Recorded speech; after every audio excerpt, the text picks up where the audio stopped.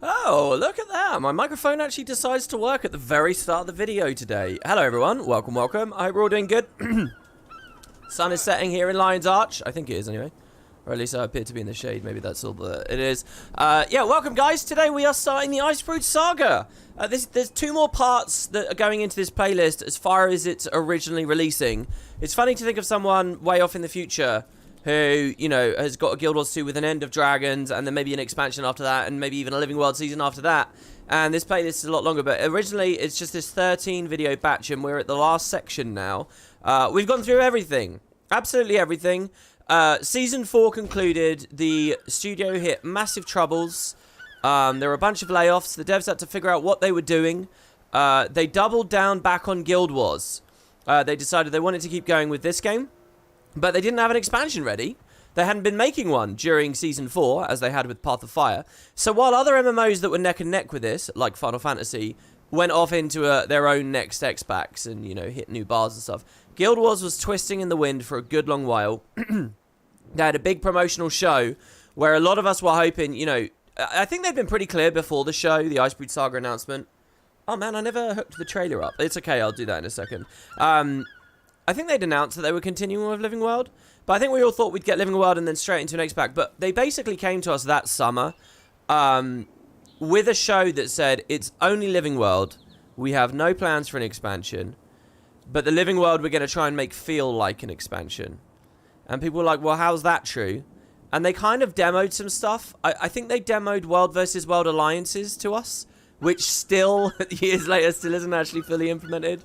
What else did they demo? They demoed some very, very loosey-goosey things. They had basically nothing to show off, except some stuff from this very first patch, Bound by Blood. It was a really rough time for Guild Wars. And worst of all, they were trying to make out like this was going to be expansion-ish, but they didn't have any footage or ideas for elite specs. So far throughout this playlist, you know, you'd expect me on a new build now, right?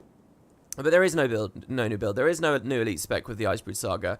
And in fact, they never really pushed those boundaries in the ways you'd want an elite an expansion to. So yeah, it was pretty rough. And what you're going to see is in today's part, we're going to be playing all the patches where the devs really believed and were working on the Icebrood Saga, even though the community kind of didn't. And in the next part, the final part, you're going to see the bits of the Icebrood Saga where they were transitioning away and they realized they did want to do expansions again. This is really rough. Now, all of that said, the one thing I will note is I actually really like the first half of the Icebrood Saga. The patches took a while to come out. And, you know, there were obviously all these challenges around. But as far as, like, the story is concerned and the tone, this is really creepy and really mature and really just scary and sophisticated, I think, in the stuff that it talks about with the Charr and all of that. For the first blocks here that we'll be doing in the first part, I think it totally falls apart in the last three. I think the Drizzlewood patches fall apart for some reasons with some of their characterization, and then we'll get to Champions when we get to it. But what I think you're going to watch today, I actually really like, and I want to go on the record as saying I really like all this opening start with the Icebrood Saga, and especially in retrospect. When now, as a community member, I'm like, calm down, because we are getting a full expansion, and there are elite specs on the horizon, and all of that stuff is kind of there, and new interesting masteries and stuff. You know, all that stuff falls away, and it's just, okay, what was the story content like? What were the maps like? How did they feel? And I think there's a lot of good stuff here. So, with all that said, let's watch probably the best thing about the Icebrood Saga announcement, and that is their reveal trailer. And here we go. I do actually have it hooked up, so let's watch this. Peggy 12.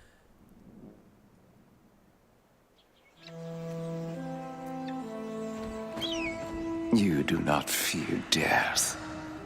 And I love this cutscene. I wish this cutscene was in-game, just like we saw with the Heart of far Thorns one. worse. You fear outliving the ones you swore to protect.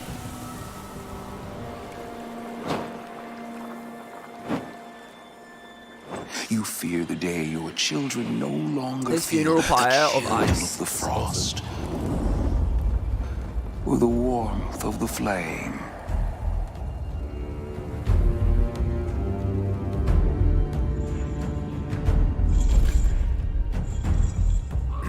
So here we get this shot of the centaurs with the slaves. I actually use that art in the Solaris mod, because I think that's a really good...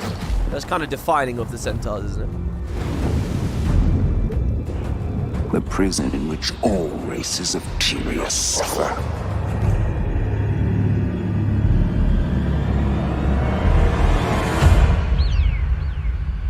I spent a long time speculating about that sinking ship and the bodies. But you need not fear me, champion.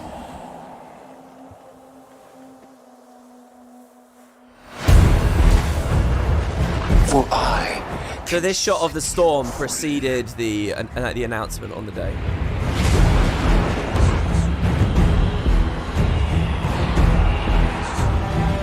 Join me, and you shall have the strength to protect your people in the trials to come.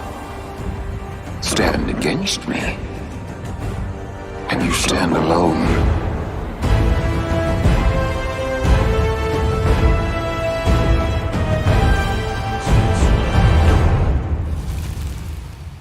And we even get the new Living World logo there as well. So there's a lot to dive into there. One thing I will say is the Icebrood Saga eventually is actually end up going to dealing with two dragons. You can see from the opening trailer, though, the focus really is on Jormag. That's the next dragon that we'll be going for. So as we play through at the start of this video, the question on everyone's mind is, okay, how does Jormag end up folding into this? And there are a lot of plot beats and things they had as ideas there. I guess if you're ArenaNet and you're trying to like do this big, expansive, cool story and you don't believe you have to sell it as a box, you kind of want to prove that it can be feature full and content full, so you're happy to throw lots of story threads in there. So this is a little bit confused, to be honest. They've got the Coden to deal with, and they could, you know, I think the whole season could have really just focused on the Coden. Would have been very appropriate. But what they actually also do is they mix a Charr Civil War storyline into this, which I personally think is a mistake. It makes the Icebrood Saga overstuffed, even at the best of times, let alone if the goddamn thing gets cut short. But then, they even have a hint there about centaurs and humans, and they seem to, I think, have a hint about the deep sea dragon, because we have that shot of the ship sinking and so on. So, I don't know whether the original plan really was Primordus and Jormag. I'm more of a believer in an Icebrood and a Destroyer Saga after it, but hey. The other thing that's interesting to note here is we actually opened with a prologue here. That didn't happen, say, in Season 4, right? It's just Episode 1. Now, this prologue is basically a fully length patch. And there's a few things going on here. One, I think calling it prologue sort of loosened their expectations a bit, so the players didn't come down on them too hard after they had to scramble to make this release after the layoffs. But also, you know, it looks really weird to have a prologue and then just a 5-episode fully listed episodes, when other ones actually have 6 and they didn't even get a prologue. It kind of speaks to me the idea that the Icebrood Saga was meant to have a lot of releases and go for a long time, because it's like that was it for Guild Wars, you know, no expansions, just Living World forever. So maybe this was going to be like 12 releases, and now maybe you can think about all those other storylines and it all gets justified and it all works out. But anyway, so that's just some high level stuff about the saga. Much like Season 4, I think these are two really interesting areas of Guild Wars 2 based on studio decision making that really hamstrung and crippled things. If they had just said to themselves, we're going to do an expansion after POF, they could have done a whole season on Joko and then an X-Pack on Kralkatorrik and then a whole season on whatever else they wanted. You know, they could have stayed the course. This worked really well, but they were going all over the place, and it's genuinely caused half a decade of insanity with Guild Wars, and we're in the back half of that now with the Icebrood Saga. And hopefully, I mean, the next expansion is what, 7 days away now? A week away. Hopefully, we're in a new era 7 days from now. So I'm really kind of happy to be doing this project right now. All right, so anyway, here we are. We're in Lion's Arch, by the way, because this is where the airship drops us off at the end of the epilogue to the Season 4 stuff. But what I will say is, you know, realistically, players would have been traveling around and doing a lot of stuff. So anyway, Dragon's Watch travels to the Blood Legion homelands at the invitation of Imperator Bangar Ruinbringer to commemorate Kralkatorrik's defeat with an all-Legion rally. So we read a mail. We're probably going to get voice acting overlap with this, so let's just see. I'm going to wait, because I think it will overlap. I'm going to wait. I'm going to... Good luck. There we go. I just got an invitation to a party of some kind. From... Bangar. Mine was a summons. Real official. Been ages since the last gathering of the Legions. And that one, pretty bold, even by his standards. But I don't have much of a choice. When your Imperator says jump... You ask how high. Right. If this one's as rough as the last, they could use a hand keeping a lid on things. Well, I'm in. Great. Meet you at the Black Citadel. We'll catch our ride there. So we're in a really interesting like story phase here as well. That I kind of wish Guild Wars lingered on for a long time. The whole Icebrood Saga could have lingered in this phase. And that's that Aureen's missing. We have no idea where Aureen is or what's going on. We're just kind of twisting in the winds. Now, I think there's a lot of tension and intrigue there. And doing a whole season like that, with maybe every now and then we have a bit of a conversation with Kaith as she speculates or whatever, that's really cool. But it won't last very long. Aureen's back and acting immediately, and you'll see it even here in the prologue. Right, so what did the mail say? Bangar Ruinbringer, Imperator, Blood Legion, Commander. So if we're a Charr, this reads a little bit different. I really think playing a Charr through all this is so good, because you've got Ritlock with you the whole time, which feels cohesive, and then all this as well. First, sincerest congratulations on bringing down Kraukatoric. 3 Elder Dragons and a God, very impressive. That merits contemplation.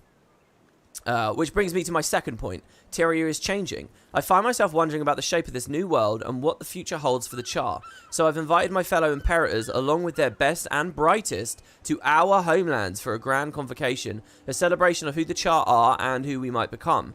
I've even broken to ceasefire with remnants of flame, believe it or not. I've also extended an invitation to some of our allies, and it should come as no surprise that you and your guild are at the top of that list. It would be my privilege to host a champion of your renown. After all, who else can say they have an Elder Dragon at their command? I look forward to meeting you in the flesh. You'll find a chopper waiting at the Black Citadel. There's so much. This is a really layered message. I like how diplomatic and clever you can see he is straight away. You know, he doesn't give off any like crazy ill vibes or anything like that. But you can kind of see like what he's really thinking bubbling under the surface. This is written really, really well. And just this like off-kilter idea that we command an Elder Dragon straight away kind of makes you frown. And again, I wonder if we just got this missive a bit in. So yeah, I love so much of this Charr stuff, guys. Like I say, I love the first half of the Icebrood Saga. The remnants of flame being here. The idea that we go back. So the region we're going to go to up here, this was Guild Wars 1 content. It was Eye of the North. And we hadn't been there for a long time. To be honest, I don't really like Guild Wars 2's depiction of it. But, you know. Jesus Christ.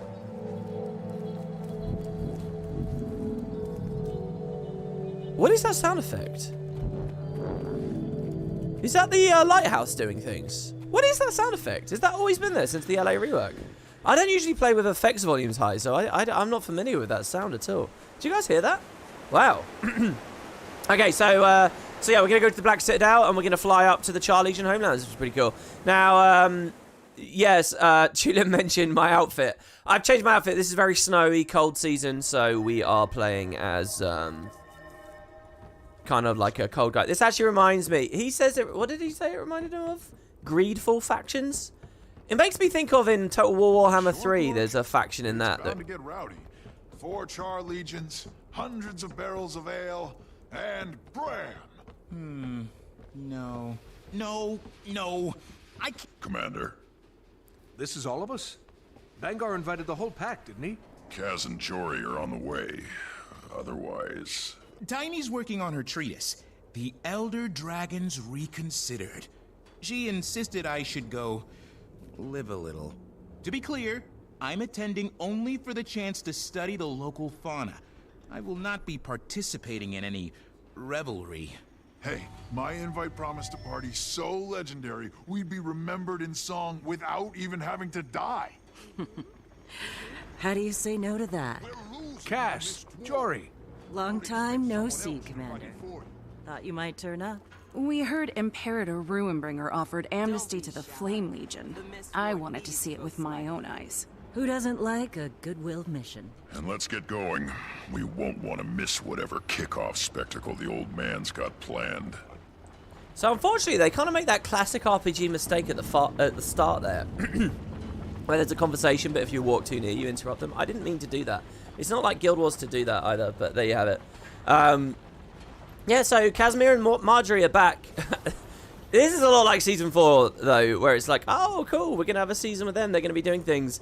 And then they really don't do too much again. But at least they're here at the start. And these two are actually just big in the upcoming expansions, so don't you guys worry about that too much. Yeah, Kislev, that's it. It reminds me a little bit of that. But anyway, I kind of went with this vibe because it's cold. And I love the Beast Slayer rifle. This is one of my favorite rifle skins in the game. It slowly spins faster and faster, the barrel. I just think it's very, very cool. So, and I have Beast Slayer on the other sets as well, but the rifle is really the main show here.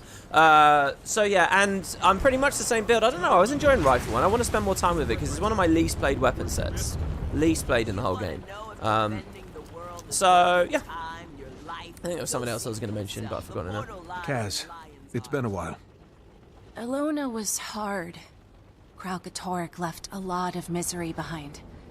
If you've lost the thing you lean on, that much ugliness is... It changes you. But we're working through it. If you say so. Look, enough gloom and doom. It really is good to see you all. I mean, Bram has hair again. I have hair again. Let's collect on some well-earned R&R.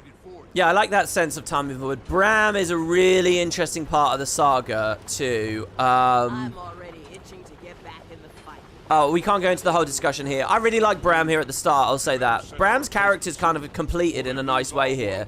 And I wouldn't mind if we left Bram aside for a long while now. But it's Jormag and it's the ice, so he's obviously going to be a major player. They also, in that trailer you saw earlier, they kind of hint at some other major players in this season. Oh, we'll get to them when we get to them. I'm jumping ahead so much. Also, yeah, you can call this the Icebrood Saga, but also I think they've started referring to this in outside media, like on their official website and stuff, as Season 5. So, for a long time, it was like they were rebranding the Living World, and it was sagas or whatever, because again, they were trying to change your expectations of it, make it more like an expansion. But I think in hindsight, they've sort of reneged on that, and it's Season 5, you can kind of consider. So 4 goes straight into 5, just like how 1 went straight into 2. But 1 is called Scarlet War, and 5 is called Icebrood Saga. Yeah, okay, so we get the helicopter, which actually did physically land here, and we will see now. Takes us to the homelands.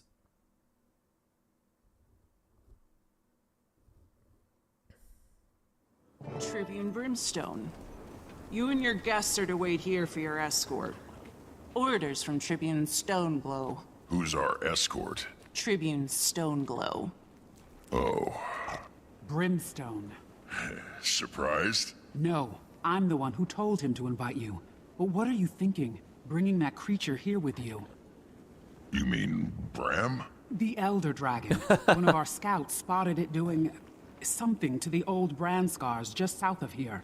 What are its orders? Aurene doesn't take orders from us.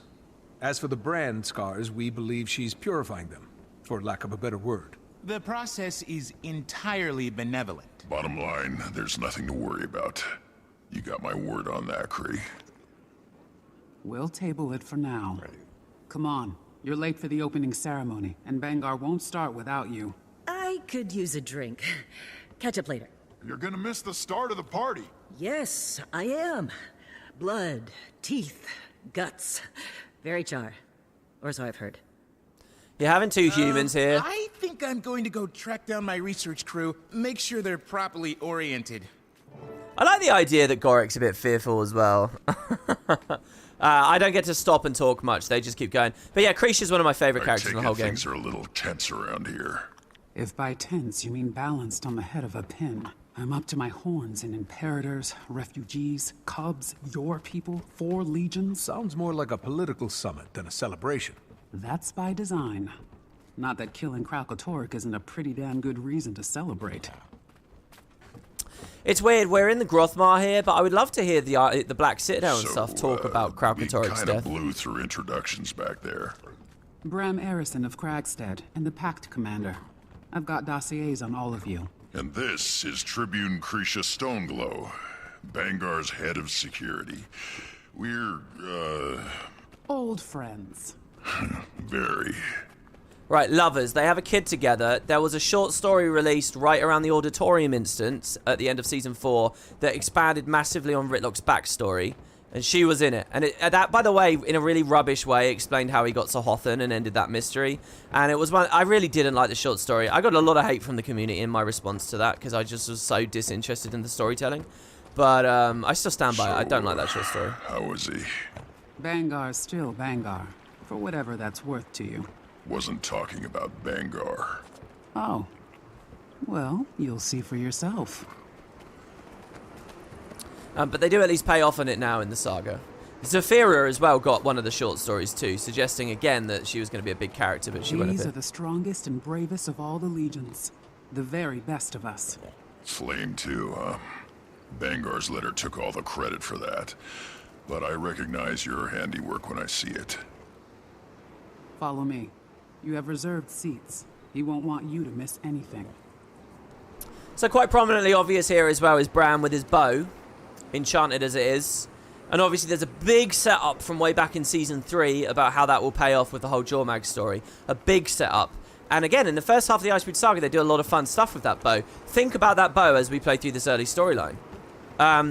Yeah, this whole sequence is really, really cool too. They do some of that like direct camera handling and holding. So anyway, we pick a seat as well. Oh, and chairs are fully in the game now as well, so they start integrating them into the story a little bit more. Our honored guests have finally arrived, and with Tribune Brimstone in tow. Here we go. Now that we're all here, brothers and sisters of the Legions, let Tyria hear you. Yes, an enemy of the Charr is dead. Let the world feel our vicious joy. Welcome to the Blood Legion homelands. Welcome to this historic celebration. I've brought you all together. Blood! I love this, man. It's so animalistic. It's exactly what I want from a Charr stuff. Even flame, now that they've finally come to their senses. There should be jeering in the crowd there. Charr first, and there is no greater force than our combined ranks. I've led generations into bloody battle, but I've never seen such fearsome promise as I do now. Today, if I weren't Bangar Ruinbringer, I would tremble. It's time to celebrate our ferocity, our fury, and the future we'll carve out. Together. Today, we are thirsty! Get on with it! Was that one of mine? Interrupt me again, and I'll have you killed. And what's a celebration without a little bloodshed? Behold, the last branded, bastard offspring of Kralkatorrik. Here to slay the beast in gladiatorial combat. Our newest centurion. One of Blood Legion's best and brightest. Ryland Steelcatcher. It's... Whoa, he got big. Cubs do that, especially when you're not watching. You know him? Yeah, I know him. He's... Now, who's ready for some violence? What is that, a devourer? 3-on-1? Not much of a challenge. It's not about challenge. It's about catharsis. I love the Norn perspective there. That's so good. He's not bad. Outstanding, Steelcatcher. Way to earn that promotion. The stain of Kralkatorrik is wiped from Tyria forever. Never again will... Okay, what the hell is that? So it's back. You ain't done yet, kiddo. Ooh, now that's a challenge for a couple Charr. Maybe even a bit too much. You're right, but we can't upend the ceremony. We need the harpoons. We'll tie the creature down and let Ryland finish the job. On it. Assist only, Ritlock. Come on, get on those harpoons. So I... Alright, quit playing around. Fight like Charr. Tear them apart. I got to be really careful to get the shot on screen here, so we'll do it. Someone in the live chat says, WP, what are you going to do after this series? It was giving me life. Well, in a week, it's End of Dragons is out, and in theory, I'll just continue it with the next expansion. The story will go on. Now, will I do the whole expansion in one part? Or 2 parts, as we did with POF? I don't know. I haven't fully decided just yet what I'm doing. But we'll see. So anyway, 1 harpoon. I find it funny that we have to do all of them. Also, you can notice immediately with the Icebrood Saga, the like cutscenes, I use that in air quotes, but they're a lot longer straight away. And what I mean by that is like the sequences whereby there's a lot of dialogue and it rolls and rolls and rolls. Straight away are longer, even than Season 4's. You know, the amount of time there, for example, I was sitting there in silence. Usually I'm trying to jab in all the time, but... Boom, 2nd harpoon.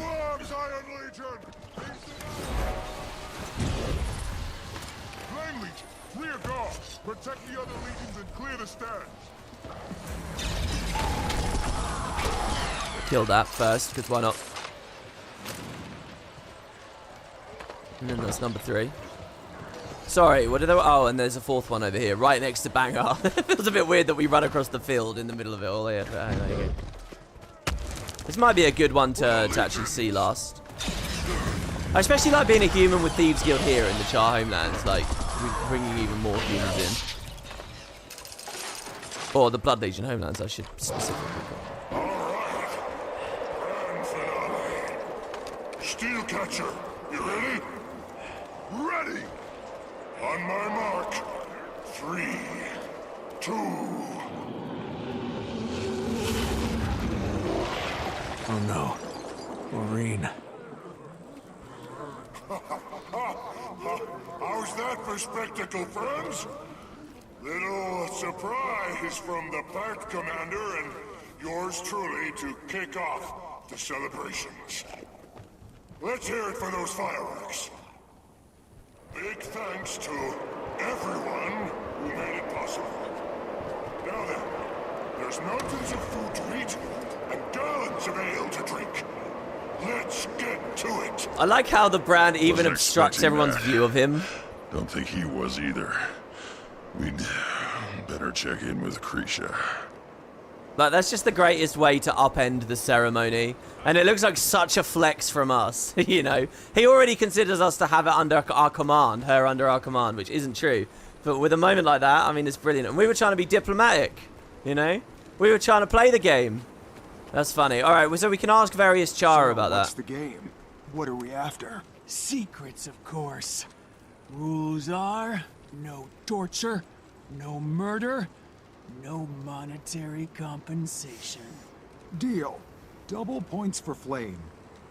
Dude, this is so cool being able to go to each legion and like, they're not just patsies. They're not just there for no reason. They all have their own cunning, their own ambition. Like, the focus here is on Blood Legion, and Bangar's an amazing character and stuff, but everyone else is characterized so well. And I especially adore that insight there that the Ash Legion are extra interested in infiltrating Flame. Probably because they still hate them somewhat, but also because, you know, they're disconnected from the High Legions. They have all the magic and all that kind of stuff, so there probably are a lot of good juicy secrets. That's exactly what I'd do as Ash Legion here too. These guys, this is Flame. Begging for their table scraps. What do you expect? At least Bangar believes us when we say we want peace. To give us refuge? Sure. And the price he demanded was only our cubs. Better they be Blood Legion and alive, than Flame Legion and dead. So, yeah, these guys are struggling, and rightly so. You can see their leader, by the way. Is he walking off over there? Wait, maybe not. Maybe he doesn't have his nameplate. Is that him all the way over there? We will learn their new leader. Obviously, in the personal story, we had all the cool stuff with Geheron. Geheron is actually one of my favorite areas of untapped lore in the whole game. So every time the Icebrood Saga talked about Geheron, I adored it. You know what I also really liked? This guy here, this Flameforged, right? There's a lot of them around and talking. These are Charr that have really transformed themselves and changed themselves through Geheron's rituals and augmentation and stuff. And, you know, I think it would have been very easy for ArenaNet to be gun-shy about showing these guys on screen or, like using them anyway. But they're around and they're integrated and, you know, I really like that we get a lot of time to spend with them. You know, I was working a lot on the Solaris stuff yesterday and, like, concepting out what I can do for the antagonist factions. So, like, adding the Inquest and adding the White Mantle and adding the Nightmare Court. Obviously, the Flame Legion fit into that perfectly as well. And I'm thinking the species can be these guys, the Flameforged, instead of just regular Charr. Of course, I'll need to get screenshots and green screen and all that stuff, which is super on the back burner, I think. What about you two? How are we supposed to celebrate with that Elder Dragon terrorizing us? Ruinbringer said it was part of the show. Didn't feel like it. Felt like death swooping down from above. Not any old death as well. Rainbow death. And for a Charr, isn't that the worst form of death? Eddie, thank you very much, dude, for that little donation there. $5. Bangar did nothing wrong. Only Charr lives matter. I don't think Bangar does anything wrong. I love everything about Bangar this whole season. Every movement, everything that the plot puts him through, I think is genius and is excellent. So happy with him. What are you staring at? There's a ceasefire here. Nobody's gonna attack us straight out. I'd like a little extra fun of the after dark variety. You can tell a lot about what someone's into by the weapons they carry. So I'm thinking, Nice axe. I'm thinking as a nice axe. God, these Charr literally just distracted me, and I've completely forgotten what I was gonna say. Oh, I was being asked in chat, what character am I gonna initially play on my first Cantha playthrough? I don't know right now. Maybe we'll keep going with the thief. I mean, it sort of feels fitting. Maybe this is his playlist, right? But I don't know. I really don't. It would be a Spectre playthrough in that case. Cralcatoric. What'll they use it on next? Whatever or whoever they want. What's gonna stop them? I don't find any of the elite specs particularly fun, except maybe Mechanist and Bladesworn.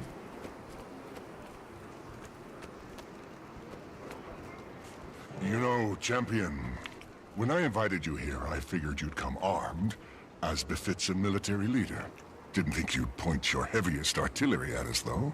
Not very politic, is it? Aureen's not a weapon.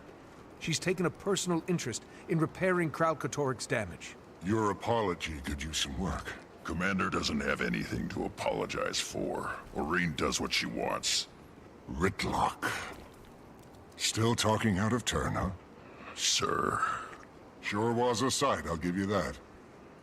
I can appreciate why you'd keep it around. Her. Her? Ritlock, we'll talk later. Just the two of us. Try not to embarrass me out there.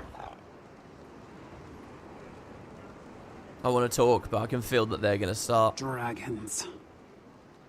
We've all lost people. Some of us, entire war bands. He's on edge. We're all on edge. 1,000 well-armed warriors with short tempers on edge. She was trying to help. Whether or not your dragon follows orders, you're still her representative here, Commander.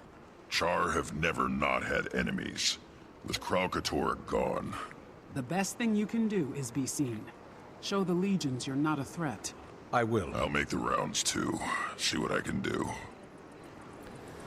Yeah, what I was going to say is if we were a Charr here, we probably would get a little bit of unique dialogue, especially if we're Blood Legion. For anyone a little bit hazy on the details, any more casual lore enjoyers, okay, the way that Charr, like, command and stuff is structured is, let's say before the Icebrood Saga and this Flame Legion thing, you had Blood, Ash, and Iron, the High Legions, in an alliance. Now, each one is operated through its own chain of command, right?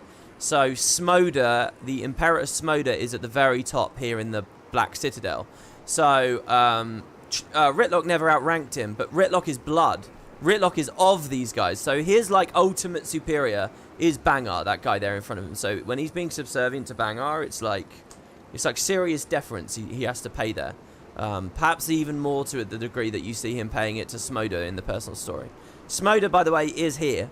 Bangar was in the lore as well, long before his appearance in this patch, but he was just a name, really. This is our first time actually meeting him. And similarly, the Ash Legion environs, way off on the right, their Imperator, I forget her name right now, Malice, she's appearing in the Icebrood Saga here as well. And Geheron was equivalent too, but we kill him in the dungeon. Oh, hey, Commander. Ritlock, hell of a fight, right? You gotta meet this guy. Yeah. Good job, kid. You might want to watch how you drop your left, though. Thanks. I'll keep that in mind. Ryland promised to show me around this shindig. We're going drinking. Wanna come? Maybe later, Bram. First, I need to smooth some ruffled fur. You're such a diplomat. You're here as a member of Dragon's Watch, too. Don't forget it. You lost all interest in Bladesworn after playing in the last beta. Yeah, that's a good point. I mean, the beta gutted it. It's a gimmick, and then they nerfed the gimmick, right? I don't know, man. I mean, it's terrible. I really, really think they've done such a bad job. But there might be a chance that Bladesworn is fun anyway, just through its flavor and some of like the ammo recharge interactions and shouts, maybe. I don't know. The main thing I want to do is Spectre, but I want to do Spectre in a co-op setting. I want to do it as a hybrid co-op thing where I'm dancing back and forth between enemies and supporting allies, you know. That I think would be really cool. And this is not a co-op playlist, so then that's like, what do I do on the playlist? That's the issue I've got. So go, there's the entrance, and we're going to go out into the big festival, make ourselves seen, make ourselves known, and apparently we're Aureen's representative, even though we have absolutely no control over what she's doing. She was independent enough before becoming an Elder Dragon, let alone now. But hey. Okay, so, ease any anxieties about Aureen. Participate in events to reassure legions about your presence. So, we just get to go run around and do whatever we want. And we get to use whatever mount we want. I wonder if doing races counts for this. I'm not sure if it will. Now, there's a speaker mechanic where they are talking constantly in the background here, which adds a lot to the patch. But if I try and stop talking and listen to them all, we're going to be here for a very, very long time. So, sorry if the audio sounds a bit weird for this little while I'm talking as they keep cutting over me or whatever. But hopefully I got it okay. Unfortunately, it's nighttime. This place is most striking during the day. One thing you got to know if you're not a Guild Wars 1 player is in the original game, when you went to pre-searing Ascalon... when you started the campaign, you were in pre-searing Ascalon, and it was really beautiful and idyllic and green and amazing. And then the Charr came along, launched the searing, blew the whole place up. And you kind of get a sense from that then that it's like, oh, the Charr just live in crappy, horrible places. But in the final expansion of Guild Wars 1, you get to come here, literally here. And it looks like pre-searing Ascalon, except even more gorgeous, and because, you know, the engine had come along and the artists were more competent and so on. And it's just beautiful. So, as far as Guild Wars 1's concerned, the Charr homelands were like a beautiful place. And so it's like when you get here in Guild Wars 2, you want it to be even more beautiful, right? Because it's Guild Wars 2, and it's like a 10 years later. And I was let down, to be honest, by Grothmar. It is very striking, and it is very colourful. In the day, especially. But I don't know, there's something about the Living World maps since mounts got added. They're just not like dense or like intricate enough anymore. They're just, there's something about them that just, I do not get that sense of exploration and enthusiasm and like that feeling in your chest of being really captivated that I got from the Charr homelands in Guild Wars 1. And by the way, this is all of the Charr homelands too. So it was made up of 3 maps in the original game, plus like the dungeons and stuff around. And here you just get it all in one big box, basically. And I don't know. It's like Istan. It doesn't feel... It's not perfect. But hey, I mean, that's a pretty minor side of it. As I say, I still am generally really positive about the first half of the Icebrood Saga. There's a lot of cool hidden and interesting things here too.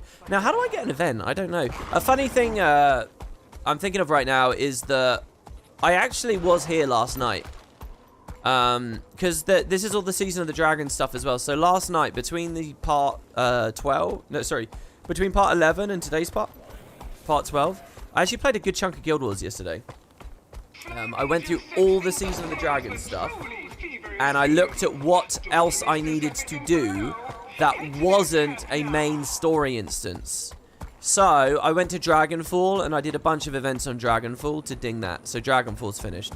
I went to Lake Doric, and I killed the Sage Commander. So, that's finished. I actually got quite lucky with the event timing there. Well, I say lucky. The last 2 times I tried it, I got unlucky, so whatever. I came here, and I did Murukai at the Doomlord Shrine. I had missed out on doing her, so I got her now. So, I have everything now. So, in theory, over these next 2 parts, I'm just going to play story missions, and we're going to end this with a legendary amulet, which is pretty fun. Anyway, here's the Ooze Pit. This is a great event here. Basically, there's 4 metas. They're all on timers. I guess I'll go to the wiki, and I'll look for myself at what meta's up next. And we'll do one of the metas. I bet it's Doomlore, and I wasted my time yesterday. No, it's Effigy. Okay, Effigy's just started. Okay, because Nighttime's just started. Okay, so we'll go do the Flame Legion meta. There's sort of a meta associated with each faction, sort of. So yeah, in fact I was standing there a second ago. So there should be a bunch of events up there for us to do. I don't know whether one meta will finish this whole thing, but hopefully it does. If not, we can do other things. This is a fun little event here with the kids, the Cubs, and Casimir teaching them and summoning illusions of different Elder Dragon minions and stuff. I have the keepsakes you want. How was your journey? Dude, I love running down there. Do you know what? That is like running down the promenade in Divinity's Reach, where a bunch of dialogue's supposed to trigger and give you a sense that it's really busy. their announcement boards for each meta. That's true as well, yeah. I never really use them. I just use the wiki. As I mentioned many times in my new player guides, if you just type /wiki and then ET in the bottom left, if you look at the bottom left of my screen right now, and press enter, it will take you to a page on the wiki that has every meta currently going on. So hopefully there's players here. Ah, there are. Okay, good. So the idea of this meta is you grab a torch, you light the torch. Once it's lit, you only have a certain amount of time. And what you need to do is get it as far up the hill as you can. And like, say, create a puddle of fire on the floor here. And then anyone else with a new torch can light theirs and then keep going. None of these guys know how the mechanic works, see? All three of those players just ran here trying to relight a torch that was already lit. You need an empty torch and then use someone else's puddle. People always struggle with this meta, and it's not really a surprise to me. It's not too well telegraphed. Oh, there's food here. I'll have this. And the idea is you're trying to work the flame like the Olympic torch up the field, right? So this guy here had a lit torch and he did nothing with it. He just let it run out. So I just need someone with intelligence, and that guy let it run out. I need someone with enough intelligence to drop the flame pile, and then I can light mine and I can do the mechanic. It's a teamwork thing, you know? And it's like an emergent teamwork thing. But this is one of those things that just always reminds you just how little people know. Like, that guy has a torch, but it's not lit. He's doing the same thing as me. So let's see about this guy. The thing is, I don't trust anyone else to do the second leg of the run. Also, I can't remember if teleports unlight the flame. I think they do. So let's see what this guy does. Is he going to throw it on the floor? No, he just let it run out again. This guy did it, but he didn't go very far, see? So I can't get to the end now. See? I don't know why I'm doing such a meticulous explanation for you guys in chat here. It's not like it really matters. But see, I can create another puddle. That's as far as I could get it. See, if the other dude did it just a tiny bit further. There you go. So now they're lighting it. See, so we're making progress because they can refresh the torches here. Yeah? And we got to work our way uphill. Oh, wait. Is the second one already lit? Oh, I'm an idiot. Oh, okay, so it's done in 2 phases. They've already done this. This happened while I was away. Okay, so that's why no one's around. It's because... Okay, yeah. You must carry the torch on foot to be worthy. You can't teleport. So the tricky thing about this is if you pick up an... Did I get credit? Okay, good. We bask in its warmth and pray for it to burn away the evils of our past. So there we go. So we lit this. Oh, apparently we're getting a little bit of an encoding issue right now. I don't know why. Let me turn off wallpaper engine just in case it's that. He wouldn't. That's not how we do things here. Bram? Bram, your comm is... No. Let him. Oh, Air's dialogue's cut out. What? Oh, Air, Bram's dialogue. I'm the steel warband. Back in the Ferrar, our fight used to beat us with a rod and tuck us. Until one day, it didn't. I'll drink to that. Bottoms up. Okay, so the thing is here, as we complete events, they're going to be having conversations. Bram, as he slowly gets more drunk throughout the festival, and he's drinking with Ritlock's son, which is why Ritlock's interested in hearing that. I was actually a little bit scared about over DPSing the main boss here in case, you know, it meant that dialogue started overlapping. But I think it's quite sophisticatedly done in this, actually, and it never will overlap. If I remember rightly, anyway.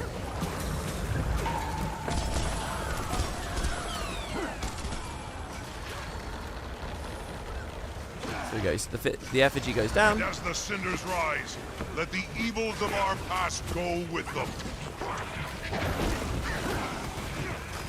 Wait, Mesmer portals work here? Do they really? They kept Mesmer portals working. That's interesting. Well, she's my dad,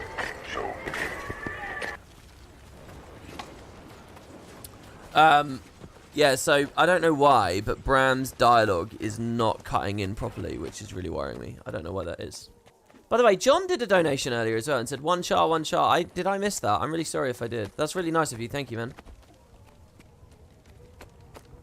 You missed so much dialogue in this part, it's hard not to overlap triggers. Oh, they can overlap, can they?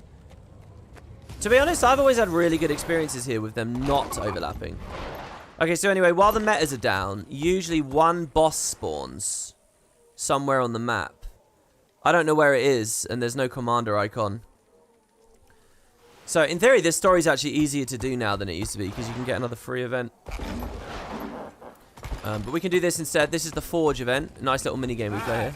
Don't worry, this is easy. Pump the bellows to heat up the furnace. Hot furnace, good. Anything else, bad. Crates around the forge are filled with scrap. Bust them open and throw it all into the furnace. Make it all melty. Heat's too low. Doesn't matter how much scrap you toss in. We need someone on those bellows. Okay, so this guy uses the bellows. I can show you how this works as well. You just basically follow the... I like how they put screen shake on each thing. That's really inspired. Actually feels like we're properly hammering the thing in. So anyway, once we got the heat up, the heat's max. Now we can break the crates and smelt some stuff. It's a good event. I hope that Cantha's full of events like this. There's a really good shootout event as well on this map, which I'd love to get to as a part of this playthrough. We get more smelting.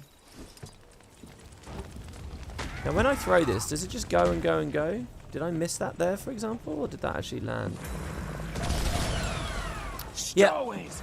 Don't let him make off with the scrap.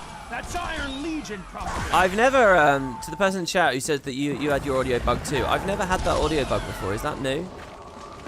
It's weird which bugs I hit, you know. We didn't get the Aurene mount bug. But we did get the defending Blish in the mists bug.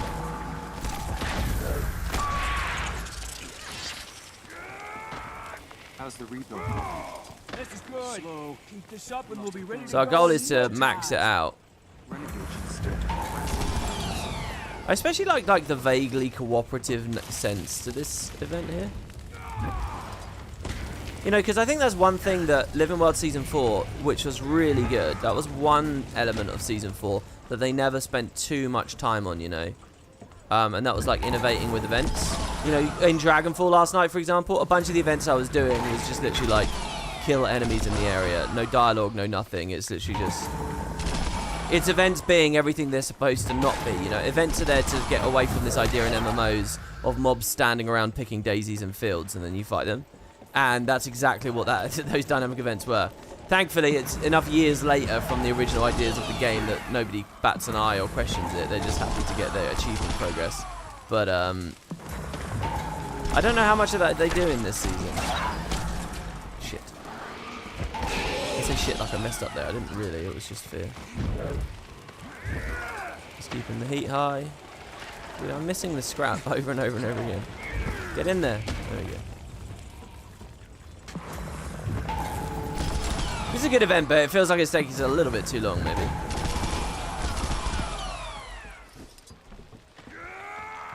I suppose it's okay, because I don't know where I'm going to go next. I want to do the Demolition Derby. That's a great event, too. The Iron Legion has been incredibly gracious, letting us study their combustion technology. The Charr were fans of academia. That'll do it. Great. All the metals prepped and ready for forging. Appreciate the hand. Okay, do we get any conversation here? I guess not. I guess that didn't tear us up very well. Do the boards tell me about the minor events that are going on as well? Obviously, because we just finished a meta, the next one won't be up for a good while. Doesn't the derby take place here? Like in the courtyard where the story event was. It's amazing how small this courtyard feels now that I'm just mounting around it. No, it's not here. Where's the derby happen? She was even more magnificent than the story said. Are you kidding me? That was an elder dragon. I can't believe the alarms aren't sounding. That's a good little bit of dialogue. I mean, this map's just dripping with great observations and things from all the other characters around. You might find something up in the courtyard of the fort, so I'll go have a look there. And then I'll go towards the shootout range.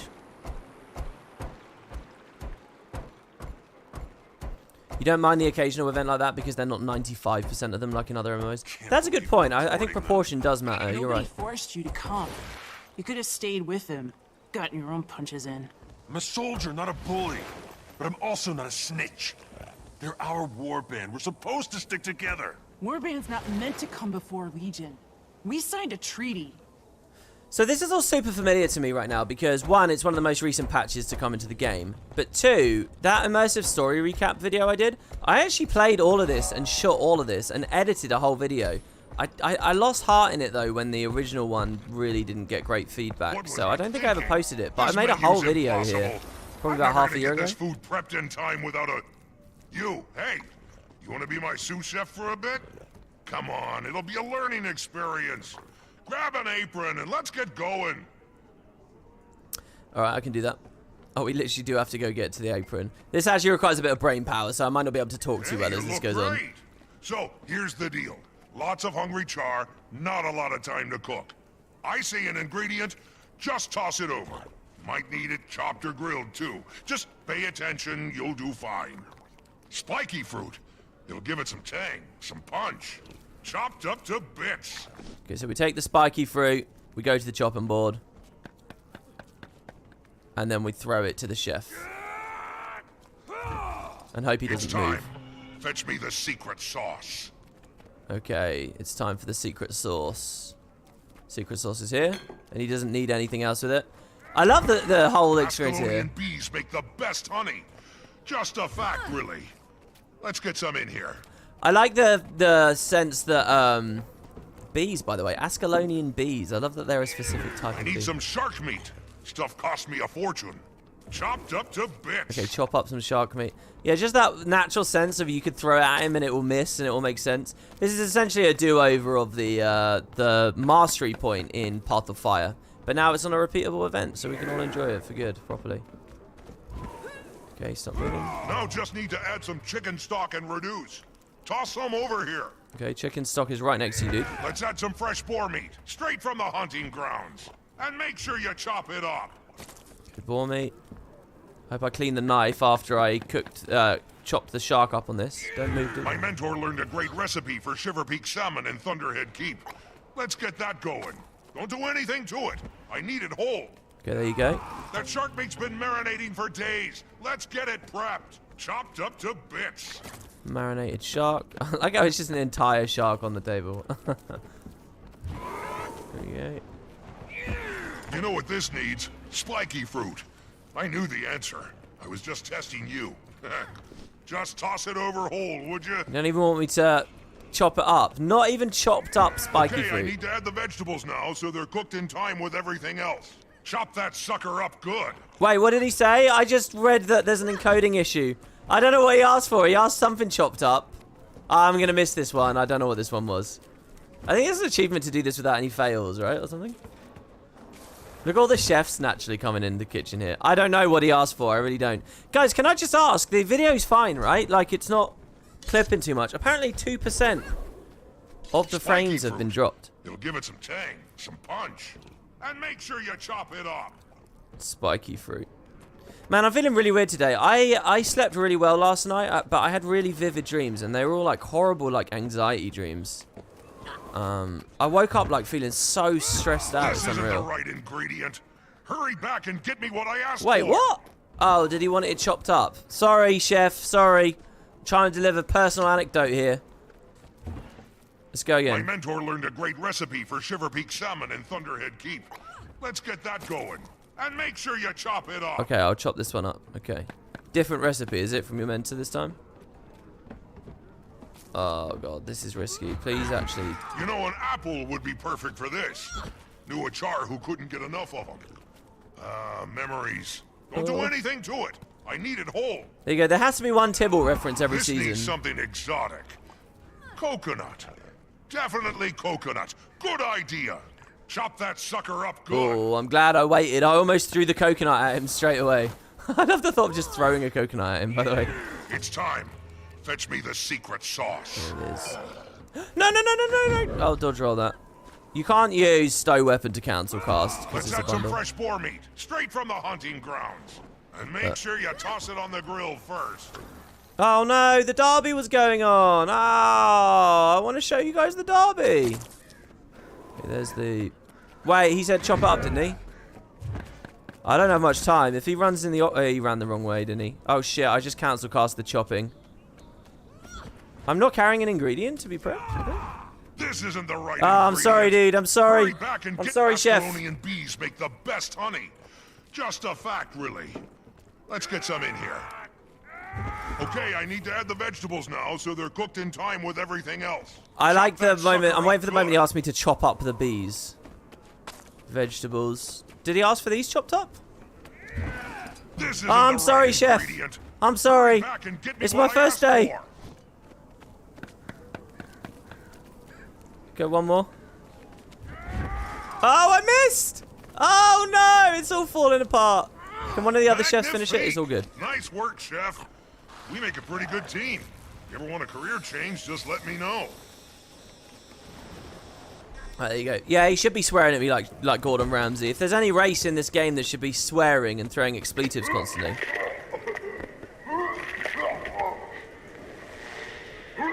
thought Norton was supposed to be able to hold their ale. How you doing, buddy? Been better. Been worse. My parents used to be friends, you know? My mother, your, Gridlock. Shire. He's my sire. It's a good tradition. Tradition's important. Family. Ones you choose. You don't have to be Erson, Bram. Be Crystal Smasher. Be Tooth Splitter. You heard about that? Everybody heard about that.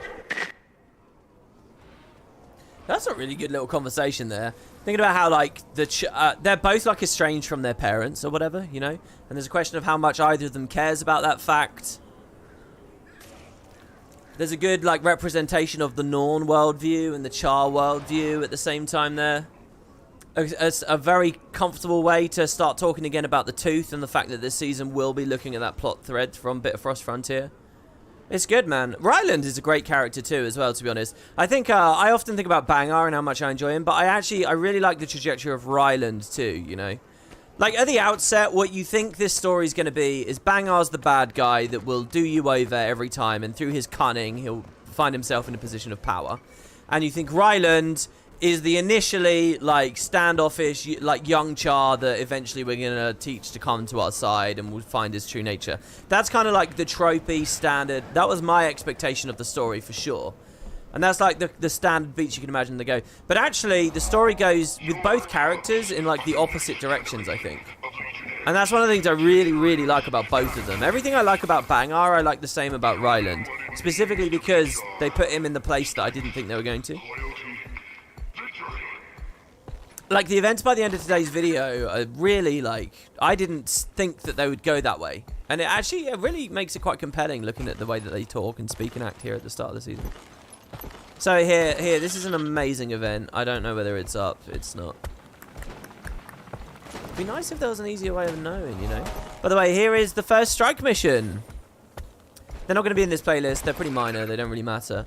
But this portal you're supposed to come back to after the patch, they don't do a good job telegraphing it to We're you. looking for volunteers to scout the pass. See if it's safe to go on. Want to help? But what this is basically a mini raid. It's a 10-man encounter against a single boss, in and out.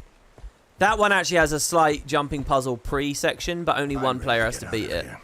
Little Charr goes a long way. You're telling me. Here smells like ale. My ears are still ringing.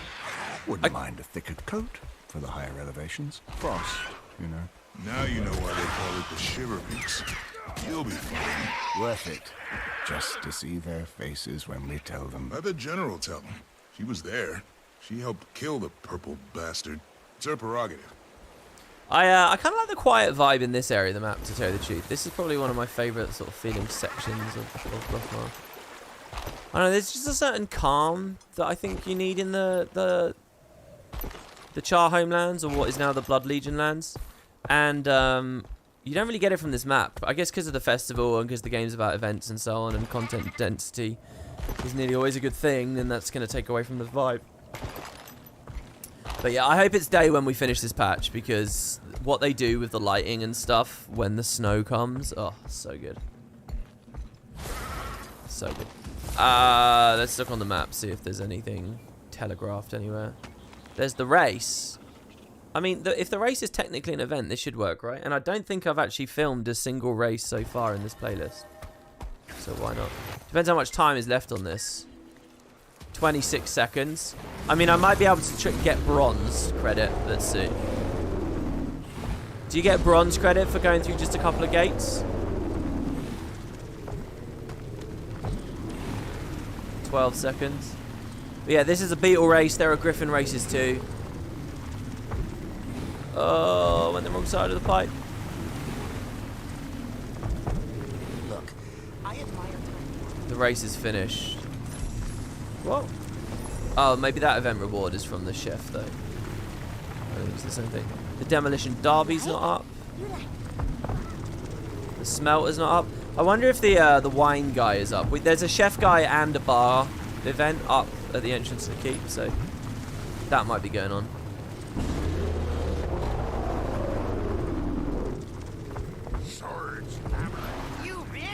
This is actually a very different feeling for the other living world as well, because what they've done here is a new process where, you know how like sometimes they would take us to a heart area and you'd spend time in that area? They've basically done that but for the whole map here.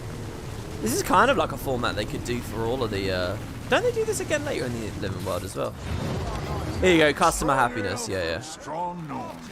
That is saying where you come from? It is now. So here's these two, they're drinking at the bar and we can actually help out. So this guy wants whiskey. Vodka. Dude, this is such a good event. Where's the vodka? Spirit of Revolution Dredge vodka. One of the things I'm working on with the mod at the moment is all the initial ruler names and stuff. They're kind of messy because I had an idea for the ruler names when I was first making the mod. And then I started doing like fancier things, like maybe Kaith is the ruler of the Silvari and Ritlock is the ruler of the Charr and stuff. But now I've decided I don't like that and I don't have the portraits. Ale, you want ale? Oh, someone else served you though. What does this guy want over there? I'm watching. So I'm kind of reworking all of their names at the moment and giving better names to all the rulers. All the initial lead rulers is what I mean. All the leaders in general have their regular name lists. But the other, well, we got credit. I guess that counts. Are these two going to talk and interrupt me? They might. I'll be happy for them to. Yeah, nice work. Not everyone's got what it takes to handle a bar full of rowdy Charr. There's your share of the tips. But the other problem is, you know, when you set up an empire in that game and give them a government, that government determines the heirs, the titles that they get. So do they have like a king? Do they have a queen? Do they have, you know, an inquisitor? Do they have an emperor? Do they have an overlord? Do they have a high sage? Do they have a commander? You know, there's so many different heir names and just straight up leader names, and they're all gendered and stuff. And the truth is, it's kind of really... I need to write a lot more custom code, because right now, you get stuff like... What I would want is High Counselor Flax in charge of the Asura, for example. I would want the Asura government to have High Counselors at the top, you know, or just Counselors. And by default in the game, it's not that. You know, they're like a science directorate, but their leader is like a, you know, I can't remember what it is. And, you know, I'd want like a commissar in charge of the dredge and whatnot. So, anyway, I spreadsheeted all that out last night, and I'm trying to figure out what I want to do. And I can do fancy stuff too as well. Like, I can make, instead of the Ghost of Ascalon have a king, I can give them a Ghost King, you know. Which is kind of extra cool little thing. So I can have Ghost King Adalburn leads them, and then later maybe it's Ghost King Rurik if he inherits the throne throughout the matter of the gameplay. So anyway, it's just like a whole other phase of the mod that I'm doing now. I keep putting off making the diplomacy modifiers, just because I'm a little bit scared of coding them, and it's going to take a lot of launching the game and closing the game, which is really tedious and is putting me off. But yeah, I don't know. It's just a bit of fun I was doing while I was in World vs. World last night. Because did I say that? Yeah, I was playing World vs. World last night as well, trying to get these damn tickets, these tokens. And I think I've got something like 62 clovers on my account right now. Let's have a look. And what I'd like is via World vs. World. I got 61 clovers. I think there's one on my Mesmer, though, in their inventory. What I'd like is via World vs. World to have 77 when End of Dragons launches. And I'll use those 77, if that's what it costs anyway, for the Aurene Legendary off the bat. I kind of want to make the Predator too, because that's the final regular Legendary I need. I really want the Predator. I really want to finish the set. But, I don't know. I feel like for you guys watching and, like... I don't know. I feel like I should get the Aurene Legendary nice and quick. And get ready. Get it ready, because I got to turn that. I don't know what one I'm going to turn it into. A Zaitan Legendary? Primordus? I really don't know which one. And I like the look of the Morgemoth ones. Real good, too. Do you guys have any advice for me in the live chat or in the comments? Or any ideas? What are you guys making first? And I'm not interested if you're doing Jormag. Jormag's one's super boring. Jormag's one's boring because there's already... Well, there's the Ice Reaver stuff. What's the set? Glacial? There's already the Glacial weapons, which are basically, I mean... It's too close to these. It's way too close to the Glacial ones. I mean, I get that there are all these other effects and stuff, but... Jormag is definitely the least interesting legendary to make. Definitely the least interesting. I did another thing with the mod as well, where I've got this idea where everyone can have a specific relic. Like each Elder Dragon Empire can have a Shard of the Bloodstone or something that you win from beating them in war.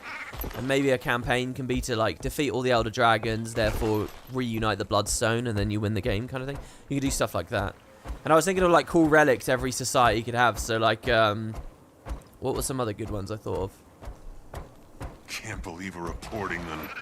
Nobody forced you to come. You could have stayed with him. Gotten your own punches in. I'm a soldier, not a bully. But I'm also not a snitch. They're our warband. We're supposed to stick together. Warband's not meant to come before Legion. We signed a treaty. I had like, you can win Sahothin off of the Charr, and you can win Magdea off of the Ghosts of Ascalon. Or I think I changed it later into Althea's Ashes from the Ghosts of Ascalon, actually. But yeah, there were just a lot of cool things like that. You could win like the Altar of Glorst off of the Seers. The Forgotten, sorry. What could you get off the Seers? The Shining Blade off of them. You know, legendaries, big ascended items, cool things in the world building. I can't remember what I did for the Dredge. Man, finding events is really hard right now. Let's go to the camp over here. This is one of the slowest this playlist is ever going to feel. Because at no point in any of the expansions or any of the Living World have we had a phase like this. We're only like just over halfway done.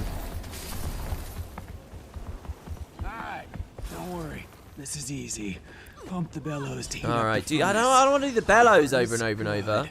Anything else? Bad. I'm gonna go see if the Kazmir event's up. Since the bellows has only just started, and this is Guild Wars, so I can kind of cheese it and leech a bit. Other people will be playing that. I'll come back to tag it at the end. But if Kazmir's up, I'd rather do Kazmir. Her event's cool. You get a lot of fun dialogue with the Cubs, and you get to see like a wide variety of enemies. Oh, the shootout's there. So look over there. Look at the sky. Nice. Okay, we're gonna go. We're gonna go. Hopefully people don't complete this too quickly. This is really cool. This mechanic does come back in the later season when shit has hit the fan. Let's put it that way.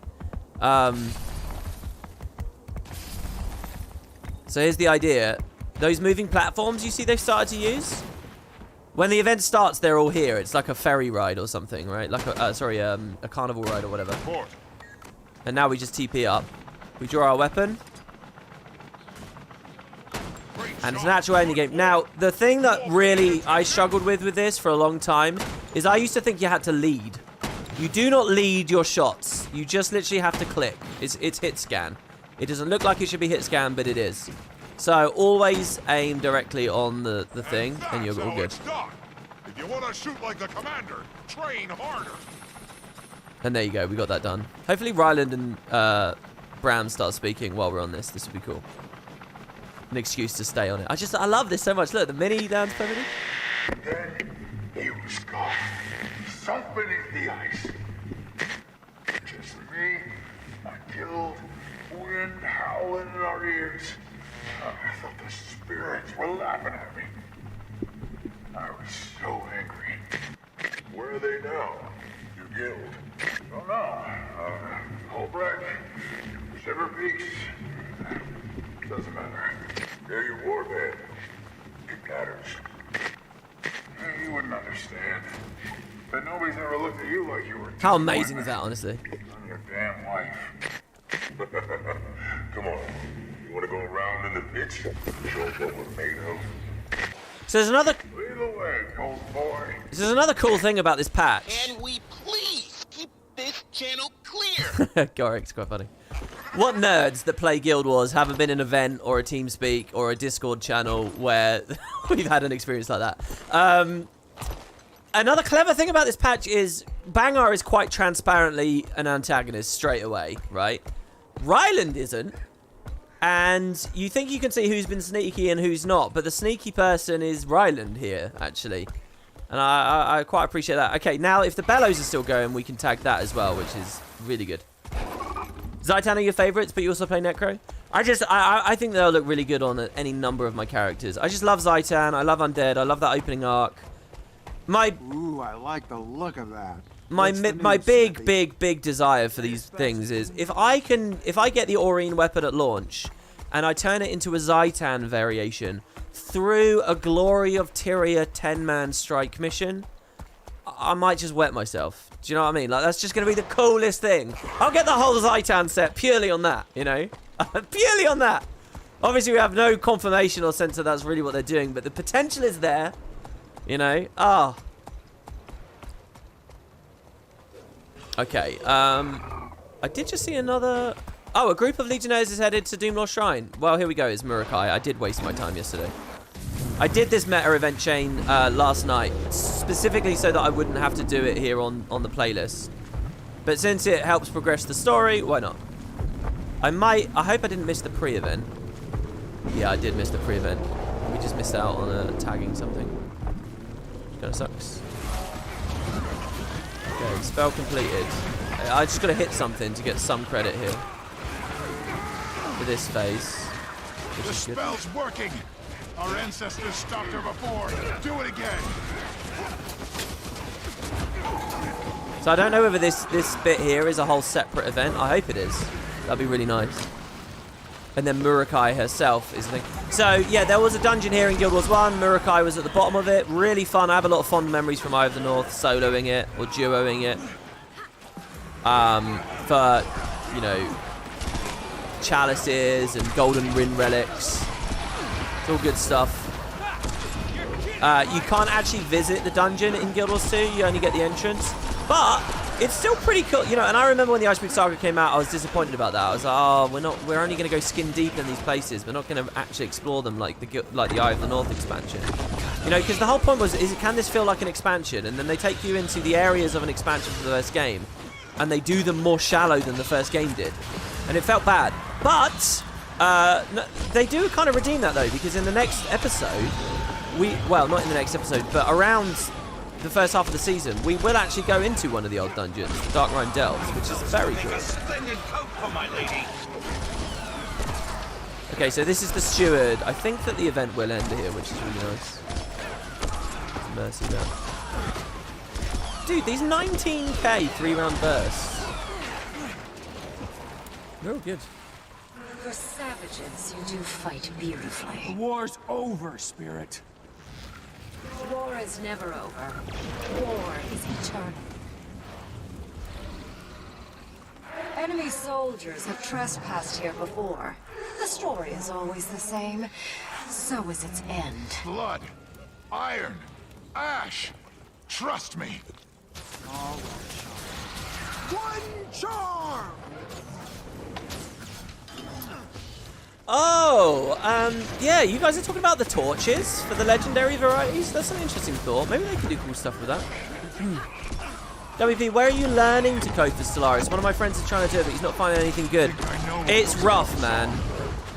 It's like when I was learning to code for Final Fantasy 12 as well, which was even harder because half of that was written in goddamn Japanese. Their code base. There's some tutorials on the Stellaris wiki, and they'll get you like skin deep. The most important thing is to get Visual Studio Code, you know, an IDE, but get Visual Studio Code and install for it. There's an add-on for it. It's called CW Tools. It's the Paradox scripting language in Visual Studio Code, so it gives you like spell check and autofill and all that, and it helps a lot. Shaman, thank you. So that was a huge game changer for me. CW Tools. It was really, really good. Install that extension into Visual Studio, and it will help you massively. It really helps you check a lot of stuff. And beyond that, I've been using the wikis, the wiki guides, which are generally very out of date and very, very difficult to read. Sometimes the studio themselves actually have in comments for their other programmers, like how to use whatever aspect of the game you're modding, right? And what different parameters and things you can use. They'll have like example files for you, which is also useful, but can sometimes be a bit arcane. And then the last thing you can do is go to their Discord. And I hate this really, because I don't like taking people's time. But if you're a little bit brave and you just wade into their Discord, they have like beginner help channels and stuff. And you can drop a question and hopefully someone will ask you. One of the best things that ever happened to me was when I was making my first Contact mod about 2 years ago now. I was going up the wall. I was like using Notepad++ at the time, and it was driving me insane. I couldn't, and my indenting was terrible. My format, it was the worst. I had just all the worst practices because it was just what I'd cobbled together, you know, being an autodidact or whatever, just learning it for myself and scrabbling around. And I finally got to the point where I was in the Discord asking so many questions. A guy just took me aside and and this was before I even was revealed I was going to do a Stellaris series on YouTube or anything. So I was really scared someone would recognize my voice or whatever. But he just took me aside and he chatted to me for 1 hour. 1 hour with this guy who understood how to code. And I just screen shared to him. And he taught me so much in that 1 hour. And it was like, there were like concepts and things I was trying to do that would literally take me a whole day, if not multiple days, to try and figure out. And he could write them and do them in literally like 10, 15 minutes. It was mind-blowing to me. And in that like 1 hour conversation, he was really polite, really nice. He just took the time out to chat with me. And I learnt a ton there, and I've basically been coasting on that ever since. So yeah, get into their Discord if you can. And the same was true for Final Fantasy 12 as well. I wouldn't have been able to do anything in FF12 without their Discord. Their Discord was kind of weird though, because that community is so small. There's quite a big community around Stellaris and modding there. But for Final Fantasy, it's like a really, really small group. And I remember I hardly interacted with them, but they had all this like drama and backbiting and just... It was kind of creepy and weird, to be honest. Also, you got to consider, and I don't know how prejudiced I am here, but the kind of people you find in those Discords, they're very abrasive people. They don't have many social skills. You kind of gotta, I don't know, you gotta be careful around certain kind of people. And I think I get the feeling I'm just mostly annoying when I'm in those kinds of environments. So I try to not step on toes too much. But yeah, I mean, I can't deny that the Discord is a great place to be, and just lots and lots of reading, really. And this is coming from someone who's a total amateur. I don't really have any skills at all, to be honest. I have enough skills to get my foot in the door, that's about it. Damn, I missed the bonus boss. Ah, they're there. It's over there. It's at the Delada Forest. I just saw the ping. Hopefully I can get there in time. There is an extra free fight we can do right here. Oh, the derby just ended again. Is he dead? I don't see the event. Is he about to spawn? I think a boss is about to spawn here. Dude, that sky scale on there in the haunted area looked so cool, didn't it? What is this? Consecration of Morning? Oh, he did the Raven Sanctum today. Interesting, interesting. I don't know whether that's going to appear in this place. There we go, nice. The Ghost Captain.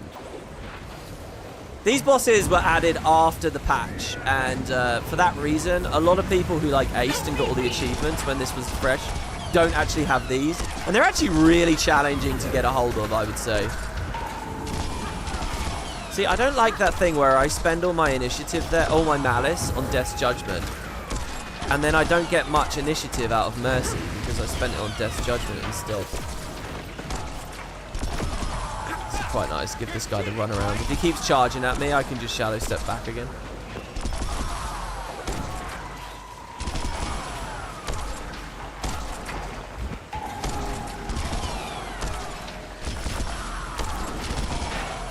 Doing it again, though.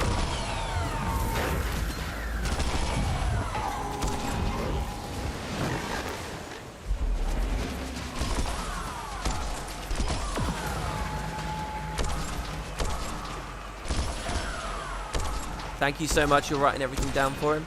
Yeah, the biggest recommendation I have is definitely the CW Tools extension. And they do actually talk about it very briefly on the wiki. It's just easy information to miss. Like when this guy sat down and talked to me, And he was like, why are you using Notepad++ here? Install this, install this, install this. I felt like such a dickhead because he pointed out that like one of the first sentences on the wiki mentions it. But it mentions it so offhandedly and so quickly, you know, you don't know how relevant or game-changing it is, you know. I guess that's just what like a lot of technical details often are, you know. They're very arcane and quick. And if you're a lay person, you've got to just embrace the headaches. Right, okay, we're done, by the way. I don't know whether we were done already before that ghost. I hope we weren't. Okay, so let's meet with Creature. This is quite a simple patch, by the way. Opening instance, then there's this phase, and then it's basically just a beeline to the end now, so. But I think this is quite good, to be honest. Maybe for a replay, this section doesn't feel too good. But for a first time and like a nice thing to pad the length of the patch out and stuff, I quite like this process, you know. I wouldn't mind if they do it a bunch in the next season, Season 6.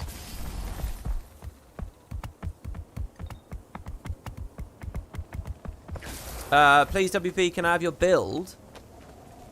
I don't know. This is just Deadly Arts, Crit Strikes, Deadeye. I'll say that Assassin's Fury is really handy. With the 3-round burst, you end up getting a lot of might, and then the Fury... I'm getting Fury somewhere else.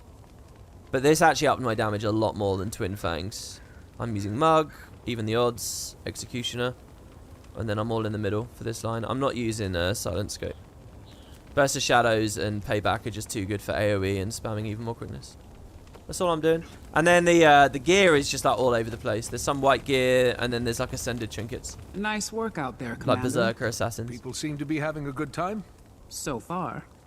You should still check in with the other Imperators. They should be at their respective camps. Earn their trust. That'll help smooth things over.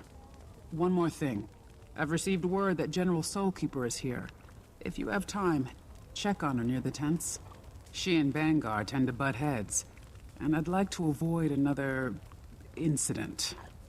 This is really good as well. Almora was already used a lot. She appeared in Season 3, she was used well in Season 4, and survived Season 4. Oh yeah, I never picked up that conversation from the previous part on the playlist, but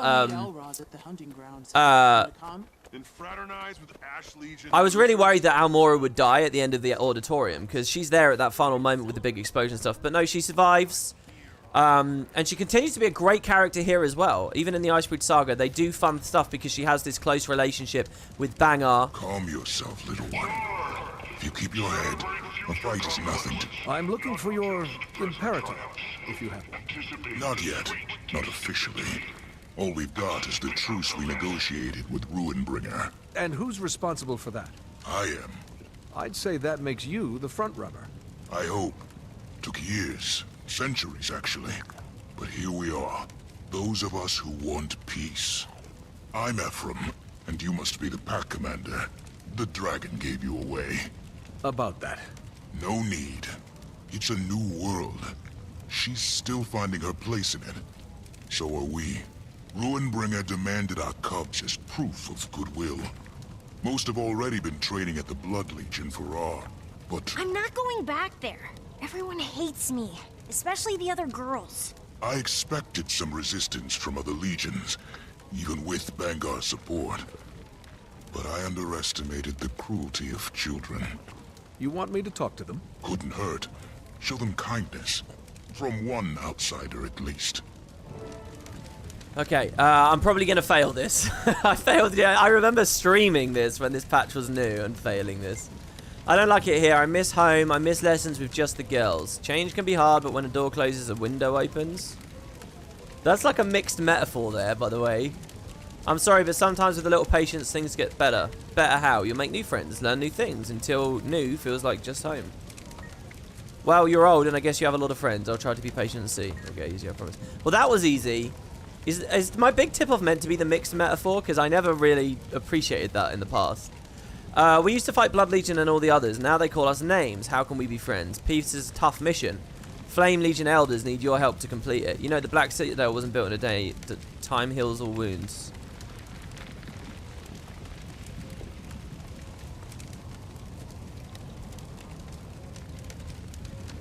See, I think this is more convincing to a kid, but maybe he's smart and he sees through my manipulation. I'm going to try it. Really? They need me? Well, I guess if it's a mission, you're not horrible to talk to, Commander. Do you have any cubs? Glad you're feeling better. Go make friends. That's a fun thing for the devs to put in there. Do you have cubs? Like, just give us a second to consider what it would be like if they made the Commander a parent, you know? Because there's a lot of, like, family as is a kind of one of the big themes here, and I think when you're dealing with the Charr, it's going to be that way. But then with Bram as well. This is stupid. I had a warband already, but they split us up. I hate Blood Legion. I don't want to be one of them. You'll always be Flame Legion, but the Legions need each other. I don't want to need them. I just want my warband back. Maybe it's the Blood Legion that needs you. What could you teach them? They don't know anything about magic. They act scared of it even. I could probably help with that. That's the spirit. Well, Cub, what do you think? Give it another go? Okay. I'll try not to light anybody's tail on fire this time. Thanks, Commander. Here's to making this new world better than the old one. Okay, so, yeah, that's a little bit of Ephraim, Commander! who I love. Hey, it's Bram. Ryland took me to the farm where they grow their hops. They're handing out free ale samples. I think I've had like 12 so far. No matter how many times I go back, they keep giving me another one. And here's number 13. Outsmarted him again, Bram. I really love this Bram stuff, man. Especially how it kind of shows the Norn fortitude to a certain degree, how much he drinks there. Which is a cool part of the Norn that we don't interact with much. More importantly, I don't have... Oh, Commander, sorry. Incredibly important Vigil business. Very urgent, you understand. Oh, well, it's him getting fobbed off. Okay. Who was that? Bangar's Minister of Morale wants me to make an appearance at some concert. You don't want to celebrate. I'm just passing through. Kralkatorik's finished, but there are 3 more Elder Dragons unaccounted for. Don't worry. We won't do anything. Yet. The Vigil has an outpost in the Shiver Peaks monitoring the Jormag situation. I'm headed there now to deliver the good news in person. I'll let you know if anything changes. Thank you, Almora. You're welcome. Now keep the Minister occupied so I can slip out the back.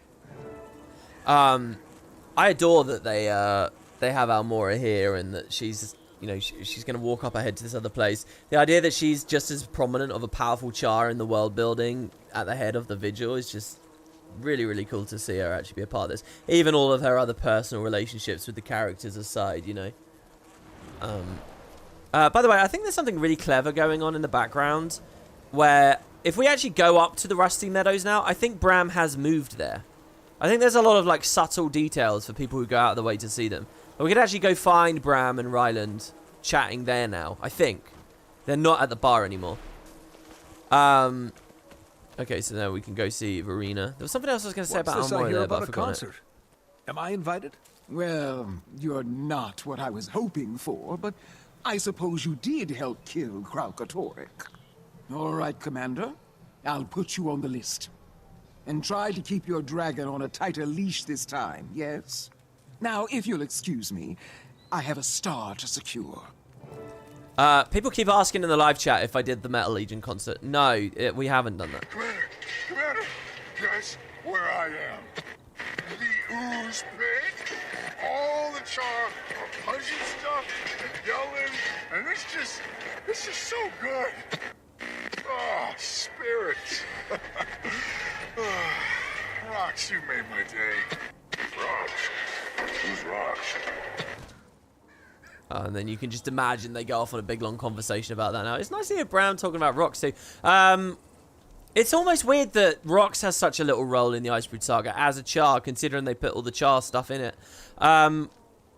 Yeah, I didn't do the concert because it wasn't one of the metas that came up during that phase. I don't know whether I will do it. Yeah, I like the idea of Almora being there and listening to the songs written about her. It's a cool part of the patch, but, you know, we're doing the main story here, so... I don't think it will appear. We did the other two. We did 2 of the other events instead. We got a lot more hardware to unpack. Hello, Smoda. Looks like you could use a hand. If it isn't the Pact, Commander, or is it Champion now? 1 minute you're killing dragons, the next you're hatching them from eggs. One of our engines broke down in transit. Renegade sabotage. Now we're all too swamped to fix it. Got some extra parts around here somewhere, assuming they didn't take those too. So the Renegades, they kind of gloss over a little bit here. But okay, so just to remind people, because if you weren't paying close attention in 2012, if you didn't do certain choices in the personal story, particularly the Vigil, the Renegades are... So among the humans, there are humans who don't like this treaty with the Charr. They're called the Separatists. And so there's a bunch of events around the Separatists. The Separatists are sort of tangentially related to the Bandits and the White Mantle in as much as Cordicus didn't like the treaty either. But they are their own thing, the Separatists. You also have the Renegades, and that's the Charr that don't like the treaty. Now they, in the personal story, were led by Ajax. Where are your tents? Your people? Commander, Such a small display. it's an honor to meet the Dragon Slayer in the flesh. I apologize for the meager display. We're spies, not politicians. We don't put on shows. And yet you saw fit to make an appearance in person. A busy leader like you. You were hoping to get a feel for me. But I'm not the one you should be keeping an eye on. You mean Aurene? It's a new world. Exciting, but also dangerous. You've been following me? I knew Ash Legion wouldn't miss an opportunity for some good old-fashioned reconnaissance. Smolder and Bangar are both vying for Connor.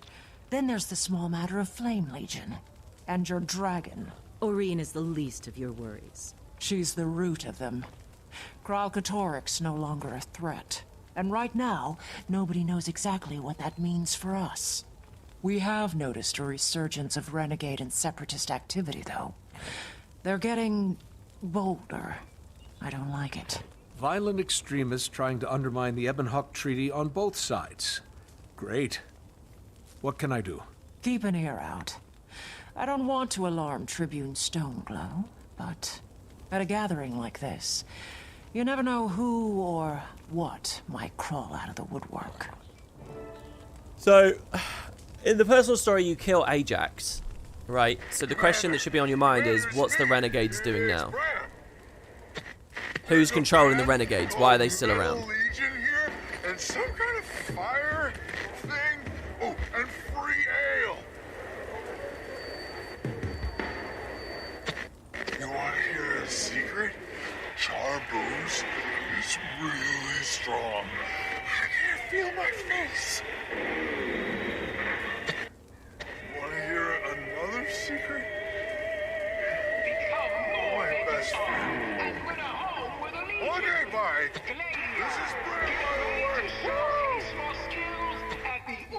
Dude, you have to eat a very certain amount of food, and you have to drink at a very certain pace to get to the point where you're so drunk you can't feel your face, but you've still got crap tons of energy and you're moving around and you're excited and so on. You gotta like hit a real balance to be in that like perfect sweet spot there. Looks like Bram's got it there. Man, if you line this story step up right now with the actual concert going on, would Bram be partying at the concert? That's pretty cool, right? Anyway, I adore this here. A bit of background from the Ash Legion. Malice is quite an interesting character, honestly. Especially what I like here is Detective Marjorie is back, you know? It's a little bit of what we had in Season 3 where she goes after Lazarus / Balthazar. You know, having her tail and investigate and follow the sneaky faction kind of speaks to her strength and her capabilities and stuff. And there's a cool thing in the open world here where you can actually find the real... That tiny tent is not their whole shtick. There's a proper Ash Legion base out here. But to get into it, you have to find all these codes on these trees and stuff, and it's this big optional thing. And when you get there, you find out Marjorie's got in there as well. And that's a nice little moment for her. It's not a part of the main story, though. Sorry, missing more... Hold on. What am I doing wrong here with the missing parts? What are you telling me? Oh, is it just in the crates and stuff? Oh, I see. Getting confused because of the event that's here, but they use the crates for this stuff too.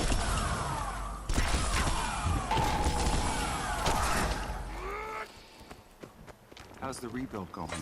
One part. Slow.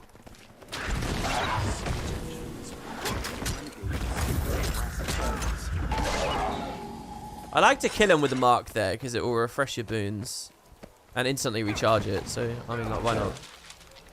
Script burglar. I was killing the script burglar in Dragonfall last night. And I didn't realize, but the script burglar there, when he drops his little potions, he turns you into mini sky scales.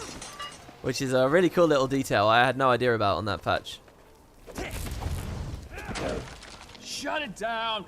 Shut it down, everyone! Enough! Brit, I'm hit! No way we make the shipment now.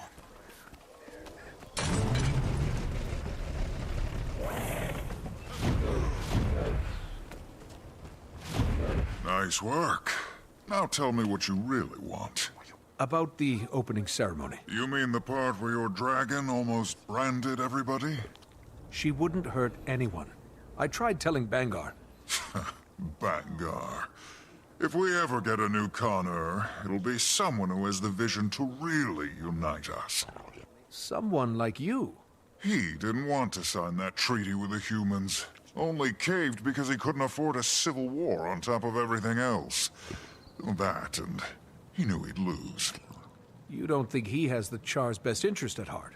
He's old. So's his thinking. For someone who talks big about the future, he sure clings to the past. But you understand that Aurine's not a threat. You're the visionary. Wish the other Imperators could see it. With Kralkatorrik gone, might be time we all sat down and had a little chat. I got a lot to say, but I bet Bram's about to speak, so I'll wait. You think you're better than us? Well, he is. You saw him down there. Strength of a bear, fists like clubs. Fighting oozes is one thing. Fighting Charr's another. This Norn wouldn't last 5 minutes in the pit against one of us. That a challenge? Conan who lost their teeth and claws. That's all your people are. I love that line there. It's great. Come over here and say that. I really love that line, because that's like kind of one of the deeper, more interesting points of intrigue in the world building that I don't remember anywhere actually explicitly so directly talked about. And there it is in the main path story. Really cool. Yeah, so as people are saying in the live chat, Smoda here. Banjo said it's too on the nose. I don't think it's too on the nose. I really like Bangar in this conversation. And yeah, I do think... So Smoda was one of my favourite Charr. Smoda in this idea that he's an actual forward thinker. He's really non-traditional, and he's a bit of an oddball. But what's come from this is all this incredible technology and innovation and industrialism that you see at the Iron Legion, you don't see anywhere else. And more of this non-linear thinking that leads to the treaty and paves the way for everything that's happened in Guild Wars 2 so far. You know, he's like the progressive to a certain degree. I really like him in that role. Now, you can corrupt that if you like. You can have him be too progressive. You can have him have too wild ideas that gets him put at a disadvantage politically or whatever, and then he ends up on the out. You can have the character fall, right? He's painted a bit goody two-shoes, I would say, so far. But that idea of who his character is, I really, really, really love. In the next 2 patches, well, no, not the next 2 patches. But as the saga goes along, though, Smoda just... I wouldn't say this about many characters in Guild Wars 2. I really wouldn't. And I don't think I'm being hyperbolic. He gets completely assassinated in who he is and how he acts and what he says and what he thinks. And everything about him just completely changes. He's basically a totally different character after this patch. So this, to me, is like the end of Smoda. And actually, one of my greatest disappointments with the whole season is what they do with Smoda later. Like, I really, really don't like what they do with Smoda. And I understand if you want to get the Smoda out of the way in the story, but there were coherent ways to do that. They just do the most bizarre stuff with him. But we'll get to that when we get to it. There was something else I was thinking about that I really wanted to talk about as he was talking there.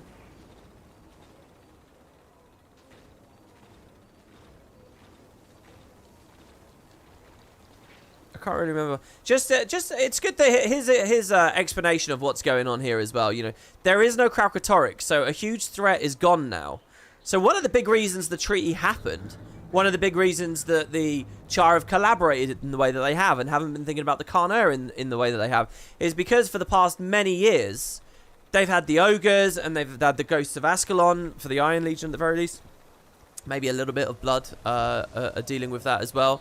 And they've had the Brand. They've had a lot of stuff and a war with the humans on top So, you know, they put certain hostilities on hold. Now, things are calmed down, and there's all these signs of like, well, what do the Charr do now? You know, are they just going to sit around, or are they just going to pussyfoot around their Charr? You know, they're militaristic, they're warmongers to a certain degree, and none more than anyone else than the Blood Legion. So you should be thinking about that, and then also thinking about why are the Renegades still around? Clearly something's up. Okay, Grisha. I met with the Imperators. Nobody seems too upset. Good. If we're lucky, this Unity celebration will go off without a hitch. Commander, can you come get me? Bram? Where are you? They let me make one call, and I said, I'm gonna call my best friend in the whole world. And that's you. The brig. My face hurts. My fists hurt. Everything hurts. Oh, you're not mad, are you? Don't be mad. Oh.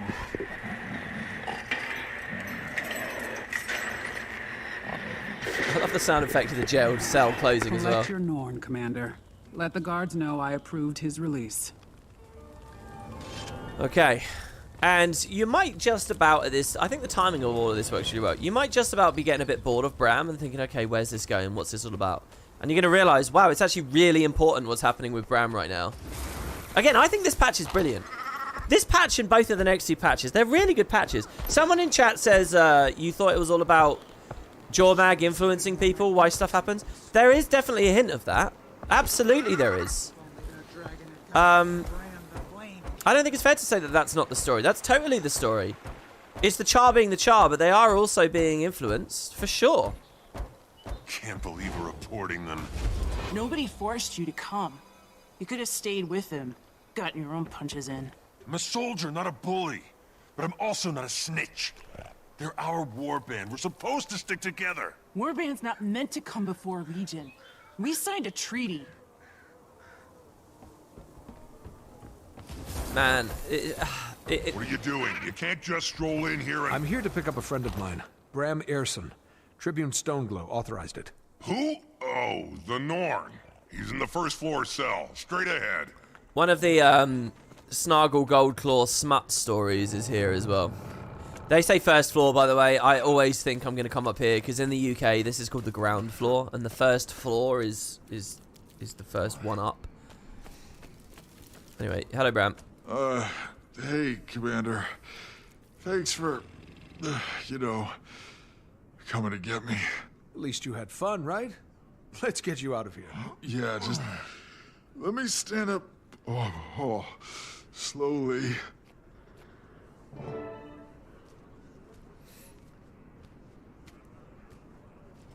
Who else is asleep in here? A scout and a human. There's a human in jail. I wish I could speak to this guy. Stranger. Hello. Figure out what he did to piss the Charr off up here. Maybe he just looked at someone the wrong way.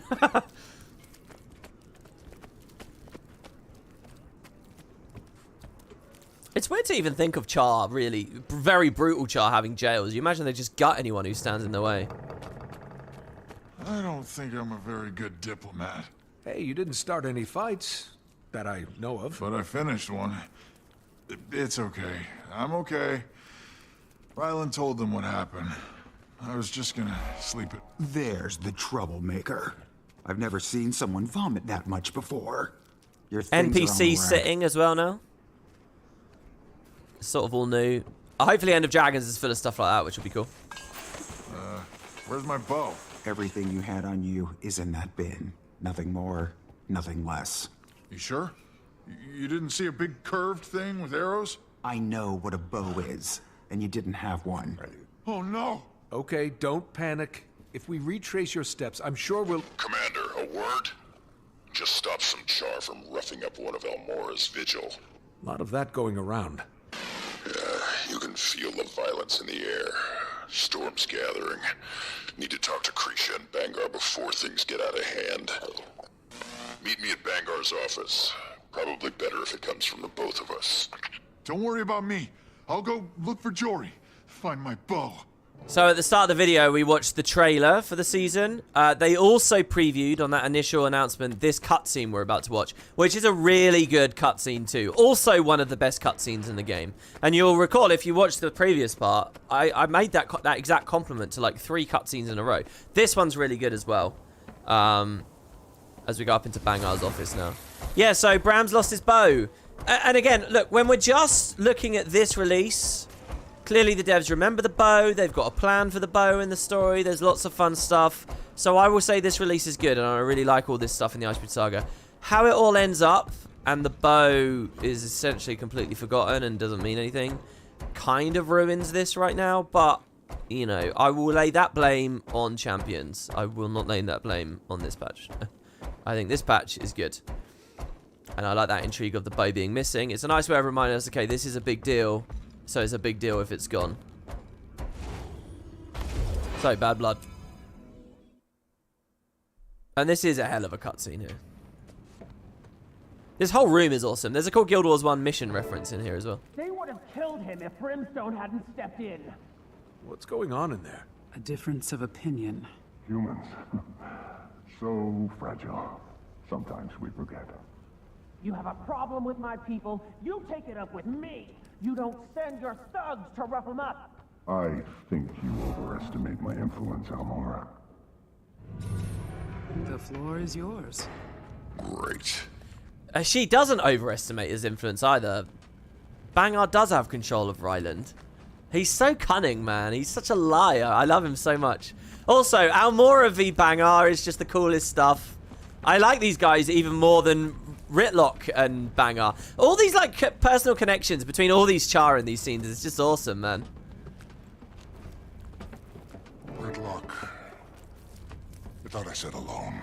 Hearing some old growls and young voices out there, sir. We're concerned. Not your problem. Or his anymore. They're excited. That speech really riled them up. Then it's doing its job. I've heard it too. Your people are angry. Scared, maybe. Why wouldn't they be? Your dragon... Marine's just part of it, Kree. You said it yourself. Krauk's gone. Now nobody knows where to point their weapons. Imperator, you have the perfect platform. Remind the legions that the other races aren't your enemies. If it's not an Elder Dragon, it's something else. Ghosts. Human separatists. You're too young to remember. But our allies used to hunt us like animals. Trimmed armor with our fur. Wore our horns on helmets. I remember. That was a long time ago. Easy for you to say. With an Elder Dragon at your command, who would stand against you? She's not at my command. Nobody's gonna break that treaty unless you break it first. Ritlock. A little fear's healthy. Keeps us sharp. Keeps us safe. Not if it turns. Let me look into it. I care about our people. Our future. So much you never show your face. I'm here now. Nobody wants you here. Come. You're the one who ordered me here. Sentimentality. For a second, I forgot what you really are. Your tribune. My disappointment. Good thing your cub had me for a father.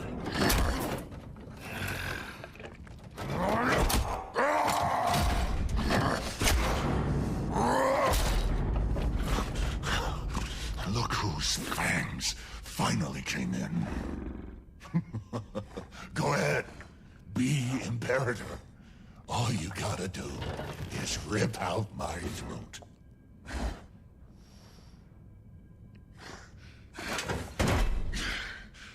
Don't want it. Don't want anything from you. Ritlock's kind of a badass there, but makes a huge mistake. It's like, do it, bro. Told you this would happen. You wanted this to happen. You made it. Yeah, you antagonized him. Krisha's great in this patch as well, by the way. Dismissed. Because you shouldn't know whether to trust Krisha or not. Krisha kind of takes Bangar's side on a lot of issues here. And you don't really know where she stands, and I loved that about Creature in this release. Which one's harder for you to keep in line? Ritlock or the dragon? He's in good standing with the other legions. He could be your eyes, your ears. I'd skin him myself.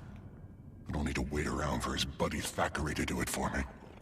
You can show yourself out. Again, another Logan reference sneaks in, and it just elates me. Why do I like them all so much?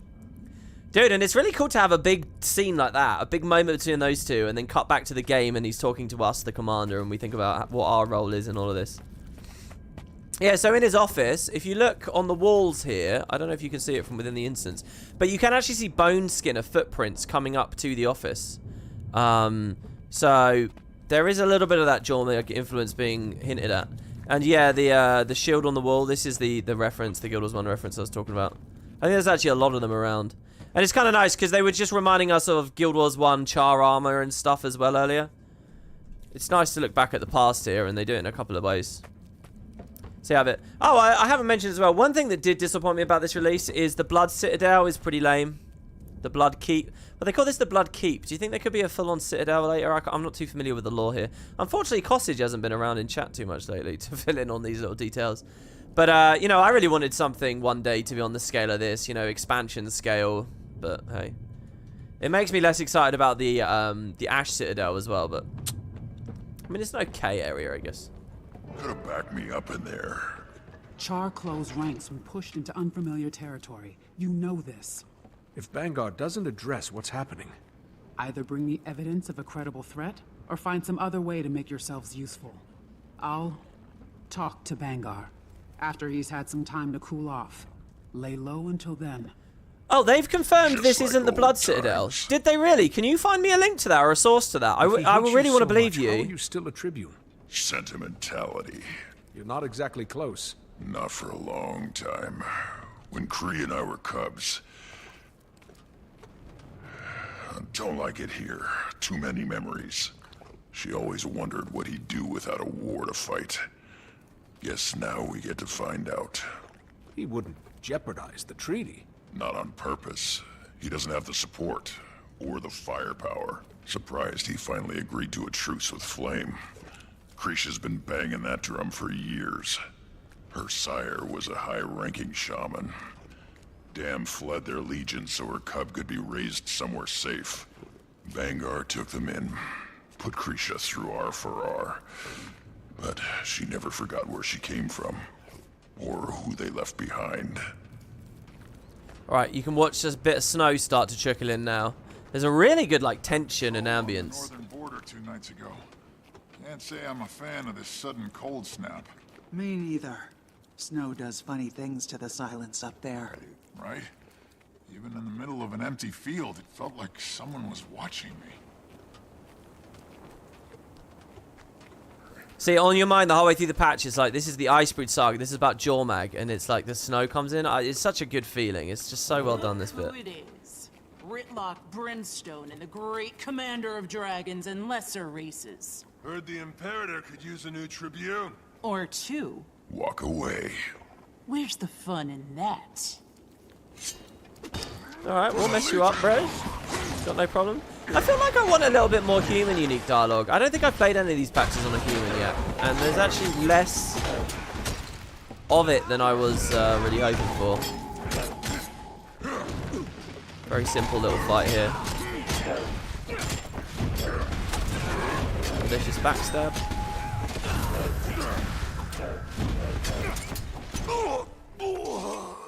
Try to warn you. You want a promotion, you gotta earn it.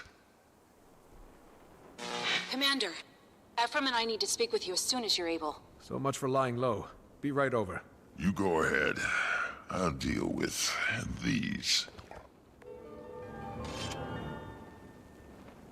It says on the wiki, according to Kirk Williford, players have not visited the Blood Citadel in game yet. But then he also said that the Frost Citadel, which is later, is the 3rd one we've seen.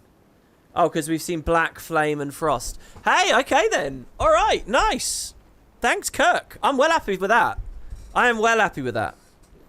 That gives a bit of headroom and space for something captivating and exciting down the line as well, post End of Dragons. I just need to see and believe and remember how much capacity Guild Wars Interior has for amazing stories. Okay, alright, that's good. I'm really, really happy with that. So this is just a keep. Really good. Icebrood Saga started so strong it makes the ending even more disappointing. Well, look. It's easy to say that, and I understand that sentiment. But on the other hand, this was not being received strongly at the time. The community was not growing. People were not happy. No elite specs, none of those big expansion feeling things. The time between patches. What are you doing? It was not a time of satisfaction. People were asking for expansions. And the studio itself had gone through all of that turmoil. So, you know, the truth is, when they cancelled the Icebrood Saga halfway and said we're doing an expansion, everyone applauded it. So who are we to applaud it on that day and then whine? You know, there are compromises that have to be made, and these are it's very transparent what compromise was made on this one, you know. But I think it's a bit rich for us to sit here. You know, we want everything, but some things have a cost. So it's all about End of Dragons, really. Does End of Dragons justify what happened with this season, right? And that is a question we can't answer until End of Dragons has come and gone. I don't think it can ever justify it fully myself. Not the way they did it. Not the way the champions went about. They should have been a little bit more limber. I don't know when the footprints appear here. It must be after the patch you see the footprints. Maybe they consider it too much of a tip-off to do it early. But they're on that roof. They are. Okay, so meet with Casimir and Ephraim. Interesting combo. You love the first part of Icebrood Saga? It got you to come back to the game? That's interesting, because someone in the live chat earlier, when I was starting out, said that they never played any of this because they were so disappointed. And I think there's a lot of people. They're not watching this live. They're probably not watching the VODs. You know, they're not around. Ex-WP viewers, ex-Guild Wars players. Tens of thousands, hundreds of thousands of them out there. And they, at some point through season... At some point since Heart of Thorns, they felt that moment. I think a lot of them, it was here at the Icebrood Saga. And metrics must have been showing the studio that something had to change. Because it's a dramatic thing they did, cutting it halfway. Beginning to think coming here was a mistake. Don't make any hasty decisions. Please. For their sake. Casimir, what's going on? Renegades. Here. We don't know that yet. Extremists recruiting straight out of the Farah. Who else could it be? The Cubs are telling stories. Older Charr floating around, testing loyalties, asking if they're ready. Ready for what? Wouldn't say. Someone should take this to Bangar. He won't listen. Ritlock and I already tried. You knew? No. But a Vigil soldier was almost killed. And Malice. Malice says the renegades are getting bolder. It makes sense. If Bangar won't listen, what about Krisha? We need evidence. Something definitive. You'd need to ask around. Find out what people know. And the two of you, well, you're not Charr. I won't be of much help either. We're all outcasts. Bangar's got it out for him. Other Charr smell blood in the water. Then one of us will just have to become somebody else. Commander. An illusion? What are you thinking? Someone with a good reputation. Likeable. The embodiment of traditional Charr ideals. Steelcatcher. You could snip around Bloodkeep as you please. Let me know when you're ready. The disguise won't take more than a moment. The way they handled Primordus is living rent-free in my head. No, see, it's so the community's so weird, man. I did one video when that came out that made a very compelling case about the Primordus stuff, which people watched. And now you all think that that's my main point of obsession. Yeah, I'm a big Primordus fan, and I think it sucks. But I wasn't thinking about Primordus at all. I'm thinking about shit like the bow falling through. And Jormag's characterization. Jormag actually gets done really dirty by that. Not to mention all the other dropped threads, right? Like, it's not that. It's and not to mention how quickly we gloss over all the other stuff in Champions. It's not just the Primordus bit. The Primordus bit's insane, and I stand by everything I've ever said about it. But it's not like I'm as... I think people think I'm more obsessed about it than other people are. It's funny to hear that I'm being told something's rent-free in my head that's not in my head at all. At this moment, anyway. You have his eyes. Well, I'd hope so. No. Ritlocks. Right. Ritlock. Ritlock, can you hear me? Ryland? How did you... This is the commander. Casimir worked up an illusion for me. Seemed like the best way to get the information we need. You sound just like him. That's the idea. Can you find him? Let him in on what we're doing? Maybe he can help. If he even wants to see me, I'll try. What's he like? Any advice? I don't know him. Not as well as I should. Sorry. My daughter said she was approached at the Farrar. You might start there. So there we get a little bit of Ritlock, you know, getting very humanized and thinking he needs to know his children and stuff, and becoming a bit of a weirdo Charr. Hey Boots in chat, by the way, it's good to see you. Yeah, he said, Boots says, but there was rumbling of them doing Living Wild only for a while, and you thought it was a mistake. Yeah, everyone said that they thought it was a mistake. Find me someone who didn't. In fact, I think I'm still under NDA about something.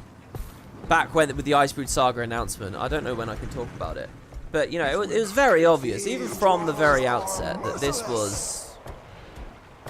They were really going to have to prove it was as good as an expansion. Can't believe her. And I think people gave him a free pass on this patch because, you know, it was the prologue and the layoffs and that. But when it didn't come in Bureau 1 and 2, you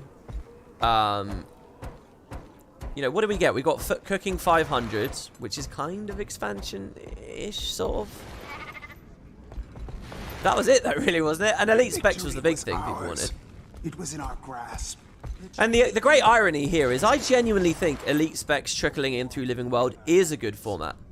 One Elite Spec coming in at a time that they can balance and refine and tune.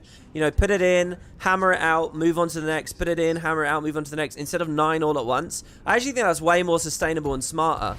And, you know, have a 9-episode season, so to speak. And I genuinely think that's... I really do think that's a good format, but ArenaNet never found it themselves to do that. Yeah. Then there's the Mastery side of things, Guildhall side of things, you know, all that other stuff. Steelcatcher, look at you. At ease. I have some questions. Okay. By the way, of course, we're doing the Casimir illusion thing, which came up a lot in POF. Let's be ferocious. Quit feeling sorry for yourself, old man. You're wasting my time. Promotion or not, you don't get to disrespect me. I was training Charr before your dam could speak. You're not old, you're experienced. Your eyes are great for your age. Petty lies to get what you need. I expected more spine from you. Damn it! Only your blade's sharper than your mind primers, I trust both. I know every cub that's come up through this Farrar. Now soldiers I don't recognize are walking around in our colors. They seem interested. Thought they might be parents looking in, wondering. Happens more than anyone admits. What did they look like? One of them had white fur, rusty spots, horns like scimitars, missing an eye. Might try the mess hall or the bar. His friends needed to fuel up. Okay. So we get two options here. Mess hall or Great Hall. Is that what he said? Man, there's a lot of conversation about the quality here, isn't there? It's a lot more than we had on the previous parts about through Season 4 and stuff. I guess it's because we're getting to a really contemporary state of the game stuff for Guild Wars. They're trying to scare us, you know? Like our fangs haven't grown in. I won't stand for it. He's lucky Ruinbringer didn't have you execute him right there. He might still try. What would you do? If he gave you the order, who would you choose? Don't see anyone matching the description the Primus gave me. But there's Krisha. Ritlock, you know her best. Should I tell her what we're up to now? Or later? Damned if you do, damned if you don't.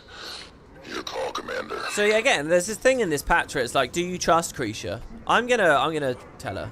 Ryland, you fought well. Good to see you finally step out of his shadow. I'm not him. I know. My own sire was... No, I mean, I'm not your cub. I'm the commander. Krisha, the renegades are here, now. Ephraim thinks they're planning something big. We probably don't have much time. I should open your throat. Renegades, he's sure. They targeted the cubs in the Farrar. I followed the trail here, but it's gone cold. The guard at the door is one of mine. Talk to him. He's seen everyone who's gone in or out of this room. We'll put the others on high alert. Try not to do anything you think Brimstone would. Okay. Season 4 some of the best MMO storytelling you've seen in a long time. Hard not to compare what came after it. Yeah, I mean, you're right about that. That's one of the reasons I have such high hopes for End of Dragons, for what it's worth, because they've had a good amount of time to make it, and they have all the lessons and expertise, in theory, that they learned up through POF and Season 4. And even this. There's good stuff that came out of this. Soldier, I'm looking for a Charr with white fur, rusty spots, missing an eye. I've seen him. Left a few minutes ago with some friends. Said something about paying that Asura a visit. Which Asura? The one that's been helping us with our bug problems up by the farms. Came in with Brimstone. Gorik, come in. You have trouble en route. Gorik! Commander? Yes, it's me. How did you... I asked you to keep the channel clear, remember? I hear everything. Where are you? Some kind of library, or what passes for one around here. No scientific papers anywhere. Just a bunch of maps and books on warfare. Ugh. Listen to this. One Charr, One Future by Valen's Scribe Cutter. Riveting. That's not the library. That's the war room. Down the hall from Bangar's office. I was, encouraged to come here by some Charr. Then they confiscated my datapad. Why didn't you call us? Maybe because I was being escorted by a pair of overgrown throw rugs. The hell is that? Which one of you idiots forgot to search him? Hey! No, that's mine! Smash it.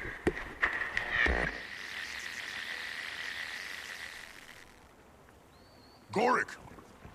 Go! So I've complimented this too many times, but here they actually telegraph you to go up to Gorik, which is where the commander knows, but then the conversation reveals it's back here, so you don't actually have to go very far at all. You just got to listen to the audio, and it's just a really cool, like, what is that, a ludonarrative moment there. Someone says, what can they do next X back after Elite Specs to replace them? I got loads of ideas on that.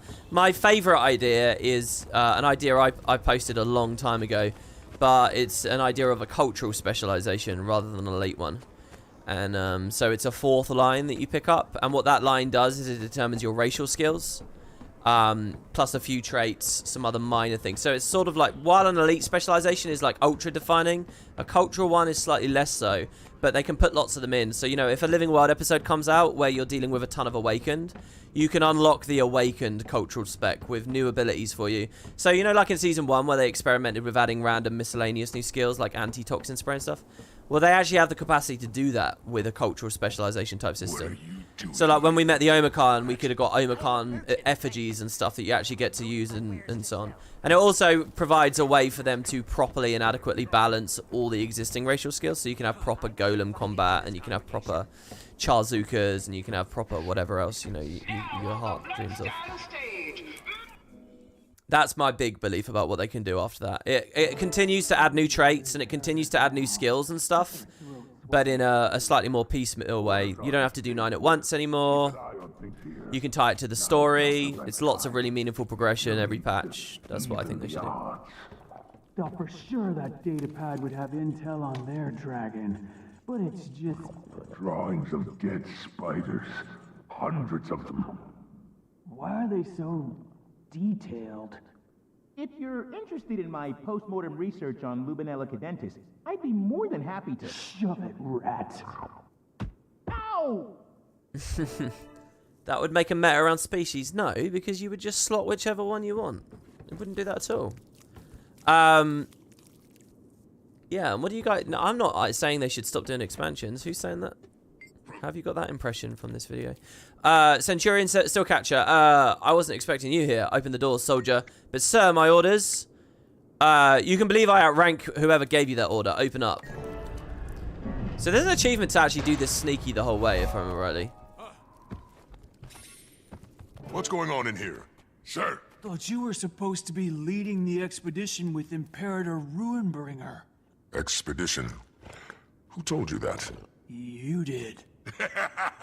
Something funny? Sorry. Forgot you dragged that Norn under the table. No wonder he doesn't remember. Everything is in place. The others are already headed to the rendezvous point, but you should hurry. Ruinbringer won't wait. Not even for you. We'll take care of the Asura. Oh, thank goodness. Wait, no! Sir, you expect me to leave an important prisoner to subordinates? No. I'll do it myself. Come on, rat. Give me that datapad, too. There you go, look, we did it without fighting. We could have. Maybe that would have been a slightly more fun way to play through this, but hey. Around the corner. Thanks, Commander. That kind of situation is well beyond the scope of my degree. Just a bit. Are you all right? They kept asking me about Aurene, her weaknesses. If I thought she could kill another Elder Dragon after Kralkatorrik. Go find Kaz. She'll protect you. I need to let Krisha know what happened here.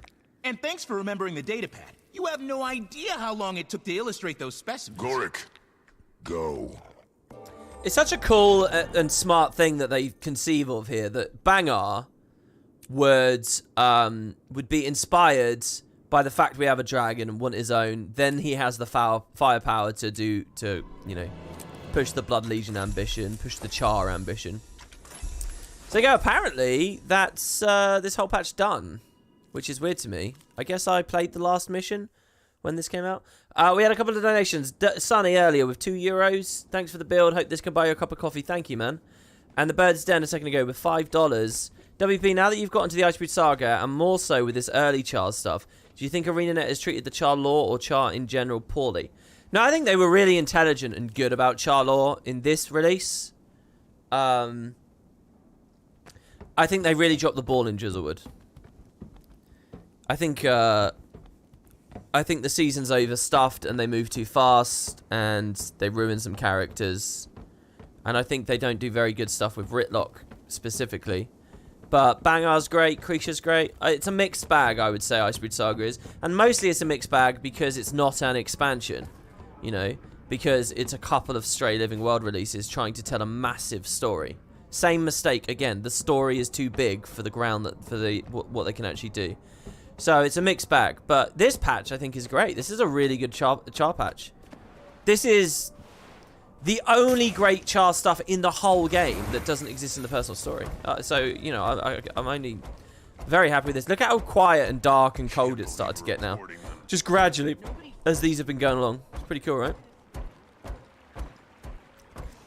Oh, good point. Boots, if Boots is talking about the Darkrim Delves there, yes, the Darkrim Delves stuff's good as well. But, I mean, what are we really... I mean, yeah, that's basically a patch, yeah. Fine, Darkrim Delves is good too. Yeah. Ritlock, I think I know where Ryland is. And I think he's... Commander, Ruinbringer is on the move. Malice's spies say he slipped away, headed for the mountains west of the Blood Keep. Looks like several dozen warbands have done the same. Several dozen?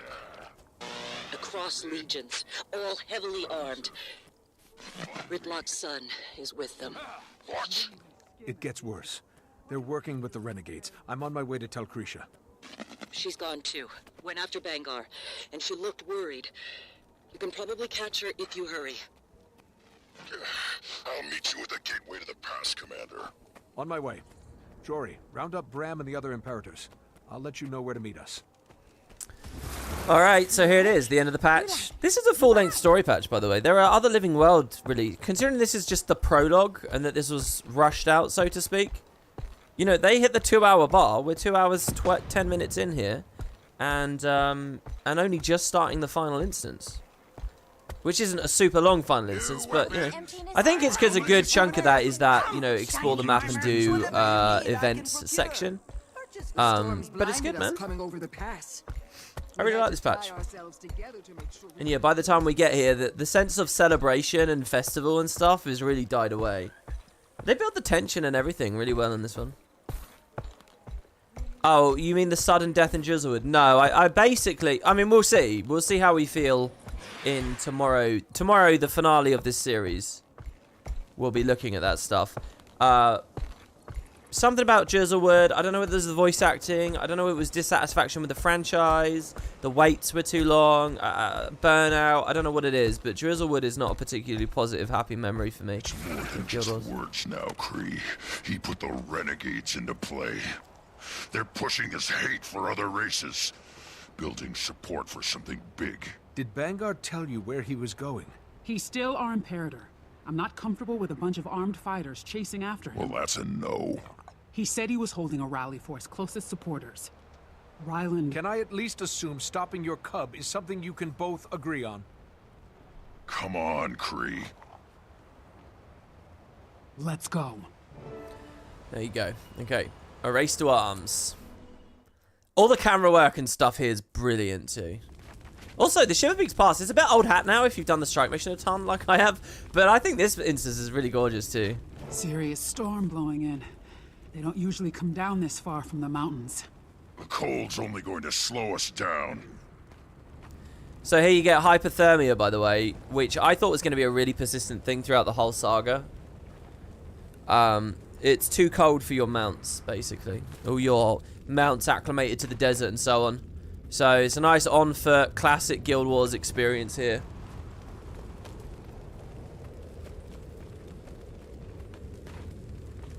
Any idea where Bangar might be headed? This pass just leads up into the Shiverpeaks. Vigil supply route. Now you know how it feels. What? Getting cut out, axed from his circle of trust, just like that. What did you do? What did you say? I don't know.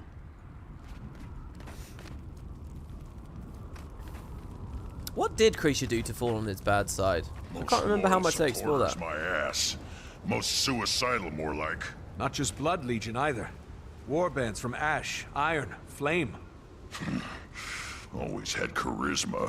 I'll give him that. So it's a cross-legion rebellion. Renegades under Bangar's banner. Am I going the right way here? Yeah, I am. That doesn't sound good. Look out! Oh yeah, I forgot about this moment. That's a cool little bit there. Everyone okay? Yeah, must have been the weight of all that snow. Keep moving. Getting us to stand still and so on there. By the way, our outfit really starting to work out now. Looking good and cozy. The Bird's Den, thanks for $10, man. I feel like I lost faith in them ever doing Charr or non-human story in lore any justice. Patch 1 and 2 are good, yes, but after everything. Yeah, no, I think you're right. I think I think ArenaNet have this obsession with, like, making everything as bland and as, like, morally and ethically clean as possible. Those elementals trapped in the ice. They used to come down from the mountain sometimes, when we were still in the Farah. I remember. And it means they can't tell good stories about aliens. They can't tell good stories about, like, alien societies anymore. Or, like, pointed, strong stories. This is cool. Look at this here. But maybe I'm wrong. I don't know. There's a bit of hope. For the Norn, for the Asura, for the Charr. For the Tengu, even, in End of Dragons. Coals are still warm. Bangar's followers must have staged here before heading further up. Jory, can you hear me? We're heading up the canyon. How far are you behind us? I didn't understand that. Where are you? Interference from the storm. We should get this fire going. Signal our location to the others. I'll do it, but be ready. I can feel the elementals. They've already started to thaw. It's nice to have a cool Elementalist character with us as well. I really like Kreisha.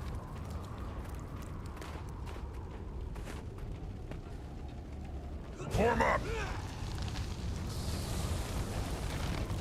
People in the live chat talking about how they stopped with the no voice acting. It didn't affect me that much, but it did have an effect, and I think it probably hit quite hard. I mean, that's one other thing as well about this whole area, the Icebrood Saga. You've got all the stuff I've been talking about constantly in this video, but also you do have COVID, you know, and I know COVID is all anyone can talk about, but Icebrood Saga does sit squarely with the start of the pandemic and the start of people working from home and all that disruption, which, you know, you can't really blame them for struggling their way through that. I mean, everyone did. We're getting close. We're the chosen few. The ones brave enough to see the truth of where we stand today. I love his voice echoing down the mountain there. The hell was that? Sounded like Iron Legion explosives. Come on. So up we go. And, you know, when we're getting to the point of speculating which studios can recover from the impact of COVID more than others and blah, blah, blah, I don't know whether we're really talking about the game anymore. Declared, defined, made weak. I hope you guys can hear his voice clearly there. What do my fellow Imperators do? Nothing. And our enemies grow stronger. Who can we count on to put our people first? Only us. Only Charr.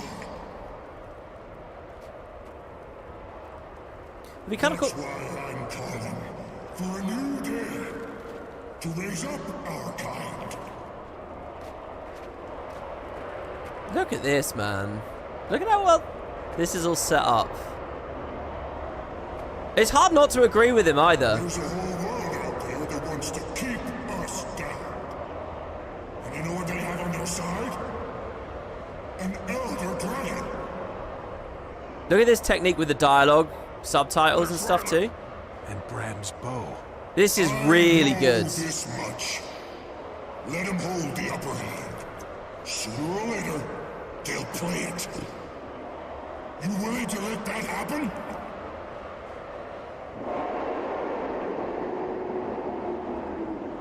You want someone else to dictate our future?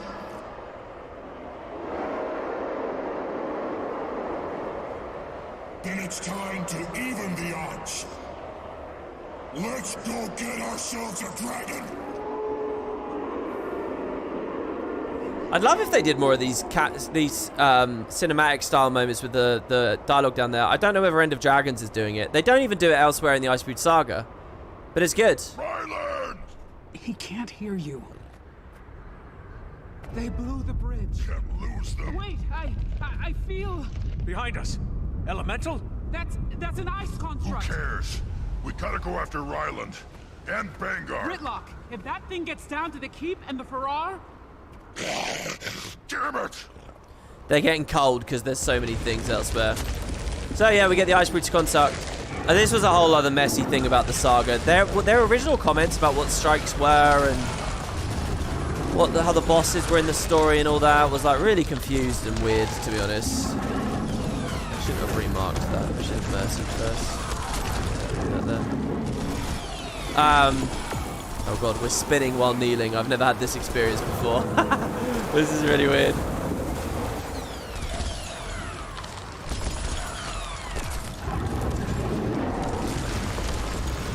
Okay, let's go to dagger for a bit here. For some reason, I feel a lot more satisfied when I have 0 initiative auto-attacking on daggers than I do auto-attacking on rifle. I guess because the strikes are faster. But yeah, this guy does very little. And they had like these weird ideas of like these creatures would tier up and upgrade, and to a certain degree they kind of do. Because you do fight a different version of this in one of the other strikes. There's like a phase in the middle of it. But yeah, that's good. Seek his heart. Have to keep going! Have to catch up! Stop them! The cold's getting worse. We need to get out of here. Look at how freaking crazy the lighting is here. Alright, let's get out. So yeah, now we're under Frostbite, which is kind of reminiscent of the Claw of Jormag event from 2012. So, at the torches, you're safe. Do I have a time limit? No. It will cleanse the health drain. So we can't chase the Charr. So the idea is, Bangar's leading the Renegades and a bunch of other Charr. For Charr superiority, they're going to fight for themselves. They don't care about the other Imperators. And what they're going to do is, Ryland got Bram drunk to get the bow. They're going to use the bow to threaten Jormag into allying with them. Which seems like a crazy idea. And we're going to find that Jormag has its own ambitions and its own mind, and maybe architecting the whole thing. And there's like a real cool, like, curiosity about all that as we go forwards. We found your signal fire. Where's Bangar? Took his followers deeper into the Shiver Peaks. With your bow. What? No. Ryland tricked me? He's not himself. He's being played, just like the rest of them. He said he was going after a dragon. We need to find Aurene. Warn her. Not Aurene. You gotta be kidding me. He thinks he can... Even the odds. Bangar wants his own Elder Dragon. That's a suicide mission. Knew he was up to something. Never thought he'd use the party to poach our soldiers, though. Renegades have been working that angle for a while. On Bangar's orders, apparently. I should have seen it. He just needed all the legions in the same place at the same time. Ephraim. No one's blaming you. If he's really going after Jormag... Soon as we find a way through the storm, we'll pick up the trail. And if Bangar can't be reasoned with, maybe Ryland can. Oh, Ryland. We'll get him back, Gridlock. I promise. So there you have it. Yeah, there you go. I did get another return to achievement. So I don't understand. Have I done Return to Bound by Blood now? Oh, I have. Oh, do you get like one extra achievement on this one? They allow you to overflow. Okay, so there you go. That's that done. Lots of alternate dialogue. I want to go through all of it because I really do like this. Stupid. By the way, we haven't met all the main characters of the saga just yet. There's one other big character who comes in next episode. Stupid. That bow's my responsibility. I delivered it right to them. Was it the only reason Ryland was talking to me? And I'm going to say, you're not the worst judge of character. What do you think? Honestly, it seemed like a good guy. Like he was having just as much fun as I was. We have a lot in common. See here, it's like... They do so much in the first half of the season to set up this idea that Ryland is just the misguided youth, you know, that will turn around in the end. And that Bangar's the big bad. And they throw these characters in completely opposite directions, which I love so much. Gridlock and your mother were good friends. Yeah, I thought we could be too. Don't worry, we'll get the bow back. He knows I use it to crack the fang of the serpent. Wonder if Bangar thinks he can intimidate Jormag into cooperating. He won't be the first to try and take Jormag's power for his own. Yeah, the Sons of Svanir have been channeling Jormag's power for a long time, but it comes at a cost. Jormag isn't some tool or a pet. Neither's Aurene, which I told Bangar repeatedly. You got to know your bond with Aurene is some kind of miracle. Bangar saw that. Forget about Ryland. We still need you. What can you tell me about Jormag? My guild and I, we tried to take back the Norn homelands. Thought my bow would be able to take Jormag down, but I never got the chance. I failed them. So I read a post on Reddit about this here, by the way, quite recently, of a guy who was furious at Bram because of this revelation, which ArenaNet don't really focus on in any way. But this whole story about how he failed his friends and essentially gets them all killed and then just wanders home, and then the awakened incursions happen and he just meets up with us in season 4 and pretends like nothing happened. It's kind of like a really grotesque thing that Bram does, and they hand wave it, but here they are talking about it a little bit. I failed them. Where are they now? I left them back in the Shiver Peaks at the nearest Vigil camp. They weren't happy with me. We're headed up that way. Maybe your guild can help us track down Bangar. Maybe. Oh, never mind. Maybe that Reddit thread was wrong, because it sounds like that's okay. He left them alive. They were just annoyed with him. But in a minute, we're going to find out they're all dead. New Bangar had a problem with me, but Kreisha, it's not like him to leave her behind. I think she'd agree. Something feels off. We can't underestimate Bangar, Commander. He's had wild ideas before, and they've worked. He's built a military career out of it. You think he could succeed in harnessing Jormag's power? You kidding? He's bitten off way more than he can chew, but he's not above forcing others to swallow it.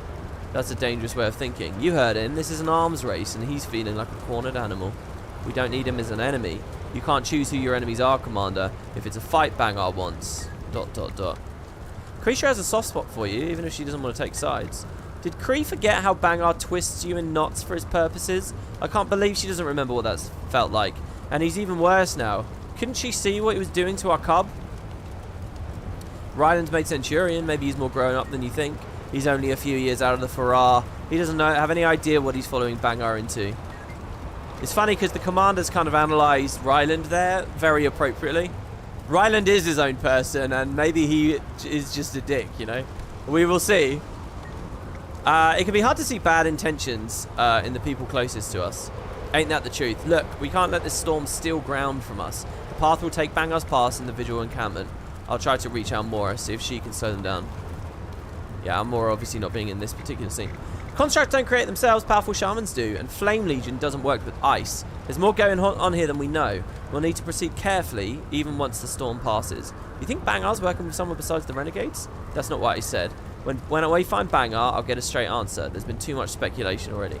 After all you've heard, you still think Bangar is innocent. I think he's been a Legion Imperator for longer than either of us has been alive. He's always done what he thought best for us, and we've prospered. That's a fact. He's leading a band of renegades. That's also a fact.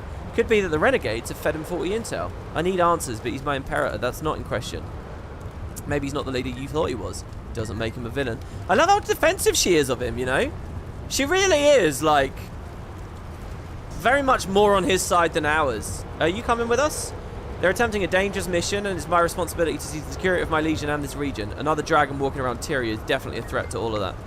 You must be concerned about your cub. Ryland might be young, but he's no cub. He's a strong leader with a mind for strategy and a good head on his shoulders. There's an explanation for all of this. We just need to talk with him. What about the rest of your Legion? Are you going to tell them? Only what they need to know, their orders. I'm next in chain of command, and I need it to remain business as usual around here. The Renegades are pretty much undermining that as we speak. I'll confer with Malice and Smolder on our next steps. And Ephraim, I love this as well, like, they have to talk about Flame Legion separately. With Flame Cubs in my Farrar and his people still need sanctuary, he's got a stake in securing Blood Legion homelands. I trust him to follow true Charr values from dirty hate-mongering. So this is Ephraim's time to shine. Because now it's Blood that's going rogue. Didn't think my penance would be easy, but I never expected this. No one would blame you if you took your cubs and left. We don't run from a fight. One thing Bangar got right. Charr is stronger when we come together. I meant what I said to Krisha. It's long past time for the Flame Legion to rejoin the fold. Looked like some Flame Legion was spoiling for battle. They flocked to Bangar. Being a refugee's hard. It's swallowing pride, constant disrespect. They miss being seen as equals. And yeah, they missed the fight. That's our nature. But they chose the wrong side. I can't see how the side awakening Jawmag could ever look like a winner. Ice Dragon or no, hate's a hard habit to break. Mark my words, there's a fight ahead, no matter what. And I can't let this kind of ideology grow roots in my Legion again. I won't. So what are you going to do? Well, as far as I'm concerned, the truth still holds. I'll stay here, I'll lend Krisha a hand where I can. This isn't the time to hide or be silent, it's the time to be decisive. Well, I'm glad you're sticking around. Word of advice? Hate's not a one Legion problem. It spreads, quiet and quick. Starts to seem reasonable to otherwise rational minds. Like an infection. Infections can be cured, we say. Smolder, my current... You know, it's funny, Smolder is my favourite, but by the end of all of this, Ephraim and Bangar are for sure. Don't worry, Commander, I have experience putting down renegades. Don't see why Bangar and his rabble of traitors should be any different. No doubt, but Imperator, maybe you should keep a foot in the homelands? Yeah, you're right. It's time to reassert command and get ahead of the message here. Despite Bangar's determination to prove otherwise, Charr engineer more than just war. Listen to that! Even here in this patch, he's still Smolder. The Charr engineer more than just war. Well said, Smolder. Will Bangar's hand in this renegade rebirth set the Ebonhawk Treaty back? Deals broke, eye broker, don't fail. I'll do what I've always done. Mitigate Bangar's mess and prepare for the future. I like how this is not a new thing for him. He's stoked fears and hatred. It'll take finesse to undo his handiwork. I'm aware, Bangar's short-sighted, rarely thinks beyond the battle, but he's reminded me never to underestimate a field veteran. It won't happen again. Well, he fooled us all. Here we got Malice. As I said, Kralkatorik's death left a void to be filled by the fear of the next threat. Bangar was enough of a strategist to take advantage of that fear, and she did say that earlier in the patch when we were out in the field chatting with her. So what will you do with your spies now? Well, we need intel on how long Bangar's had this relationship with the Renegades and how far-reaching his plans are. So you don't know what we can expect next either? I know that this kind of unrest opens a power vacuum. Some have been known to press that kind of advantage. Smolder, right. What do you suggest we do about that? Step lightly until we can be sure to avoid the landmines that Bangar and his renegades have planted. What are the odds that he's left saboteurs and sleeper agents behind? Pretty high. Ferreting them out of all Legion ranks must be a priority, and how Krisha responds may determine the future of the Charr. She was Bangar's head of security. Can we still trust her? Krisha's just as stubborn as every high-ranking blood officer, but with more intelligence than most. Now her eyes have been forced open, I think she'll make the right calls. So Malice vouches for Krisha there. And finally Marjorie, who really feels like the odd one out here. This is bigger than just some Charr politics. There are some vendors, here from all over. Word will spread. An Imperator leading renegades, that's just fuel for separatist fire. I guess it's too much to hope the snow will... So I wonder here, by the way, you know the opening cutscene of the Icebrood Saga? The trailer had the centaurs whipping humans. I wonder if this is a little of what they were going for. There was going to be a separatists arc. Separatists that were mad that the centaurs were still around. Blah, blah, blah. I wonder what they were going to do. But I think that might have been the hook, you know. Somewhere in there. I don't know where it leads or how it all fits, but it might have been something like that. Guess it's too much to hope the snow will slow down the gossip. Optimism, Commander. Casimir can debrief Logan on what's happened here. He'll be able to keep the more volatile human factions calm while we go after Bangar. See if she can get him and Malice to share information with each other. Might be a tough sell, but we'll do. We're going to have to work together again, humans and Charr and everyone else, to make sure this powder keg doesn't explode. By the way, I know that was quite lengthy talking to them there, but that's the kind of thing I think ArenaNet should do more of. Just lots of unvoice acted text dialogue. I mean, there was a lot we got out of the story there, wasn't there? A huge amount. And players that want to skip it can skip it. Players that don't. I think I don't know. I think that if more patches had more scenes like that spread through them, the quantity of world building and character building and interactions and stuff, you go through the roof. But they tend to only do something like that at the very end of a patch. Anyway, so there you go. So that is part 1 done. We're going to move rapidly into part 2 now. I'm just going to try and see if I can see the mysterious footprints on the roof now. I can't remember whether these got added immediately with the first patch or what. There you go. I'm not sure whether the Springer would have taken me as high here as Sky Scale plus the Bond of Vigor. Other footsteps here. Did they remove them in a later patch? Like, what's the story here? Or am I just not looking at the right place? They're pretty obvious.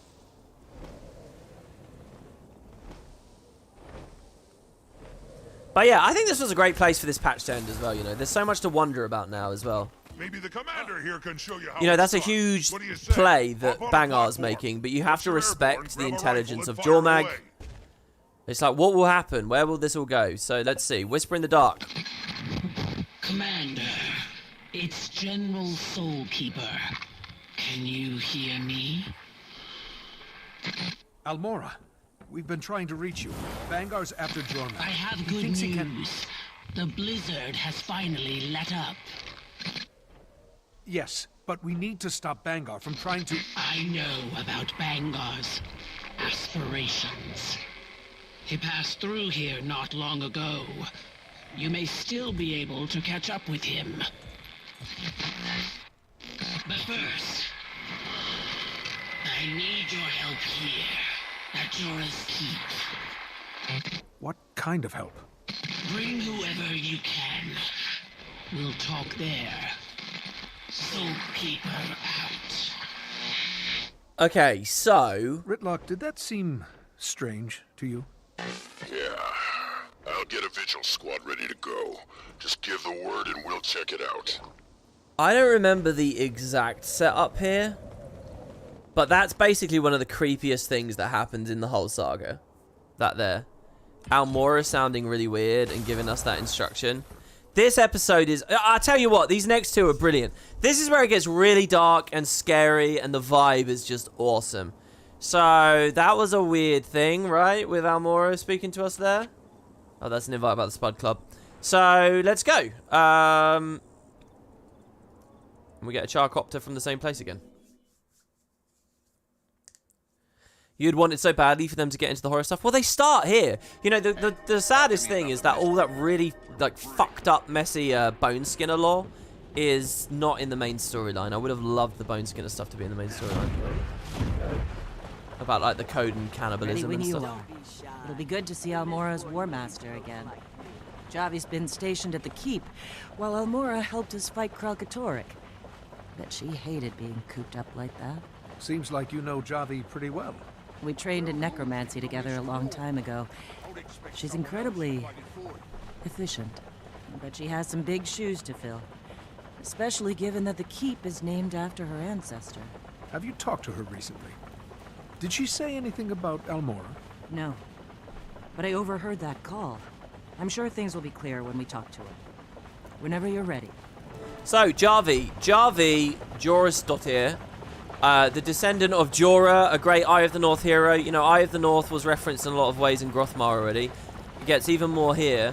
Javi looks like was going to be one of the biggest characters of the Icebrood Saga. Actually doesn't get utilized much in the end. But the idea that Javi and Marjorie have like this history, I think is really cool, and it makes Marjorie well connected to the story too. So the more Javi matters, the more Marjorie matters. The thing is, Javi doesn't in the end, sort of. I mean, this patch is the most of her you get, really. Actually, we can't speak to Ritlock here, even though he's standing here. So, silence. All the instance names are great on this one. Yeah, they do reference Lorantha here, which is awesome. Ride could have been smoother. Give me a break. I could barely see in all this snow. It's a miracle we landed at all. Yeah. You know, when I just randomly visit Bjorn as a part of the open world and doing achievements and stuff, I find the vibe is so aggressive and so dark and so snowy, it's kind of awful. But when I'm doing it here in the story, I love it. I think it's so good. Hello, everyone. So much for that blizzard letting up. Whatever Almora needs must be urgent. As long as it gets us closer to stomping Bangar into the snow. Brimstone, we agreed we would postpone judgment until we talk to him. You agreed. I just want my bow back. It's weird being here again. After we fought Jormag, I thought I left this place behind. Left my guildmates behind. Guess I had to face them again eventually. Maybe now I can make up for everything. Bet Javi's treated them well. Where can you find the Boneskinner lore? One of the collections, and in the Forsaken Forest area we'll go to later. And no one here to greet us. This isn't like Almora. Or Javi. Something feels off. Stay alert. It's okay, we got our floppy fish, who I feel like is going to freeze into a block of ice here.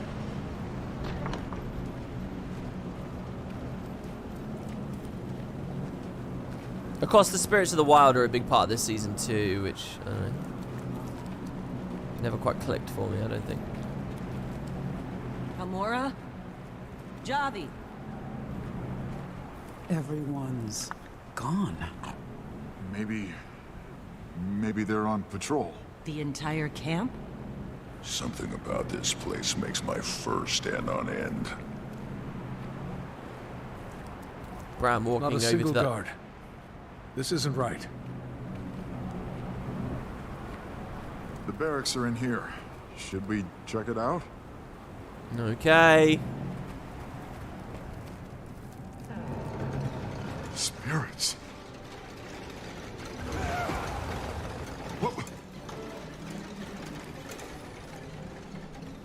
We get locked in by ice magic. Pile of corpses with collision as well. Extra nice touch. Love to see that. There's a totem in here, really?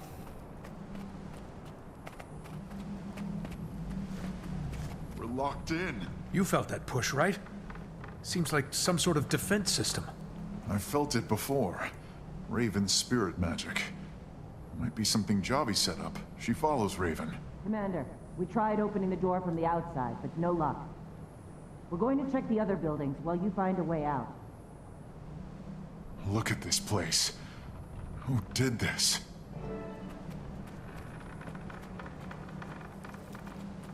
Oh man, I'm feeling so good. Before today's stream, guys, I had a bacon lettuce tomato sandwich and some little bite-sized brownies. Alpha.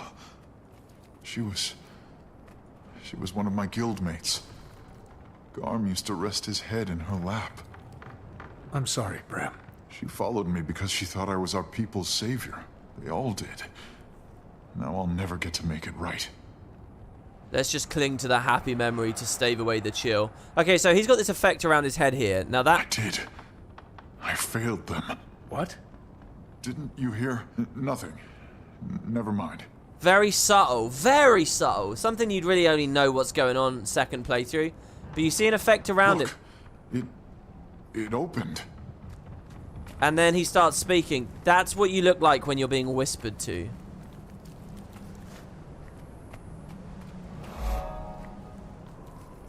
No, it was not potatoes for breakfast for me today, I have to say. Did I finish my coffee? No, I left half of my coffee again, so now I've got a cold half-cup of coffee here. There's an ancient scepter on the desk. What is this? Looks like some kind of lens. Look at the silhouette. Raven. This might be our way out. I remember seeing a totem by the door. No, I think it was like a brown bag pack of them that my mum bought me. Commander, stay back!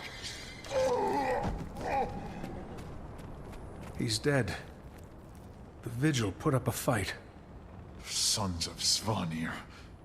Did they do all of this?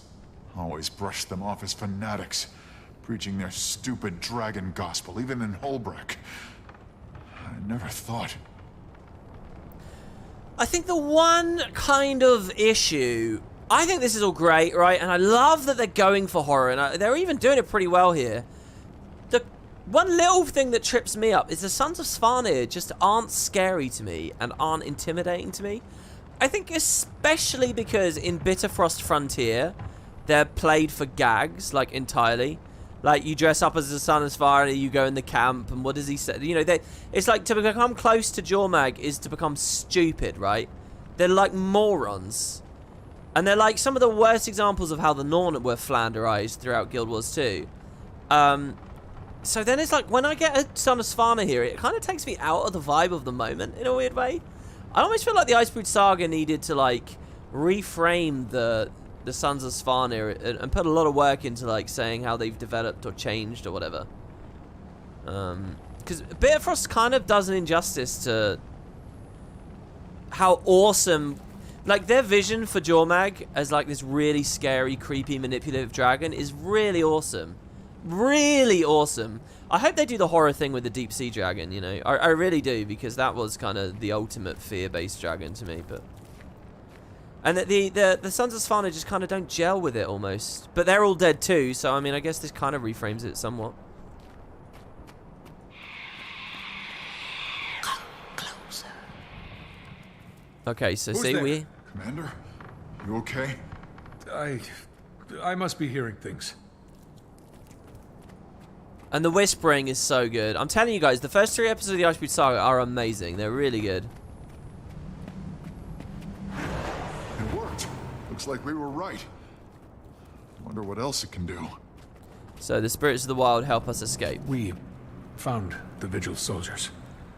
They're all dead. Burn me. Almora too? We didn't see her. No sign of her in the other buildings either. Or Javi. Both the General and her War Master are missing. That strike you as weird. Hey, take a look at this. Wait, fun things happen if you do the sleep emote in this map? What happens if you do the sleep emote? Oh, is there a little achievement to do it at some point that I've totally forgotten about at this point? What you found, Marjorie? Found these marks under the snow. Looks like someone was dragged off. Think it's Almora or Javi? Possibly. And judging by the scuff marks, there was a struggle, which means they were alive. Then we need to go out there and track them down, whoever they are. You forget what we're here for? Every second we spend searching, Bangar takes Ryland farther from us. You want to leave Almora to die? That's one of your own out there, Ritlock. One of ours. Ryland is ours too. Yeah, fine. I'll stay here and keep investigating. With any luck, I'll find something that can help. Ritlock and I will send the relief crew to scout the area. I'm coming with you. If any of my guildmates survived, I need to find them. Bring them back, Commander. We'll be waiting. You wish you had Jormag. Jormag whispers to us more? I think she whispers a good amount. Okay. So we get it. Oh, by the way, a bit of Detective Marjorie there. Hoping for a lot of that in Ender Dragons. This is my fault. All of it. If I hadn't lost my bow... You mean if you hadn't gotten blackout drunk on a diplomacy mission? Don't blame him, Brimstone. Ryland knew what he was doing. Loosen the target up, drop their defenses. I taught him that trick myself. Bram instantly taking responsibility. He comes across a lot more mature and older here. By the way, I'm having a nice moment here as a human. Look at these Charr standing at attention and Norn. How much taller than us Bram is. He's a big boy. My guildmates, I guess I didn't talk much about them. They followed me all the way to Jormag, believed I could beat the dragon, save the Norn, and when I failed, I couldn't face them. They're always kind of non-specific about how he failed. I thought he failed because we put the damn thing to sleep and it got rested under a mountain of ice. A lot of responsibility rested on your shoulders. That's no excuse. It's no wonder they ended up here with the Vigil. They finally found a leader who kept her promises. Almora and Javi deserve them more than I did. And now, we'll find them, Bram. So, the other thing to think about is Almora was speaking to us not 5 minutes ago and sounding really creepy. But now it looks like she's fallen into some shit. So, what is that? So there we go, and now we're into the map proper. So we're going to find clues to the location of Javi. Whoever took Javi and Almora would have left tracks. So, we just need to look for those. I almost want to stop. Are you okay? You seem distracted. Yeah, I'm fine. I almost want to stop and record this whisper dialogue we're about to get, because I can use it in the Solaris mod for the Jormag Empire, as I couldn't get any whispers to queue up last time when I was working on that bit. I won't bother with it. So here, look, Bram's going to follow us around like Blish did in Season 4. They're going to continue with that.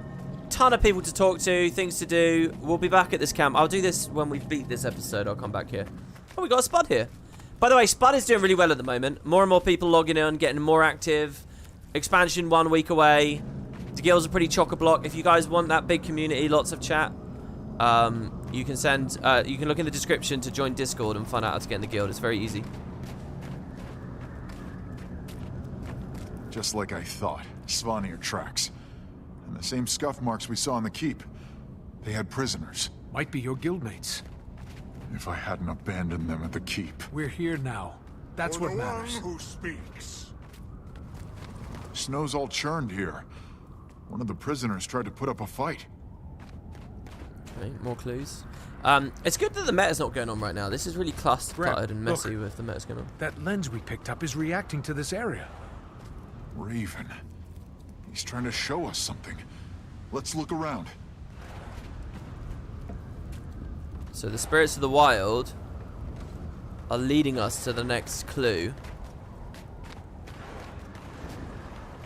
Man, it does not feel like long ago. I keep saying the same thing. That I was playing this as a new patch. Raven Lens. By focusing the Raven Lens, you can gain insight into the Norn's past.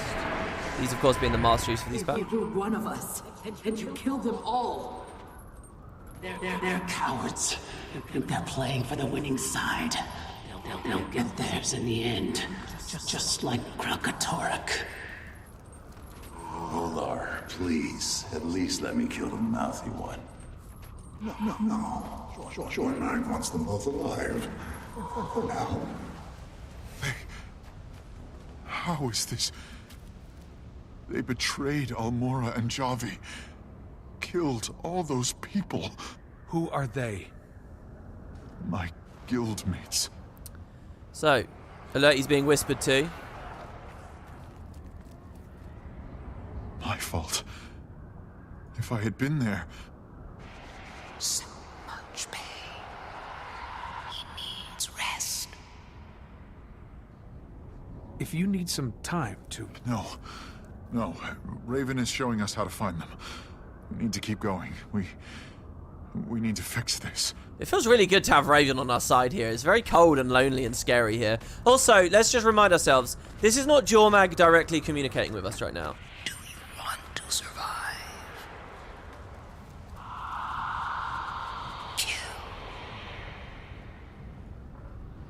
This is Drakkar, right? This is Drakkar under Jormag. Drakkar is like the speaker for Jormag at this point. So the closer to the lake we get, where Drakkar is, the more we'll experience this. I can't remember whether Guild Wars 1 particularly set too much of that up, by the way, of that capability. You could obviously see it under the ice.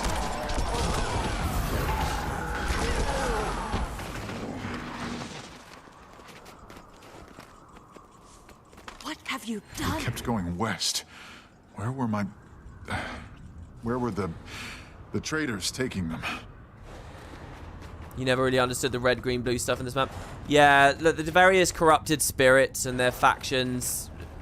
Not enough detail in, to be honest. I don't really make much of them when it comes to the season. Do we go to the cliff face or over the cliff? I'm assuming up the cliff.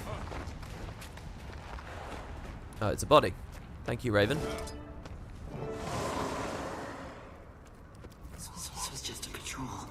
They didn't need to die. Why are they doing this? Why is this happening? Listen to me. When we start moving again, I'll create a distraction. You run. They took our comms, but if you make it back to the keep, call the Pact Commander. Let me do it. You go. The Vigil needs you. That's an order, Javi.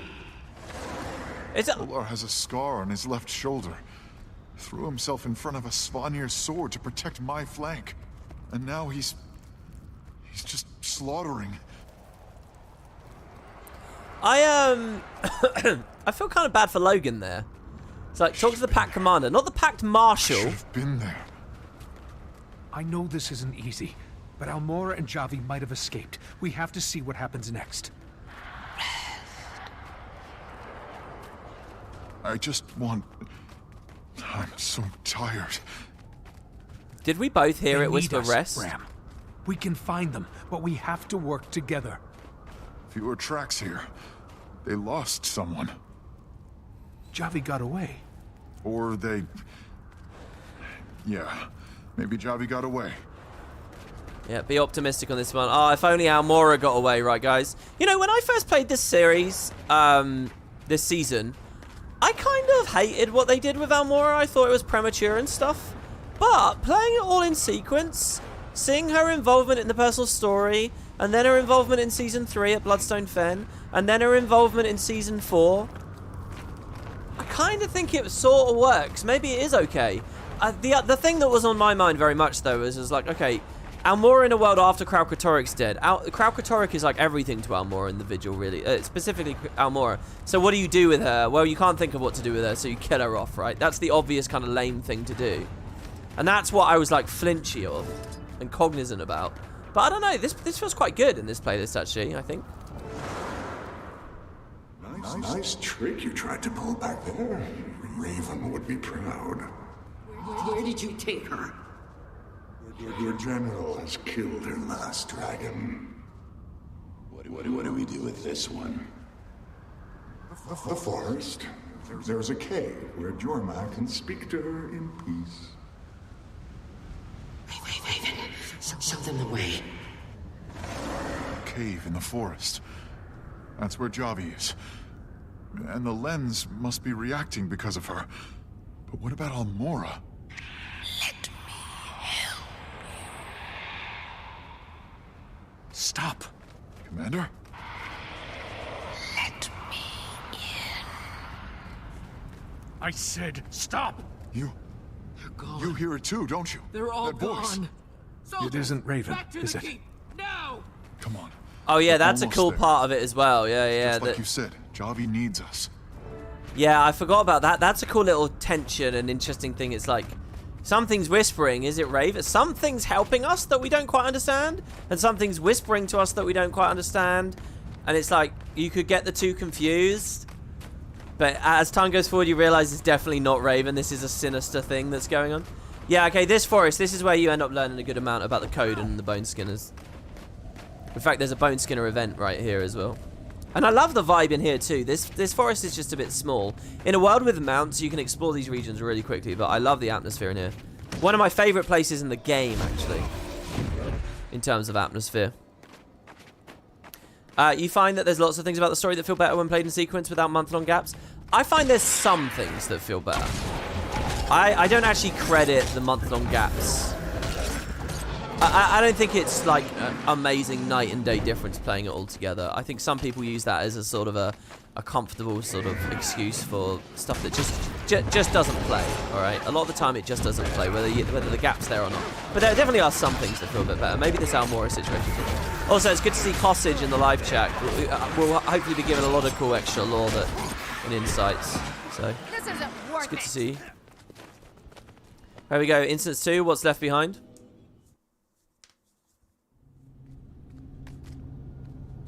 What's the difference between the Aberrant and the Fallen, other than the colour? It depends which spirit of the wild they're associated with, right? I can't remember which is which. Your guildmates. I understand if you want me to handle this by myself. The blood they spilled is on my people's hands. I'm Norn.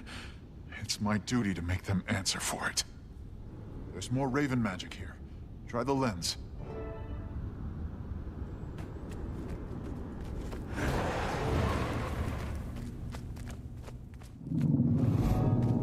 Out of my head! Get out! You hear that? Pretty creepy to be in a Boneskinner den. Graham. Oh, I should have known. Can't resist playing the hero, can you? Wait, Bram Vowbreaker? Raven led you here? Vowbreaker? Well, didn't you know? That's what they call you in the Shiver Peaks now.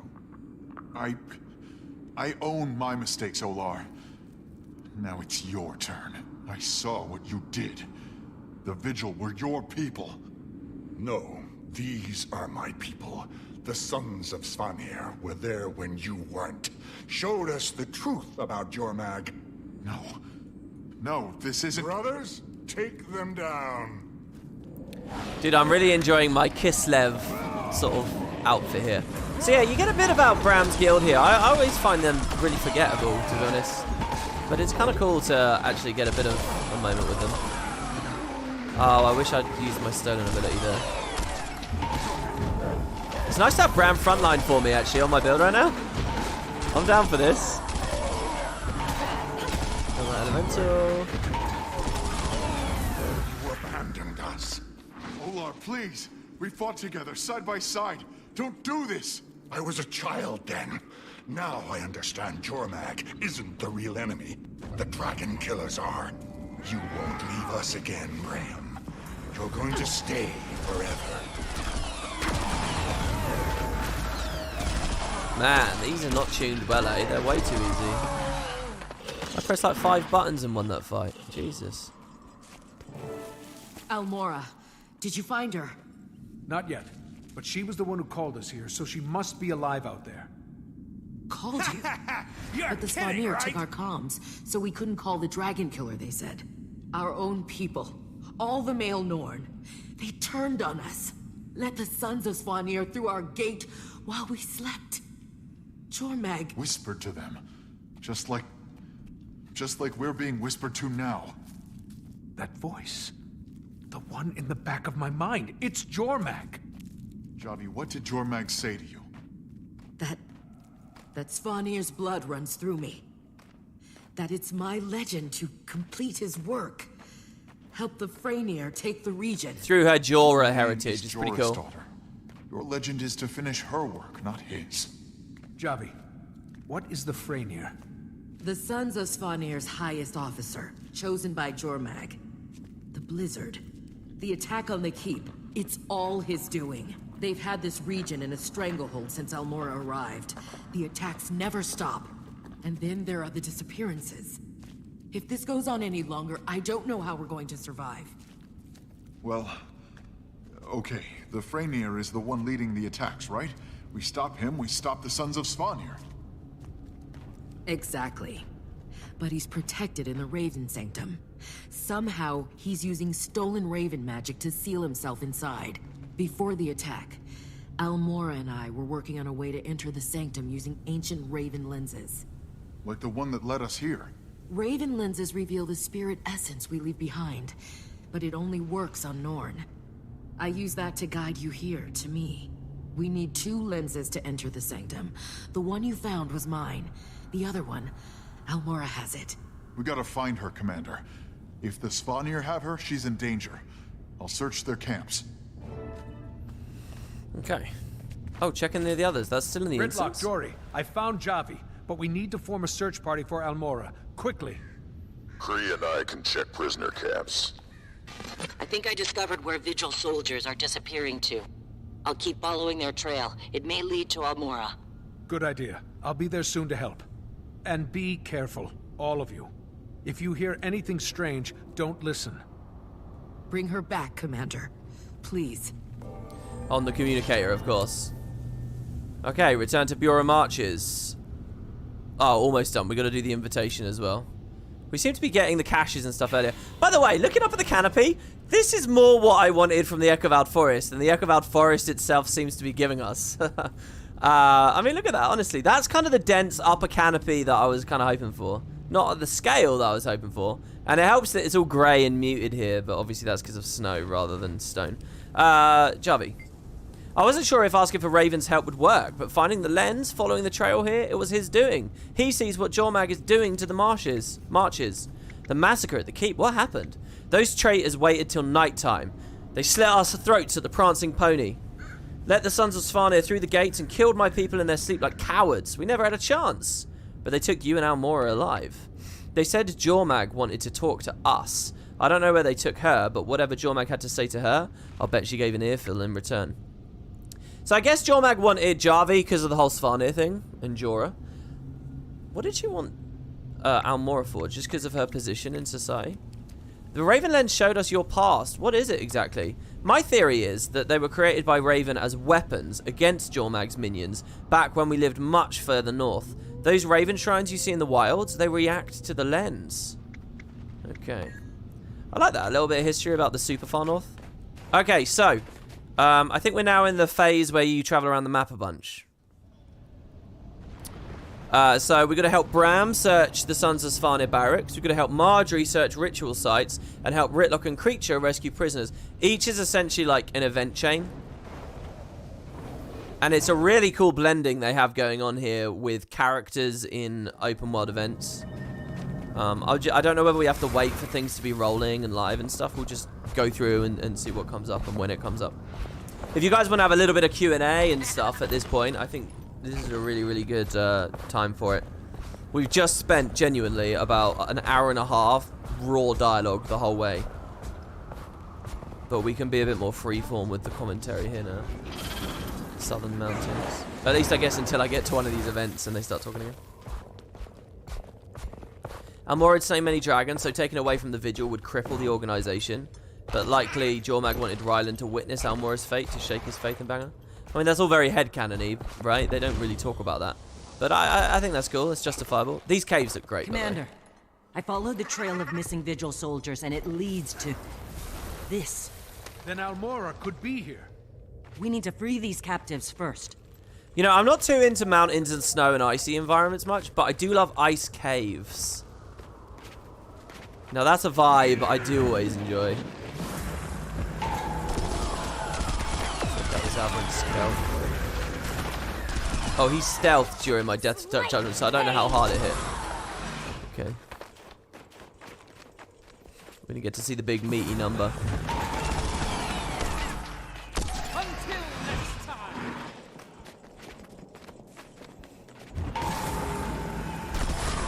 So yeah, it's like we're doing a heart, but it's not technically a heart.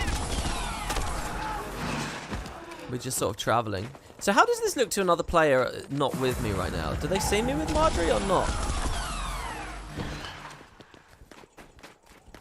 What class is this? Is Deadeye. So what I'm thinking we'll do, guys, is since there is no elite specialization for the Icebrood Saga, I'll do Deadeye for the first half, that's today's part, and I'll do Daredevil for the second part, that's tomorrow's. Yeah?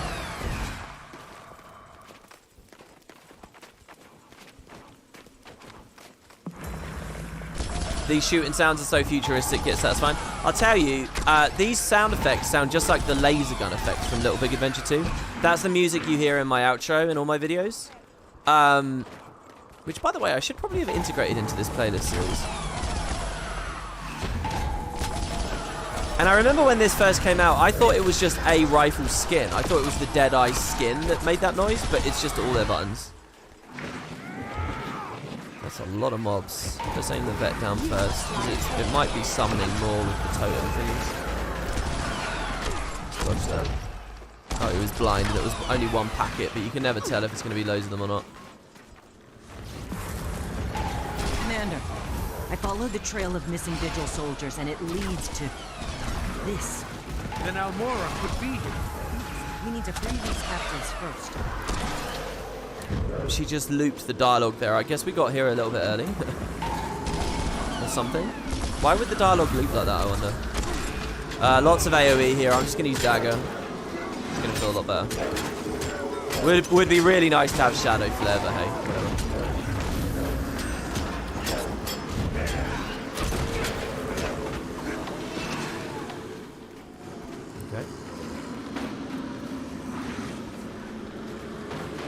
What do they want me to do to free these?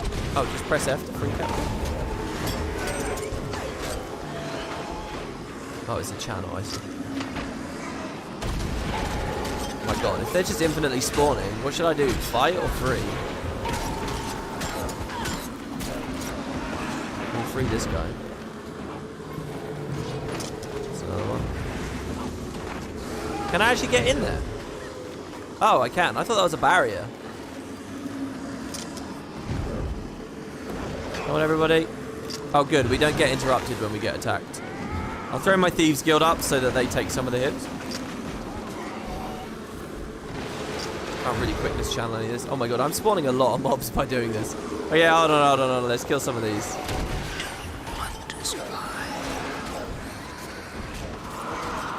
While they're balled up like this, the shadow flares are going to be real good. Shall we try Rifle 2? Yeah. See how that feels. We have to get rid of the ritual anchors and... I'm not alone here. There's definitely another player because we were on 7 out of 8 captives and he just freed the last one. That's Belinda's voice. Oh, that's cool. I forgot all about that. He's hurting her. Rory, that's not Belinda. It's Jormak. You saw what happened to the captives. It's the same trick. I forgot that they talk about Belinda here. That's a really nice touch. Belinda, don't leave me again. Anything to talk more about Belinda and make that arc in Season 2 feel more impactful. So sorry. Don't let Jormak get to you. It's not real. It's not real.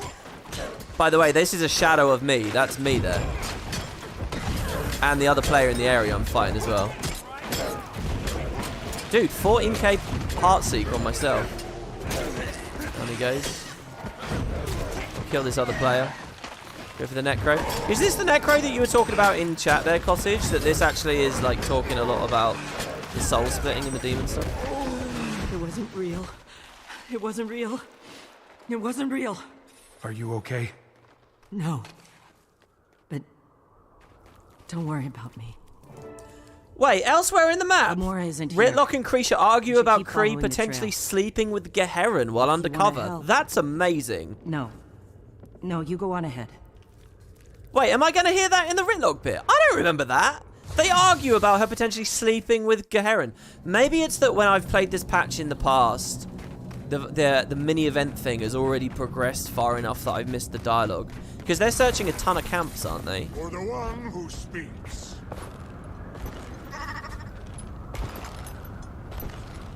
Jormag is far and away your favourite dragon? Yeah, I think Jormag's a really cool dragon. Definitely had much more detail put into it than, in terms of character, than any other one. It's tricky to be a fan of the whole arc, though, given champion. Okay. So, the Dark Rime Delves, by the way, is... Oh, yeah, don't worry, I don't need to go on that speech, because we're going to go there in a second. We will find out where Almora went.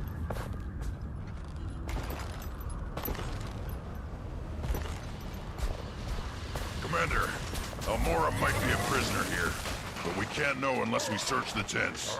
Key's probably with the warden. We'll have to cut through the guards till we find him. We can't just swing our swords and hope he makes an appearance, Brimstone. We need a real plan. Try and shoot through the whole group like this by targeting the one at the back. And every camp in the area has probably been alerted. You want espionage? Gonna cozy up with the Swan here the same way you did with Geheron. I did Dude. what I had to. Guys, knock it off. Dude, that's not sleeping Prisoners with. as fuel. Stop him! Come on, cozying up, that does not have the same connotations that she's been sleeping with him. Okay. Alright, it's still a good line. It's nice to hear them talking about that, but come on. Any Geheron mention is amazing, but that's not the same. That's not as dramatic and as precise as suggesting she slept with the guy. It's more just an expression, I think, that's being taken a little bit literally there by you guys. Anyway, yeah, it's still good. Well, didn't he? That how he taught Ryland too? I'm not the one who left. That's not fair. You abandoned all of us.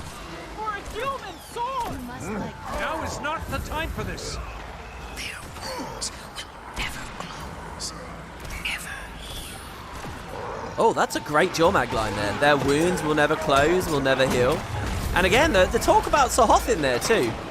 Yeah, reading that short story is probably very worthwhile. It's over. Kree, Let's just search these tents. He's turned Icebrood! Keep him distracted while we free the prisoners! Wait, who turned Icebrood? It would have been a Norn, right? This is what an Icebrood Norn looks like. It says Sons of Svanir Warden. Okay, it was just one of the Svanir guys in the area. That should be the end of him. For good this time.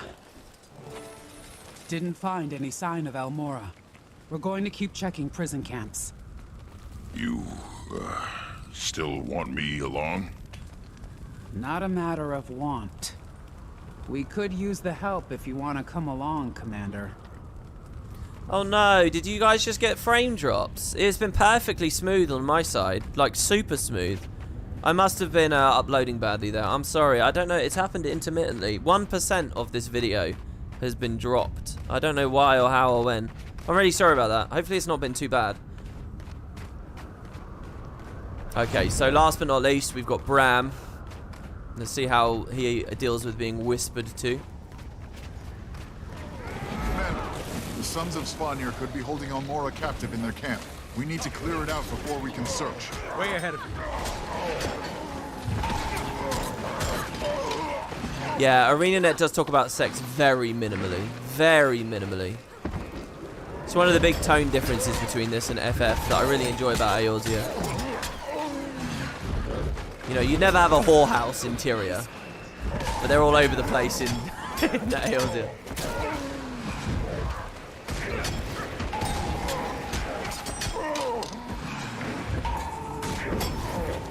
It's not that I care about whorehouses, but, you know, there is something to be said for authenticity of setting and the richness of all the different varieties of experience that you get in the real world represented in a con world. Am I in the wrong place? We're not really talking or doing much. You alright there, Bram?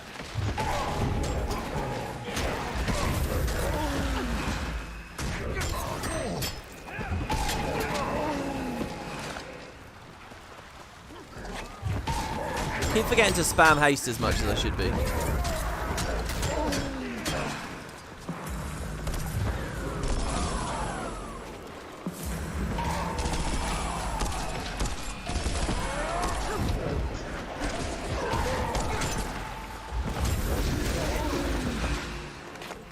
Thanks for the aura, Bram.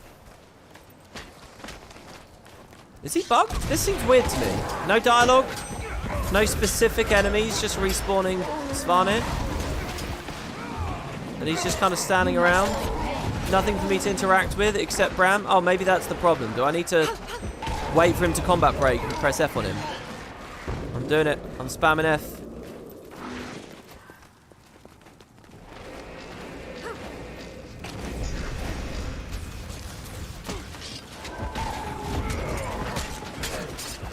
Ebenorg might have a brothel. Yeah, again, it's minor. I'm not saying there's none. It's just very minor, very de-emphasized. And certainly not in more recent content do they do stuff like that. I think there is something of significance, maybe even in the Icebrood Saga.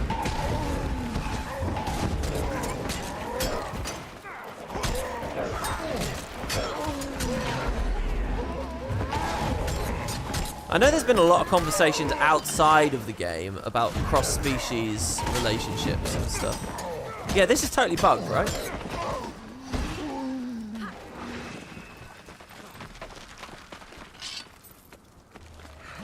Right? I'm not insane, I'm not crazy. Let's try and leave the area and then come back. I mean, there's another player here now though, so... Or maybe we just have to wait for his thing to trigger. This doesn't seem right, though.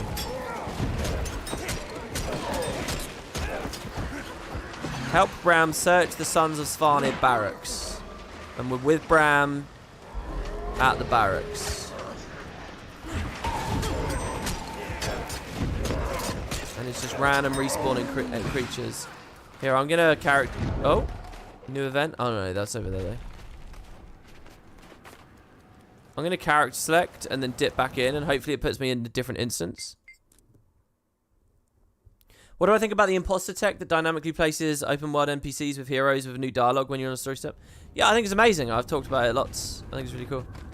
Okay, so Bram's somewhere else now because we're in a different server. This might be more useful to us.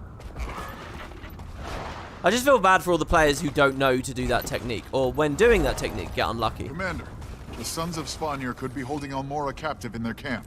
We need to clear it out before we can search. Way ahead of you.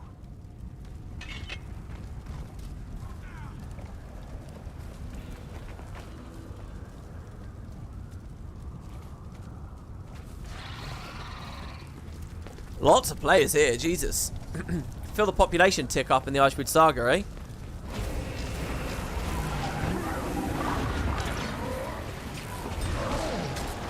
What episodes are currently free at the moment? Does anyone know? Is nothing free anymore, or? What? What's wrong?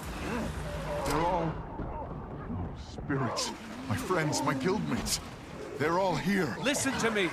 Those aren't your friends. It's Jormag. You're hallucinating. Stop! I can't do this! You're kidding, right? He doesn't have to hurt like this. Stay with me, Bram. Oh, just the worst thing in the world. Running in while invuln. If their nameplate was green and they were untargetable during all those invuln phases, I think it would be so much better. Obstructed.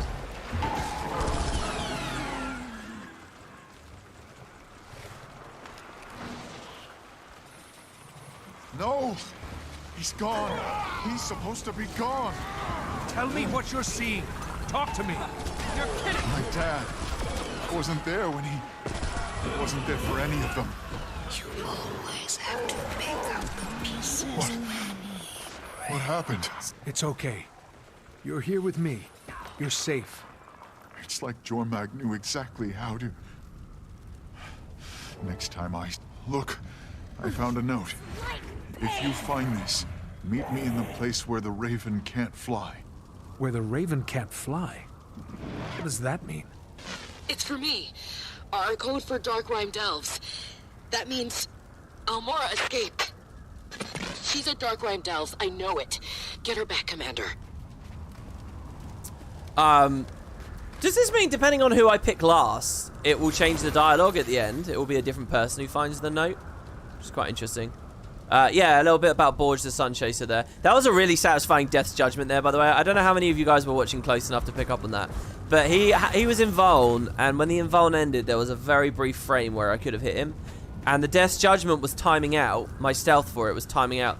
And basically, the last tick, the last moment I could have activated Death's Judgment was right when he opened up with vulnerability. It landed, it crit, and it procced fire and air all at once for the kill. Which is a really satisfying Death's Judgment to sneak in there right at the end. Yeah. Which dragon do I think does the horror theme better, WP? You personally think Morgemoth was more effective? No, I don't think it was that scary. And I did a playthrough of Heart of Thorns very recently. I think this is way creepier, at least. Heart of Thorns was more of like... I think it was better at like examining the sociology of the thing. By the way, I had a description that The Wire is a show about the society in crime, while The Sopranos is about psychology in crime, the psychology of crime, which I think is quite interesting. I'm really looking forward to watching The Sopranos now. But yeah, anyway, I don't know. I feel like Heart of Thorns looks at more mistrusting each other and the Sylvari effect and stuff. And look, they're very similar. The Jormag and the Morgemoth stuff is similar. And I actually don't like how similar it is, but I think that Jormag nails those creepy, almost even scary vibes better than Morgemoth ever did. Morgemoth, they're both insidious for sure. Almora? That's a great touch with the ravens flying off when we're here. It's like another hint from Raven almost, you know? This is her... Oh. So her great sword and the Darkrime Delves have collapsed. So something really cool I like about the Icebrood Saga, between the prologue and the Whisper in the Dark, A huge amount of story happened when Almora left us in Prologue. There's a huge amount of story, and we're just picking up the pieces. We will actually get that story later in the season, which is awesome.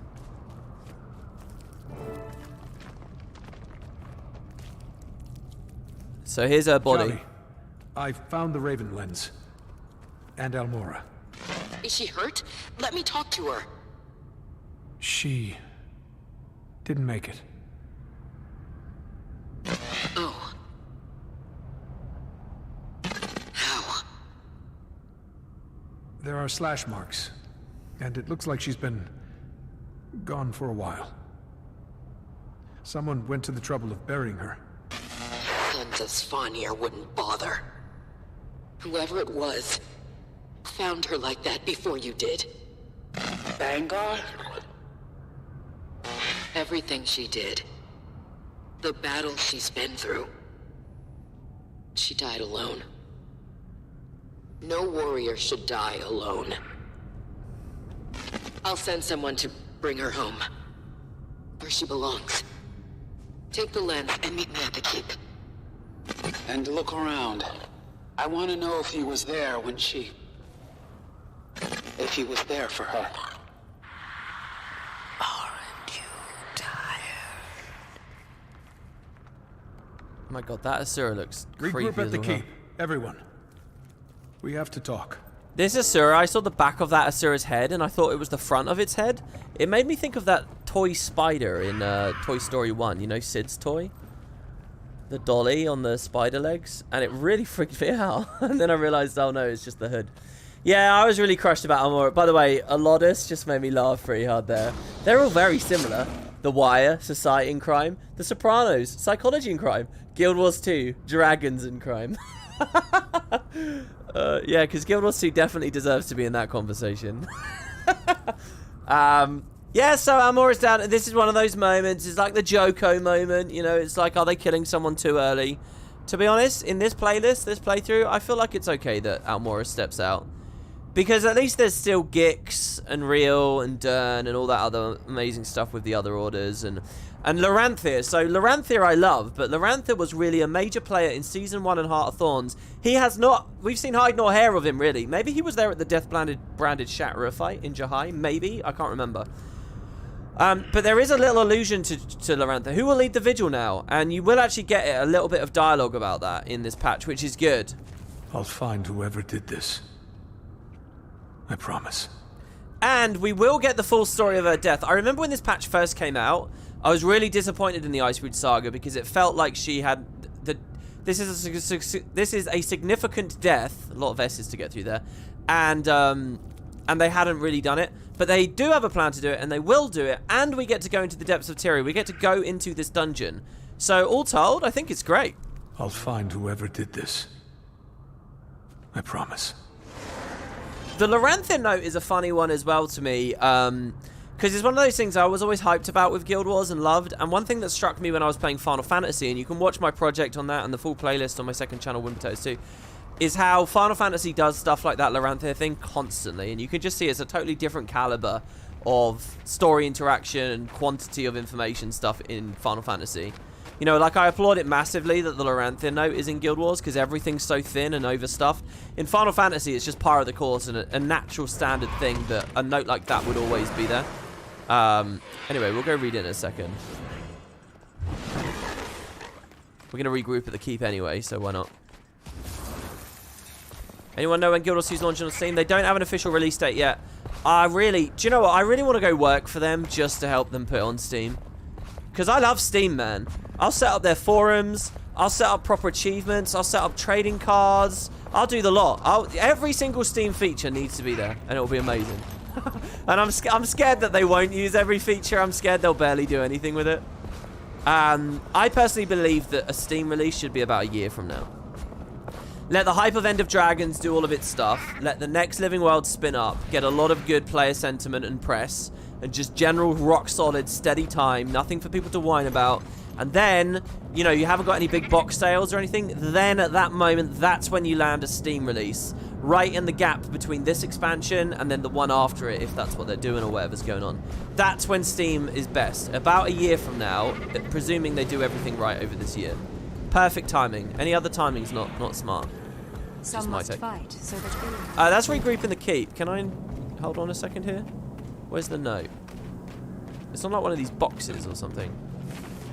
Or maybe it doesn't trigger till the whole episode's done. It would be quite something for them to trigger it right at that specific little moment during the story, so. How much will you buy your Bangar Steam trading card off of you? I love all that Steam stuff, I really do. I'll give them good art, I'll give them like GIF art and stuff. Oh, it would be so good. Commander, thank you for finding her. I don't get how this happened. The Svanir caught up with her long before we arrived. Whoever called us here, it wasn't Almora. Jormag. As commanding officer of the Keep, it's my job to protect the people I have left. We've got to take down the Freyr. We have both Raven lenses now. That means we can enter the Raven Sanctum. I can meet you there and guide you through the temple. It's not easy to navigate. Brimstone and I are coming with you. I want to be there for Almora. Me too. I think I need to stay here. I don't feel in control of myself right now. It's okay. Help the Vigil get back on their feet. We'll meet you at the Sanctum, Commander. Yeah, that's it, Marjorie. Stay here alone in the place where other people felt out of control and then killed each other in their sleep. I like how she's pacing backwards and forwards. That's a really nice touch there. This is the end of the patch now, by the way. This patch's story is way shorter than the previous one. It's quite interesting. Because that's the final instance we're about to go in. It's a long one, though. Let's speak to Marjorie first. Kaz? Kaz, please pick up. I need you. One of the very, very, very rare examples. Okay. Been through worse. That doesn't matter. I'll be fine. Don't worry about me. My headcanon for this is she saw a lot of really fucked up, like, horrible things going on in the Undercity of Divinity's Reach. Like, horrible things people were doing to each other. The door opening there for that tiny Asura, that's hilarious. It's just cool to admire the mechanic of that as well. And that's now, like, playing on her or something, and maybe E has a part of that. But yeah, that's a very rare example of her actually talking about Kazmir and leaning on her for support since Season 1. I'm not going to do all these books. Some of these are quite long. This is a good length book. One of the only really good length books in the game.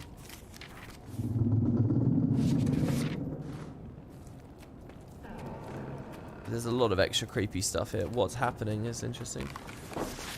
The whispers draw me deeper in, warm, gentle, like a mother comforting her cub. An old friend now welcoming me home. Is this my home now? They remind me I'm still alive, still hungry, always so hungry. I'm disgusting. I ended a life today, a vigil patrol, Norn. I don't know why I did it, but it felt wonderful. The whispering friend told me I was doing so well, and as the light drained from his eyes, my stomach growled. My body acted without thinking, and before I knew it, he was gone. I'm vile. So look, this is someone turning into a Boneskinner. What am I becoming? Is it a trick of the light on the snow? Or do my claws grow longer? Why does the hunger gnaw away even now, after I did this horrible thing? What's wrong with me? Coda, help me. See, this is a Codan that is being persuaded to eat people. And there's a whole collection in this map and an interaction with a Codan where you watch how the Codan become the Boneskinners. As they're lulled into this thing of, like, devouring their friends and family. Cree, I, said some stuff back there, and I know, but I don't want to talk about it. Oh, yeah, of course. You love the unquenchable hunger? Yeah, I mean, it's a great story because all the MMO players can relate to that, right? Get your Pop-Tarts out. No, not Pop-Tarts. What are they called? What's that? MMO player food? It's like an American food. Pizza rolls. That's what I'm thinking of. Right? That's the thing, isn't it? I've never had a pizza roll, but I think they're like little snackable pizza things that I always imagine MMO players unquenchably hungry snacking away on. See, so it's genius to write this into the Icebrood Saga, guys, alright? It's something we can all relate to. Go ahead, Commander. I'll meet you there with the other Raven lens. Let's do this for Almora. Is a hot pocket a pizza roll, or is it something different? For Almora, you already sounded like the leader she wanted you to be. Me taking over Jorah's Keep wasn't supposed to happen for years. I don't feel ready, and with the Vigil stationed here torn apart, it'll be a long time before we bounce back. Before I bounce back. Tormag's right. When things get tough, I run. I left my guildmates behind. I've even left you behind. Wolf would be ashamed. You're not running now. No, your pack deserves better. I'm working on it. 10 out of 10 from Bram there. Feeling like a Norn in the big Norn story. That's the other side. By the way, another weird thing about the Icebrood Saga is, you know, this is like the Norn. This is the moment for the Norn to shine, you know. We've had a Silvari expansion, and they did a lot of really good work there. There was a lot of human stuff, I would say, over the POF era. What do we want to do now? Well, a really great moment for the Norn to redeem themselves and remind us why they're so cool. And they were really cool in Guild Wars 1. So the fact that they start nailing lines like that here is really important. I still don't know if they really managed to pull it off. Because there's just so much subject material surrounding the Norn that means they don't really get too much of a look in. For the one who speaks. But yeah, what's the difference between a hot pocket and a pizza roll?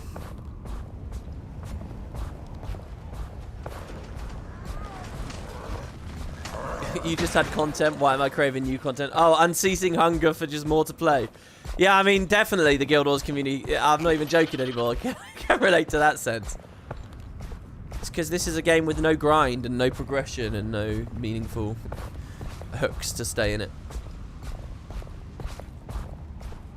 So you do the bit of story and then that's it. 2 hours, wait 3 months. 2 hours, wait 3 months. 2 hours, wait 3 months. That's the reputation. And it comes from all their progression stuff. The biggest thing about Guild Wars.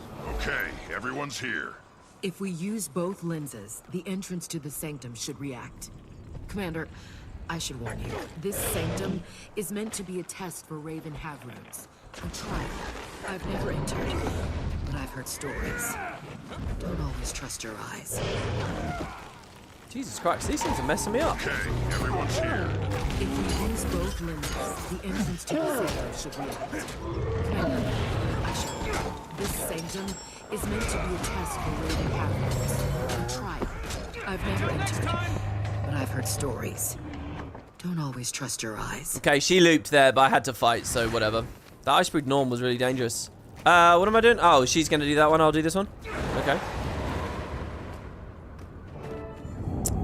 And the portal opens. Continue our story, The Invitation. Nice, creepy cutscene in this one as well. It's interesting. Jormag ends up having so many ways of communicating with us. The Whispers, the thing at the end of this, Drakkar, and then after that... Is this... Well, we'll see. a maze? Part of the test. Stick together. Okay, now I usually get really lost in this space, so let's see if I can figure this out nice and quickly. The quicker I can do this, the shorter this instance will be. The more I actually struggle, the more content we'll have. Seeker of cunning, fledgling of mine, show me your mind. It's strange because so much of this... It's a trial, a test of your worth. A mortally wounded man lies beneath a tree. Without help, he will die. Wild beasts close in, eager for more. Healers are nearby. They are unarmed and unaware of the wounded man or the beasts. You summon a flock of ravens for aid. What will the ravens do? Make your choice at the totem. I can't remember how this works. It's funny. I feel like so much of this was really recent and familiar to me. And then when I was doing this daily, feels like ages ago though. You summon a flock of ravens. What will the ravens do? Lead the healers to the wounded man. Interesting. You choose to eliminate the attacking beasts. The immediate danger is gone, and the healers are safe. But they never find the wounded man. Their safety comes at the expense of his life. Is that what you intended? A tough decision in a tough time. I have seen enough. The trial continues. I really can't remember what the consequence of this is. I didn't make the right choice. There isn't a right choice, Commander. That's what the Raven Spirit is about. That's why we choose to follow it. Well, it definitely led us to the right places to help our friends earlier. That's the thing. The thing that's sort of somewhat helping us, even that is like... not even black and white about how it interprets things. Okay, let's open this then. Javi, how much farther do we have? Javi?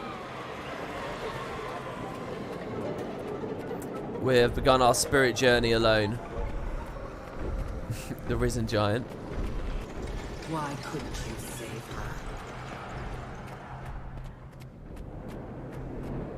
You just got to keep following the raven.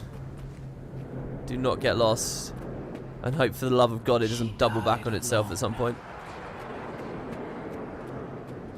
Did you even try?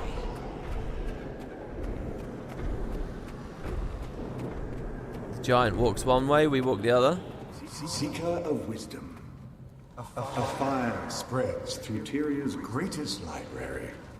Thousands of books turn to ash as the flames leap higher. The scholar cries, racked with turmoil. Two books lie on opposite ends of the room. The first is a detailed record of Tyria's history before human arrival. There are no other copies. The second is a book of arcane spells that could turn the tide against the dragons. It is the only one of its kind. The scholar can only save one book. Which does she save? I would say you save the histories, because whatever spells and techniques can be... This is like the pragmatist, you know, how out of touch are you? Do you want knowledge with no purpose, or do you want knowledge with a purpose? The thing I'm going to go with, and I don't know whether Raven will understand this, but I would say that history, if that's lost, it's lost forever. It was a unique thing, an emergent thing that cannot be replicated or guessed ever again. However, techniques, technologies, science, these things are facts that can be rediscovered and can be rebuilt and aren't immutable, right? Like if you deleted, it's that thing of like, if you wiped everyone's mind on planet Earth today, everyone, if you deleted from everyone's mind every tradition, every, you know, sense of heritage, everything religious, everything, if it's all gone, if all Bibles and Qurans and Torahs, everything's gone, that stuff's gone for good. The things that people imagine and conceive and become to believe and worship, there'll be new fantasies. They'll be conjured completely differently. However, all the science books and stuff you get rid of, you know, eventually people will rediscover that, and that will be the same. The maths will be the same. The observations we make about the natural world will be the same, and they will return. They are concrete, right? So, in the preservation long term of having my cake and eating it too, I will save the history book. The hysterical record. Even if it puts us in a turmoil in the meantime against the dragons. You would forego peace to preserve what came before. What good is the past when there is no future? Well, you never told me that there was a time limit here. The trial continues. I'm getting a feel for you. You're tricksy, and you're putting all this extra context in that wasn't there at the time of the question. That's not fair, Raven.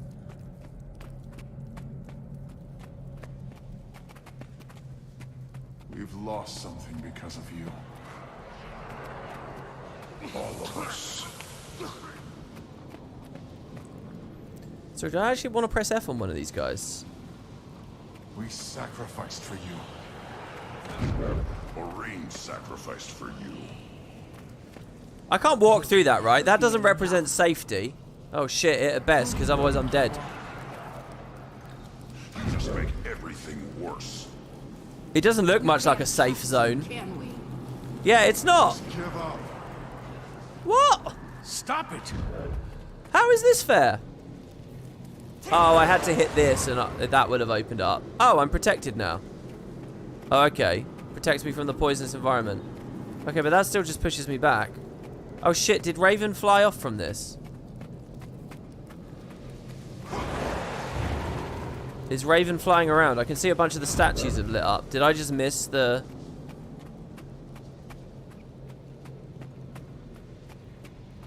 go back.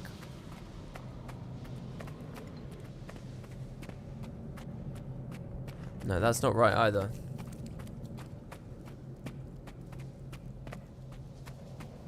There's another raven pad to lower the field, is there? Okay, well, let's see. Okay, so we're in the poisonous room. Have I missed an exit? I swear I've seen every exit. Oh, there's a lock in that dead end. Is there? And I didn't see the lock. Ah, this. I see. When you mouse over it with your cursor, it doesn't illuminate, so you have to go right up to it. Okay. Yeah, I didn't think that was interactable there because I moused over against the wall and it was just clear. But now the force field's down, so we can keep moving. And everyone's back. Should be coming up on the last one. You're back. Commander, you okay? Where were you? We've been here the whole time. You went quiet for a while. This place is... I know, but we're almost done. I love that, man. Seeker of the Beyond. A plague sweeps the capital city, claiming countless victims. Both the old queen and the young prince have fallen ill. The queen is benevolent and wise, and she has ruled fairly for decades, but her age is showing. The prince is her only child. He's very young and prone to petulance. If one dies, the other will make a full recovery. You must guide one of their souls to the afterlife. Choose. I'm really impressed with how well you guys in the live chat remembered that exact mechanic in that exact area of the map. Okay, so I'll guide the old queen to the afterlife. You would gamble with the fate of a kingdom to preserve a young life. A child becomes king before he is ready. He may fail. He may be. See, but that's not fair. People will suffer. For saving his life worth the cost. My perspective there. You have shown me who you are. Your trial is complete. My perspective there was that by choosing to do this, I can control things, you know, and I can prepare the air, and I can sort that stuff out. Better that than some kind of disaster snatches the great ruler away, at an inopportune moment. Damn you, Raven! Can't I have a conversation and justify my thinking more? Alright, I don't get it, by the way. They're all standing at this exit. Is this right? This looks creepy as all hell. We're in the darkness again. The only thing that freaks me out about this instance is the sense I'm going backwards. Dragon Killer, but we underestimated you. Our eyes have opened. We watch. We don't repeat mistakes. Hey? They're telling me to defeat the Freyr, but the door's shut. Shouldn't it? Oh, man, there's probably some tiny ass little interactable I've missed again. We put so many obstacles in your way, Dragon Killer, but we underestimated you. Our eyes have opened. We watch. We don't repeat mistakes. We put so many obstacles in your way, Dragon Killer, but we underestimated you. Our eyes have opened. We watch. We don't repeat mistakes. Oh, I can just kick it open. Hold on, that wasn't there before. What? Okay. If this is the inner sanctum, where are the Raven Shrines? Where are the attendants? Commander, the ice pillars. They're trapped. We need to break them.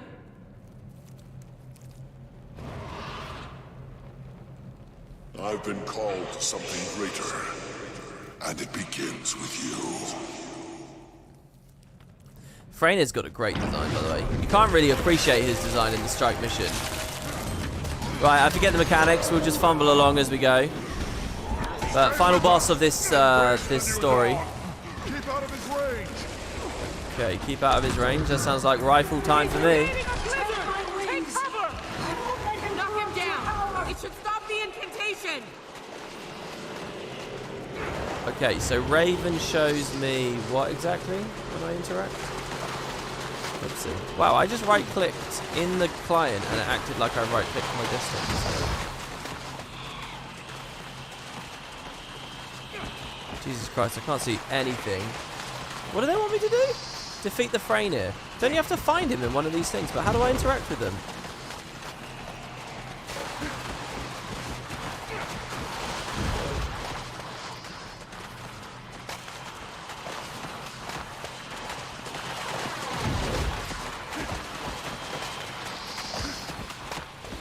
It's a thing where he's hiding. Oh, there we go. He's here. He's here. He's here.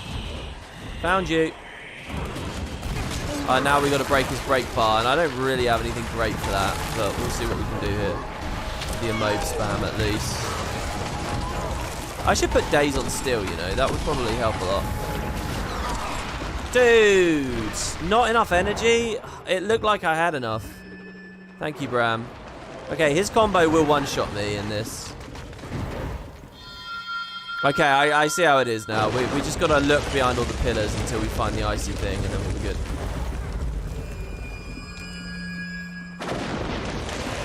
Okay, how exactly do you want me to deal with this? I can't just go not prone, but I can't just crouch down any old where, because the shockwaves are going to hurt. Well, maybe Invigorating Precision could just heal through that pressure. Yeah, that seems fine to me.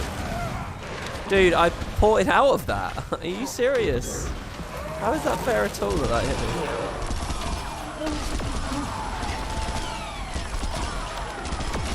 We'll just dodge this one. Dude, that's what it wants us to do. But your long day has ended. It's time. Sleep beneath the stars. Elder Dragons talking about stars, always fascinating to me. This feels a lot like the end of the Personal story, actually. Mug, please, Mug. Okay, hold on. Where's the Raven Shrine so I can stop dying here? Is there no Raven Shrine at all this time? Alright, we'll just try and proc this as fast as we can.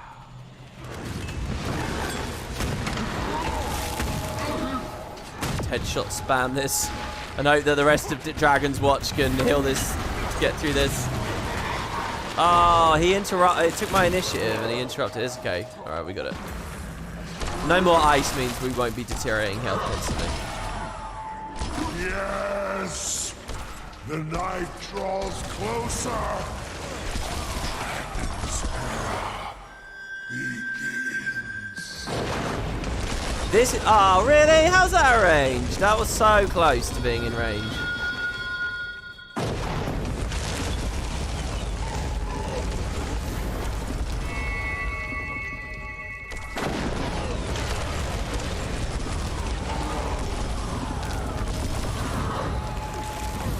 There we go.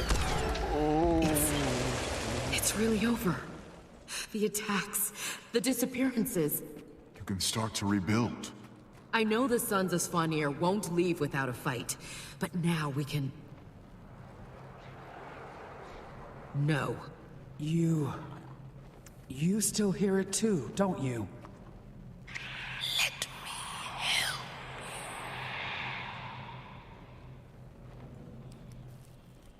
This one's a fun one for sure.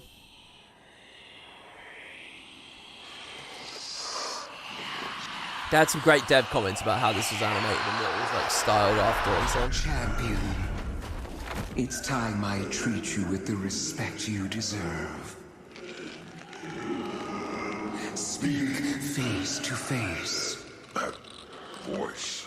The air is thick with change. I feel it, even as I dream beneath the ice. Jormak. You feel me as you feel Gladiatorial. That is natural. But ice fortifies. Ice protects. All this war, all this pain, Aurene wants to end it. And I can help her. I want to help her. Terrible things lurk just beyond the horizon. But you can bring eternal peace to our world. In time, you'll realize you need me. And when you do, I'll be waiting. The thing is, with the movement of the body, it reminds me a lot of Joko in the Joko cutscene. Also, the mouth is a bit comical So there. But the stuff that Jormak Almora. says is great. Jormak was using... Oh, spirits. What now?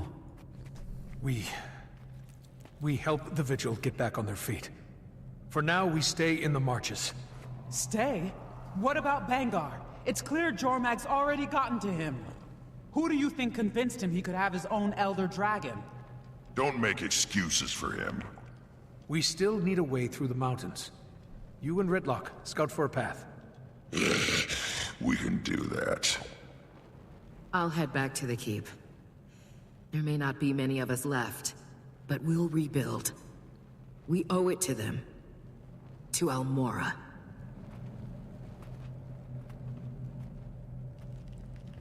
Commander, about what Jormak said.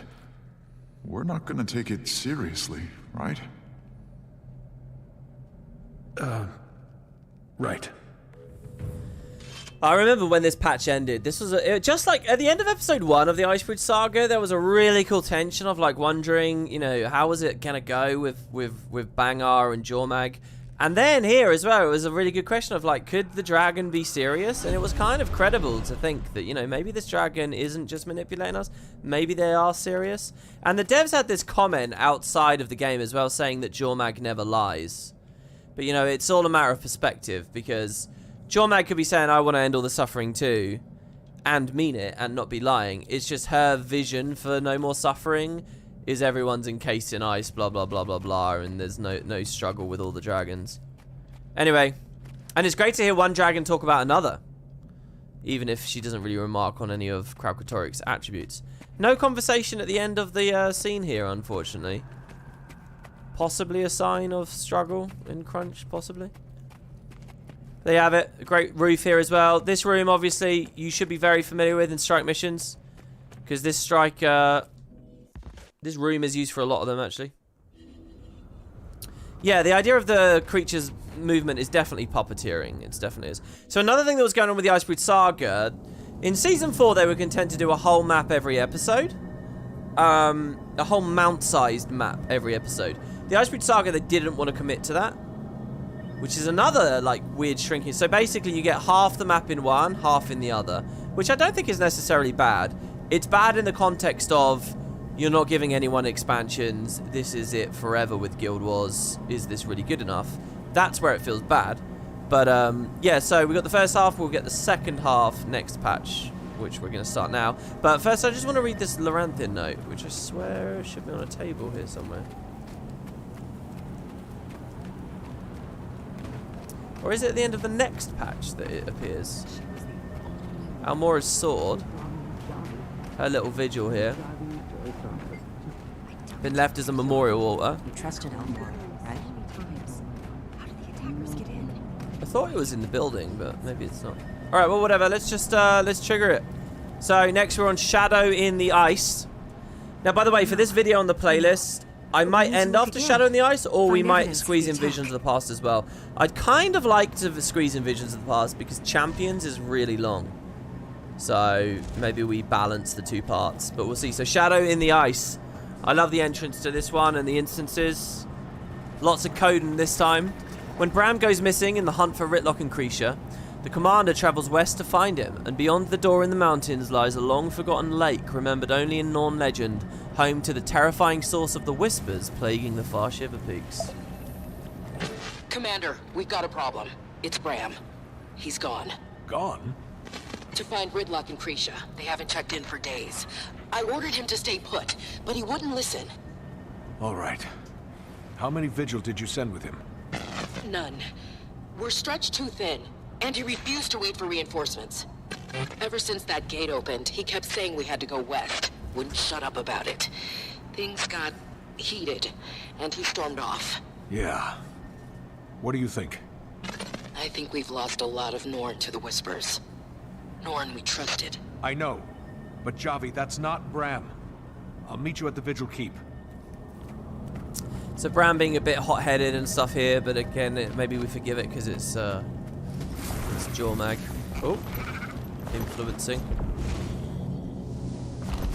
Javi's here. We were speaking on the communicator and she was just looking at us, presumably. Any news? No. And with everything since Almora, I don't have any scouts I can send to look for the three of them. If Bram was heading west, then I'm heading west. Keep in touch on the comms. I will. Oh yeah, I'll point out as well, in live chat, Banjo just reminded me, there was a lot of lore about Askir going on here as well. I can't remember all the specifics right now, but it was pretty cool lore. It was essentially, so the Norn have the legend of the tooth. The Askir broke it off, and he was actually able to damage the dragon, and he led out all the Norn to the south.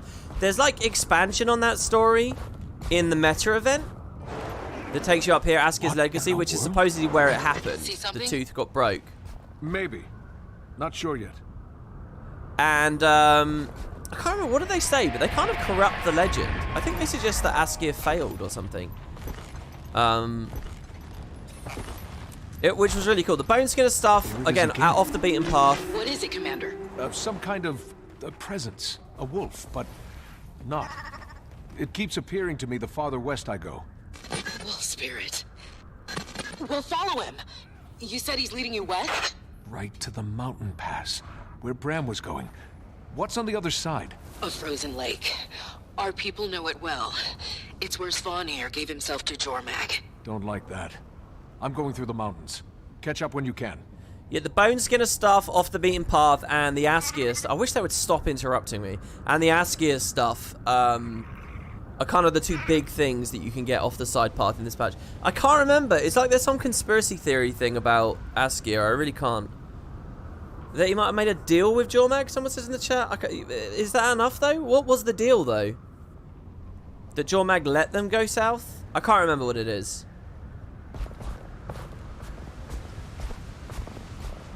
It suggested that Jormag just let him take the tooth.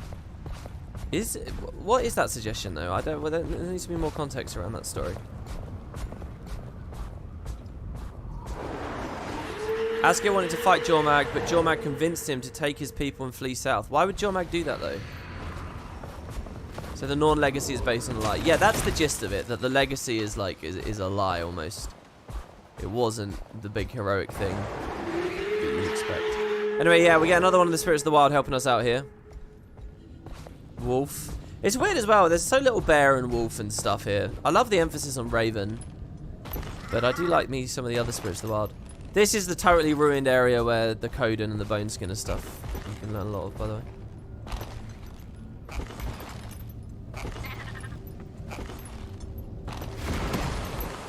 So what is that? Jormag was actually scared of Askir. Askir could have done more damage than even the Norn realised. So to save itself, Jormag cut the deal. He said, look, just go south and I'll leave you alone. Yeah, I think that's the story. That's sounding familiar to me. What the hell do they want me to do here?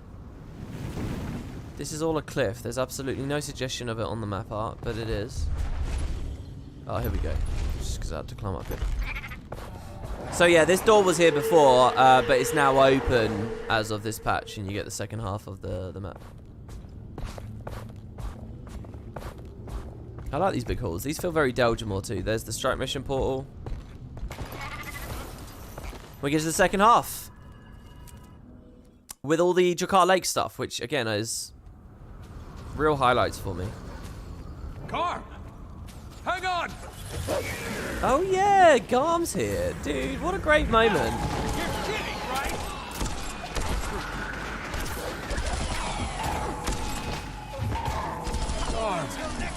You hurt? Ayers Wolf?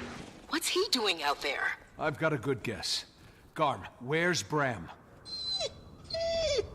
Take me to him. Hurry. Dude, at least Garm's in the Icebrood Saga for a moment. This is good. Oh no, isn't he with Bram and all the later stuff too? Dude, this recap is really useful to me. I'm hoping it's a useful and fun playlist for you guys to watch on YouTube, getting us all ready for End of Dragons, but it's even useful to me at this point. Remembering all the plot beats.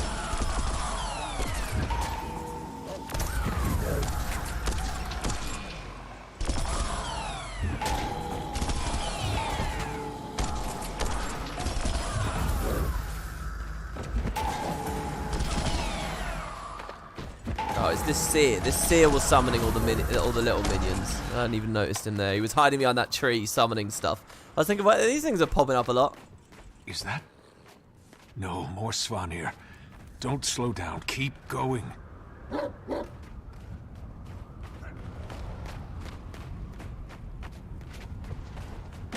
After he leads us, he just disappears. Oh, I see. I was hoping I had some... I guess I'm just kidding myself. I thought I had some memories of him around in some of those later scenes that we'll be talking about in the next video.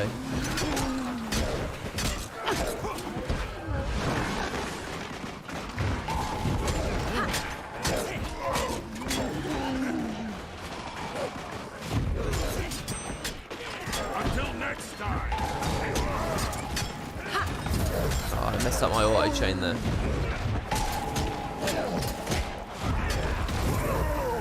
Some of the last Deadeye gameplay we'll be seeing, by the way, because next part will be Daredevil, and then after that it will be Spectre or whatever. So, This time maybe you'll stay down. dude, Bram messing a lot of them up there. Little help. 10 target, 10 seconds stun on this shield 5 for all these targets. Good stuff, man. I'm gonna stay at range here. I feel a little bit overwhelmed. Oh, did I not mark that one? Which one did I mark? He's right on the edge of my range. Look at that. You can see the circle there. He actually looks slightly out of it. Oh, I'm an idiot. I've marked someone and I don't know who. Oh, there we go. Put my contract on a target and couldn't figure out which one it was.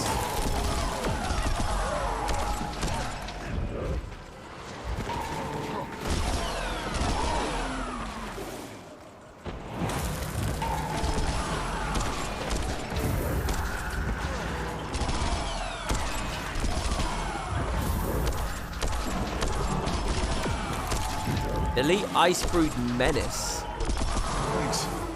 Svanir just started pouring out of the forest. Had Garm go call for help.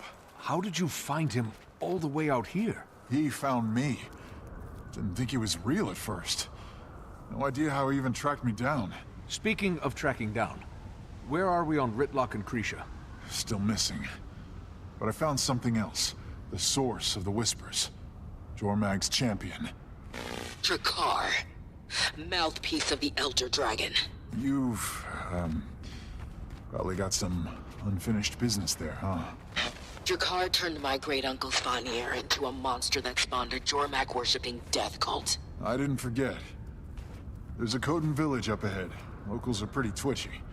They wouldn't let me in. Offered to deal with those Svanir. Maybe gain a little goodwill. Smart. Maybe they can help us find our wayward Charr. And if Charr is there, then so am I. I'll meet you at that Coden village. Bram, stay put until I get there. She won't say it. Not out loud. But I know what she's really thinking.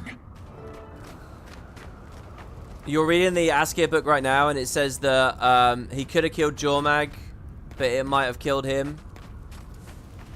He was at the limit of his strength, so he turned around. The saga never elaborated on if the Jotun scroll Askia and Bram used really originated from the fire spirit, or if it has Primordus or something else. Yeah, I mean, if we'd had a Destroyer saga, I think we'd have got those details.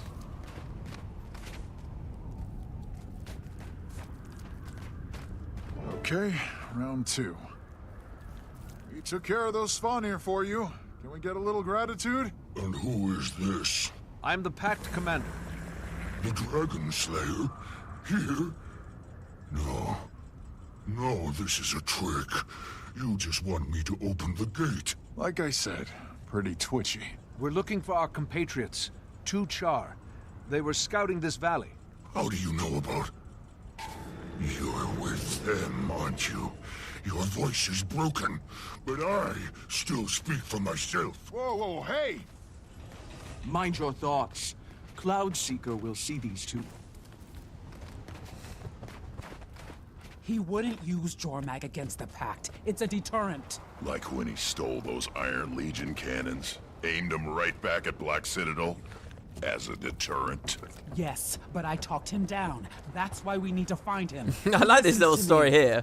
Also, these 2 in cage together. You get to see them bicker. Ritlock? What happened? They thought we were with Bangar. Weren't about to start killing Coden, so we came peacefully. Mostly. Welcome, Dragon Slayer. I am Cloudseeker, Claw of Still Waters speaking. Come, let us talk privately.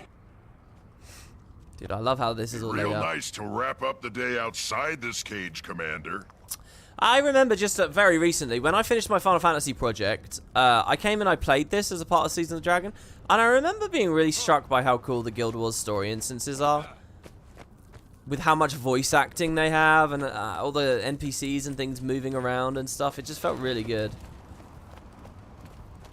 And I'm someone who usually says that there's too much emphasis on voice acting and stuff, but it was nice to be refreshed on this, coming straight out of Final Fantasy. Their voices are their own. Yes, they've been tracking an army through these mountains. Whoa. We know of this army. I fear their leader hears a voice that is not his own. Jormag tempts those who seek power.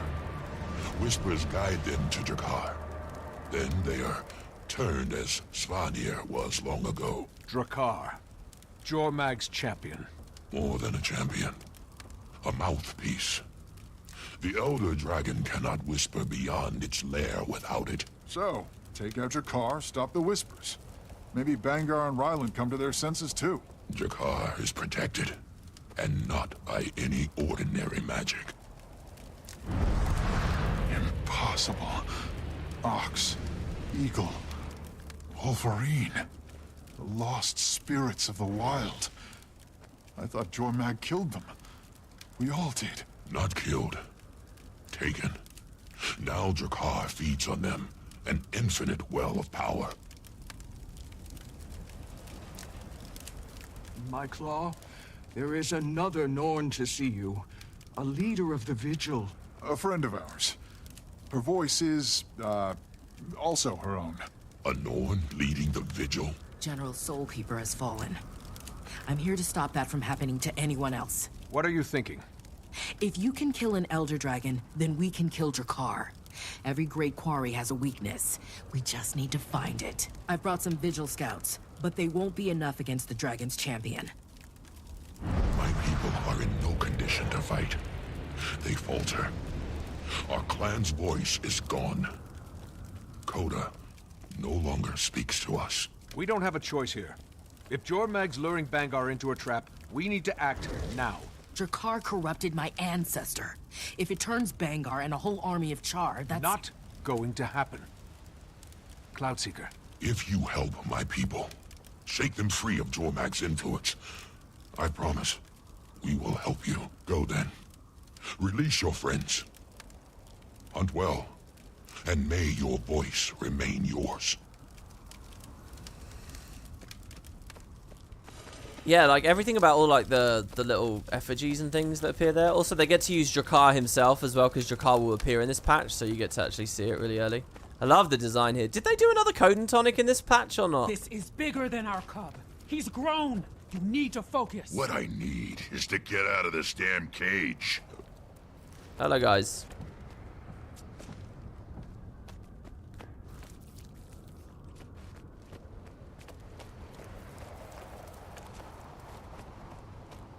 Oh. Freedom. Hey, Snowface, give me back my stuff. We'll try to pick up Bangar's trail. If it looks like he's diverting back to this lake, let me know. This could get a lot worse. I like how he goes for Sahathin so quick. Let me tell you about worse. Worse is Bangar getting away. Worse is my son being corrupted by an Elder Dragon. We're going out there, and we're gonna find him. He wants something. Jormag knows it. Mind his voice, or it won't be his much longer. The whispers. They're more forceful here. I hope you have a plan. Working on it. Stay on the comms and keep in touch.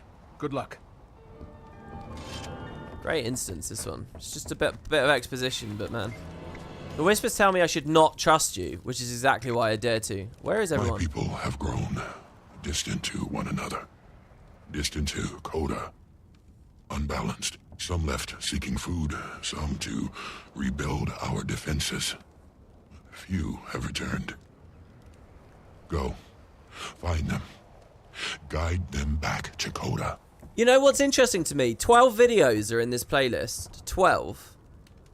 And is this the first time we're seriously talking to Coden? I guess Bitterfrost had them a little bit. There was a little bit in Bitterfrost. At any other point? Well, Bitterfrost is kind of a really important patch, just to at least establish a couple of these things. Obviously, if we were a Norn, or if we'd explored certain places in the open world and that, but as far as main story is concerned, there's not even any prominent Coden in the Pact, are there? You know, you get a Tengu. Oh, of course, yeah, one of the dungeons, Honor of the Waves. Honor of the Waves. Yeah, we did the Honor of the Waves. Yes, we did, yeah. Good point. What happened to this villager's voice? Her name was Ushers in Spring.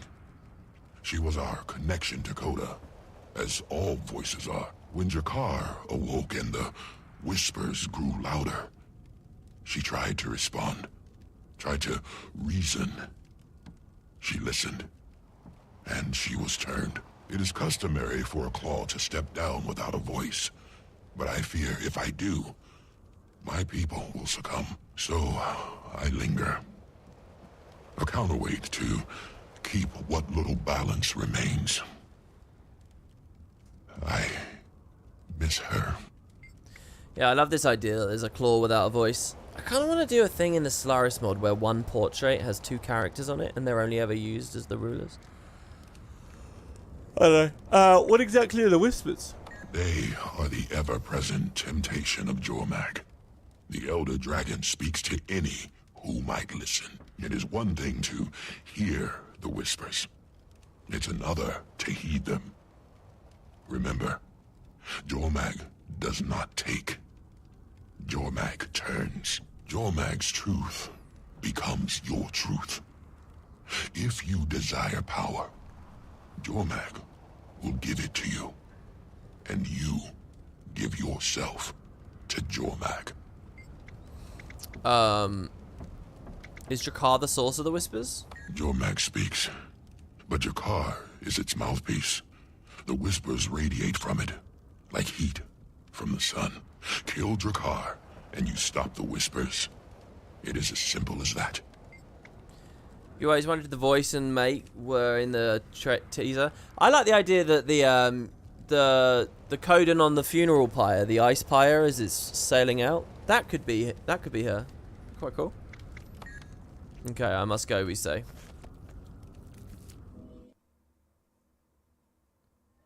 I feel like it was just a couple of days ago I was watching Boots' stream when he was playing this for Season of the Dragon.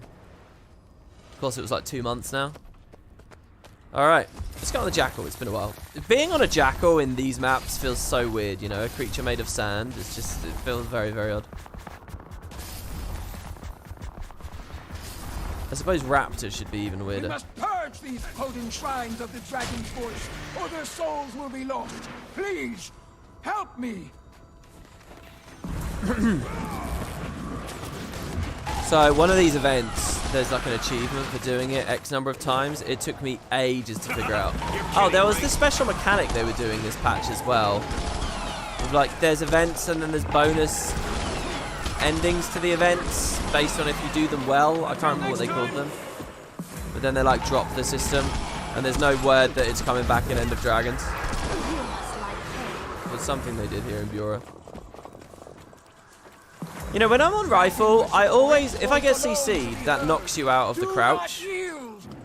But I always instinctively press 5 myself to give myself the movement back.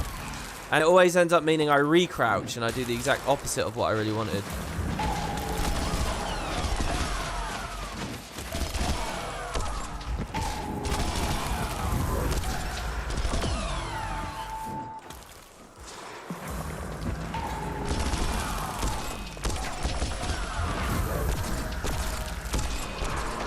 Wow, that evade, that was pretty cool.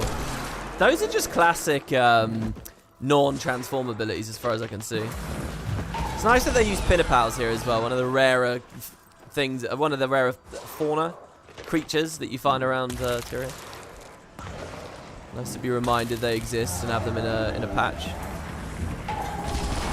Oh my god, why is there a chest? Oh, our inventory's full. It's okay, deposit helps a lot. Oh nice, that was an elaborate totem. You know, I mentioned about my clovers earlier. I'd just like to have them done. Usually, when I get about 77 clovers just from gameplay, there. I also have 250 of each T6, but I'm nowhere near that this time, so who knows. But it will return. It always does. Look at this. They're using raptors, but even skins now too, which is good. I was just mentioning... What the... Don't care what you heard. It wasn't me. I'm right, though, aren't I? You don't care about the Legion, the Charr. You just want to get him back. You're damn right. I want a lot of things back. Then you never should have left. Ritlock? Commander, hey, we found Bangar's trail heading deeper into the mountains. We're behind, but not by much. You two all right? Need backup? No, we're fine. Okay, there's a little bit of a tiff there between those two. Happily, there's an event going on here, which is nice. Isn't it low down? Right? Kill the corrupted shard.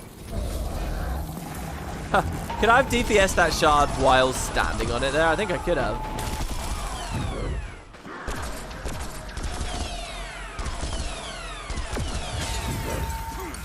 That was the whole event. Wow. Okay. Jesus, we're already 50% done. Think about how long that took. Yeah, the Trials of Coda.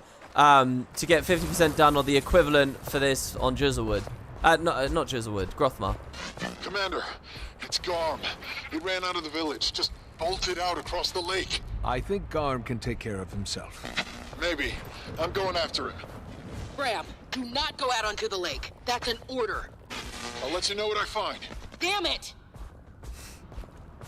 Let's have a look here. Have we stopped dropping? We're now at 0.8% of the video has had dropped frames. I think that's still quite a high amount, so it does seem to have done it quite a bit. I mean, again, on my side, there's no frame drops at all. It looks really buttery smooth. It's awesome, actually. My other PC, this map was a nightmare. Okay, so... Oh, one of the logging events. Right. It's quite nice being here on this map with a lower population. Because these are usually a bit of a nightmare to see them all. Oh, isn't this a crazy thing where the trees, like... Everyone to me. Our friend has felled another. Oh no, I think I'm crazy. There's not a thing where the trees, like, whisper to you or whatever and are upset you're chopping them down or something. Or scream in anguish. There's not a thing of that, is there? This is good work. We've got it now. What is our goal? Literally just to clear the forest. Okay, so I can mostly ignore other random mobs.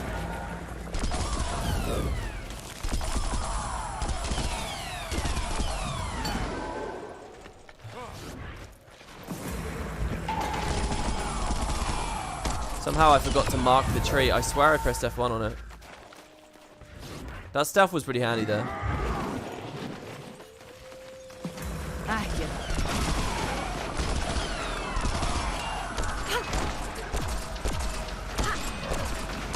I like how using a ranged weapon, my hitbox is actually quite high on the tree. I could just be shooting the very base.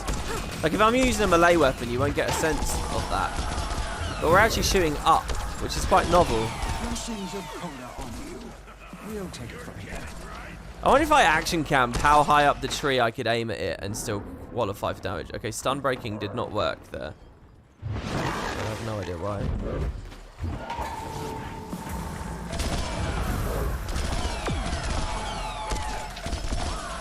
No mercy, unfortunately, here.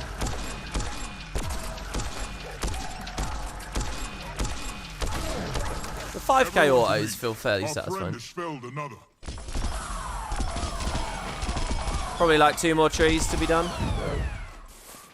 Let's use our daggers for now. Chased by these goddamn wolves.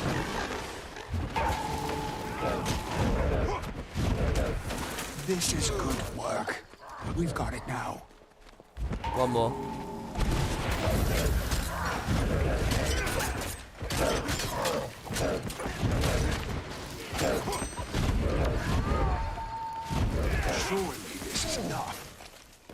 return to the village. Thank you, stranger. Your voice can be trusted. Yeah, that's pretty cool as well. When the trees die, there's like that telegraph and they actually fall and there's like a line that it would hit you. There's someone who turns into a tree. Is that the thing? Is there some kind of illusion or a mirage of someone turning into a tree? And is that even on this map or is that somewhere else in Guild Wars? I definitely have a sense of that somewhere, somehow. Okay, another corrupted shard. This is basically a free event right here.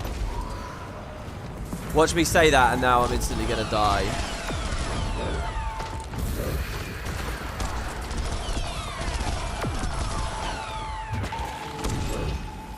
In fact, I am dying. This is a lot of aggro.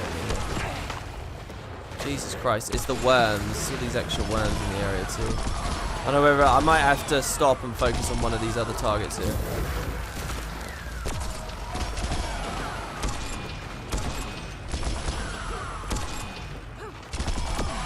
Well, halfway dead already. Oh, that's what I'm talking about. All my initiative back. Death Judgment. Oh, really? Dude, don't obstruct this, please. My thieves had survived just a little bit longer.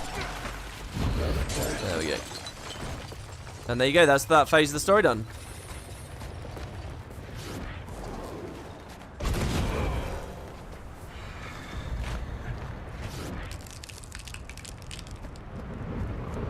Hey, Javi. Commander? You find Garm? Garm and something else. We might have a way to stop Drakkar. We're listening.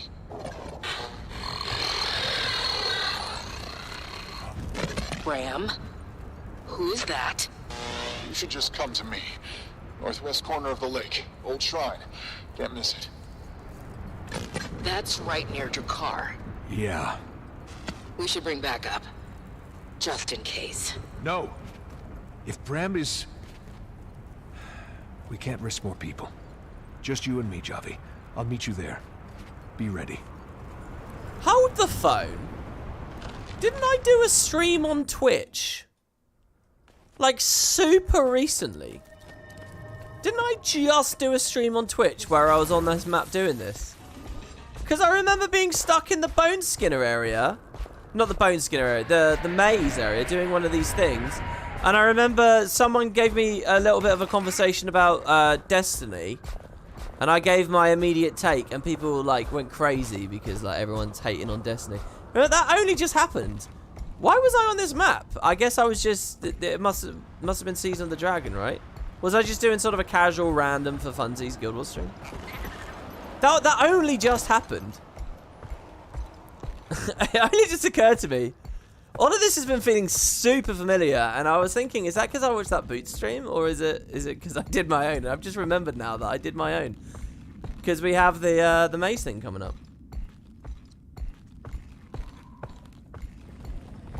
It wasn't the full story that I was doing there, though. I only remember being on the open world. I remember being here and talking about how gorgeous I love the lighting here. Look at this place.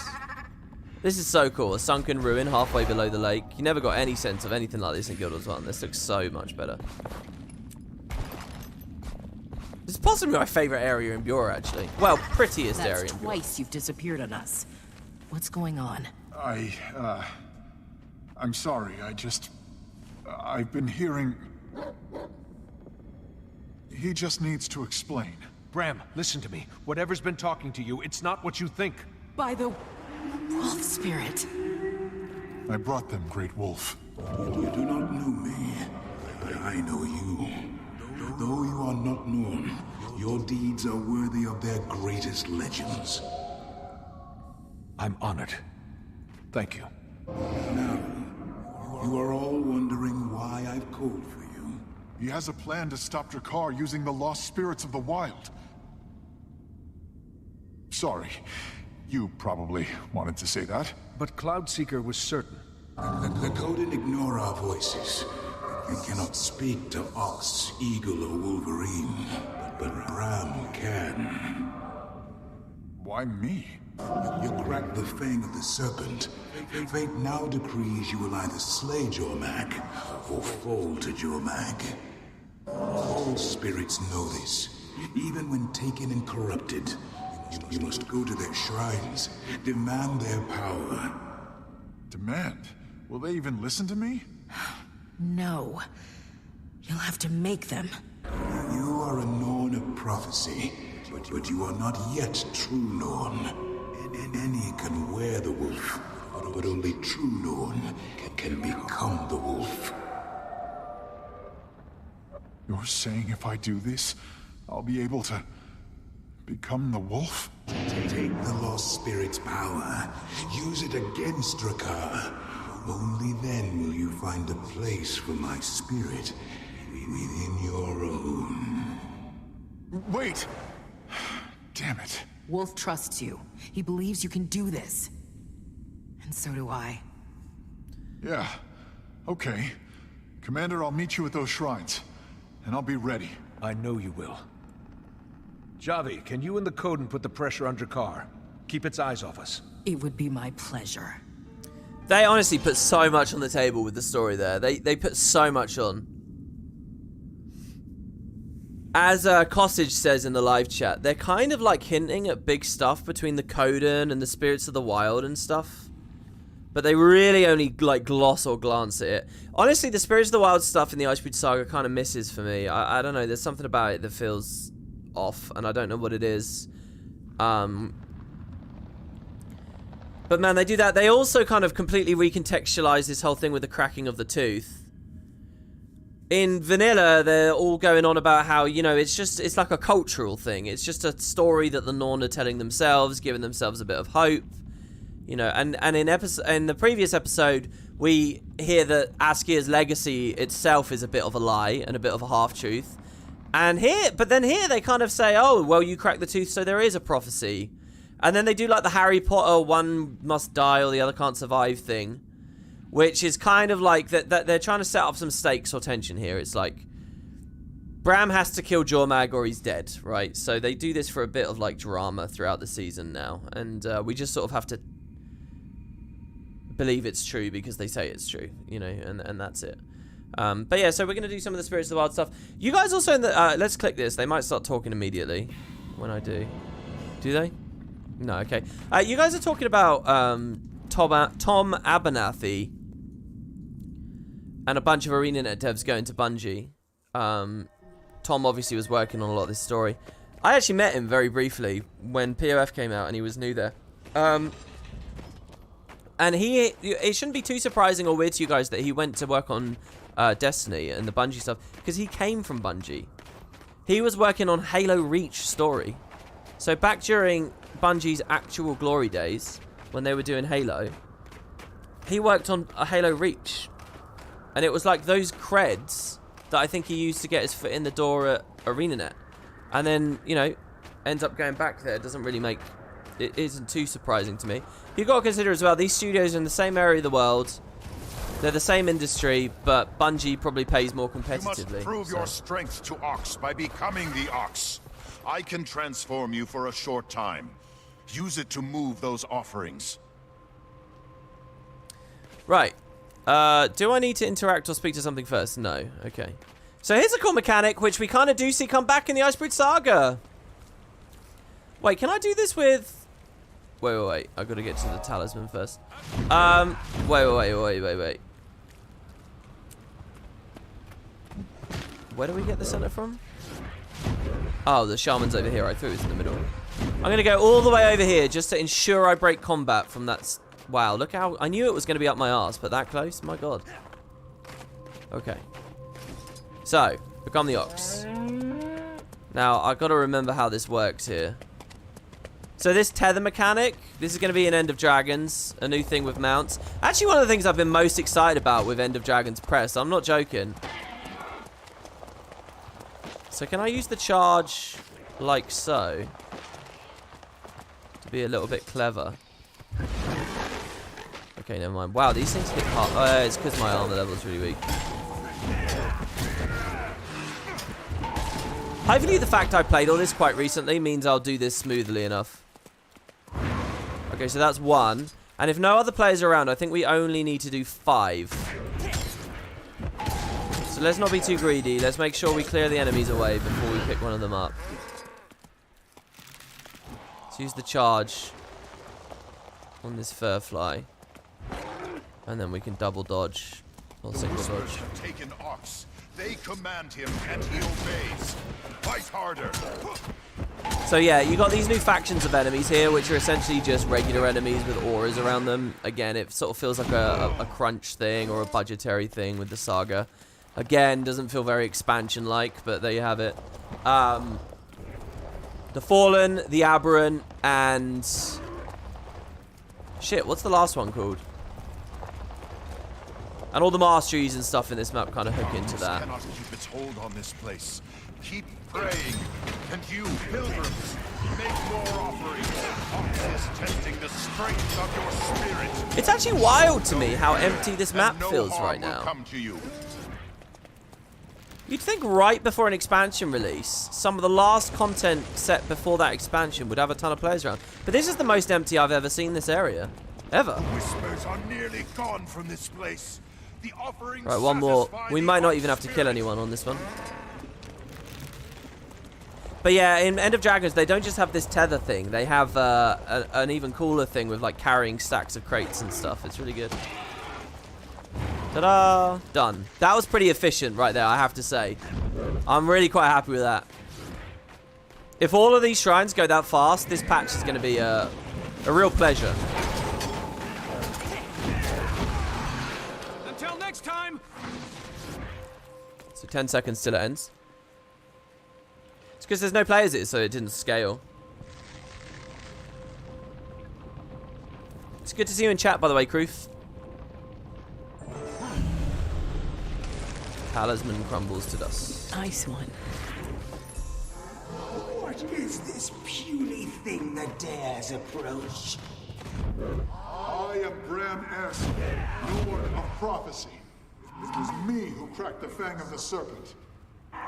You did not crack the fang. Your mother's bow fired the arrow, aided by Jotun magic. It was my hand that shot the arrow.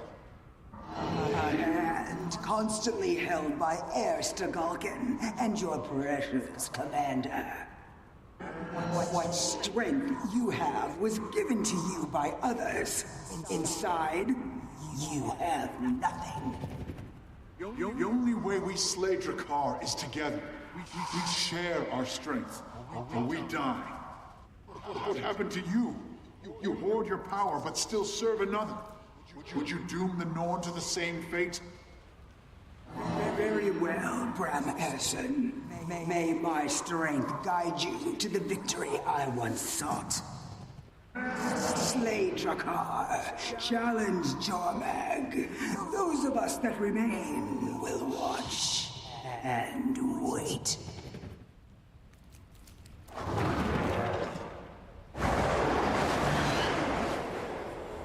I'm waiting to speak because I'm assuming real Bram will.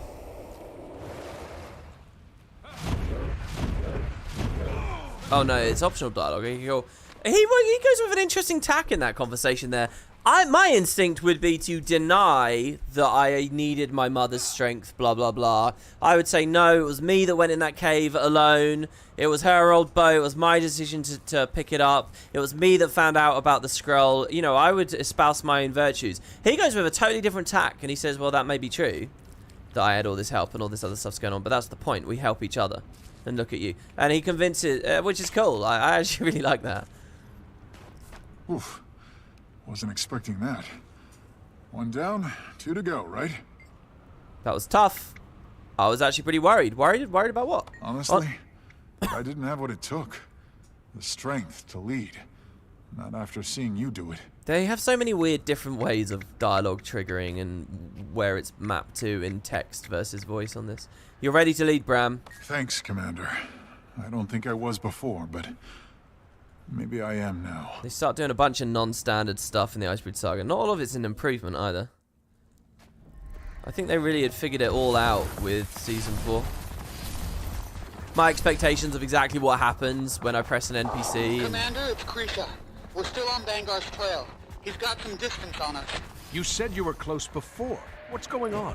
I thought exactly. I don't like this, Kree. We pick up the pace, they pick up the pace.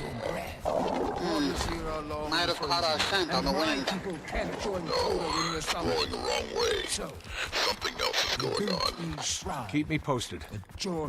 Yeah, they're taking the hobbits to Isengard, and those guys just have to keep on running. Alright, so this wind one's not too bad, if I remember. Slay Jormag's servants and offer their essence to Eagle. Why is there just constant conversation in that forest there? Okay, so, oh, someone's already started this as well. Offer the life essence of your enemies to the shrine. So kill a target, and then, what exactly? Oh, hold on. Do I need to trigger something before I go in?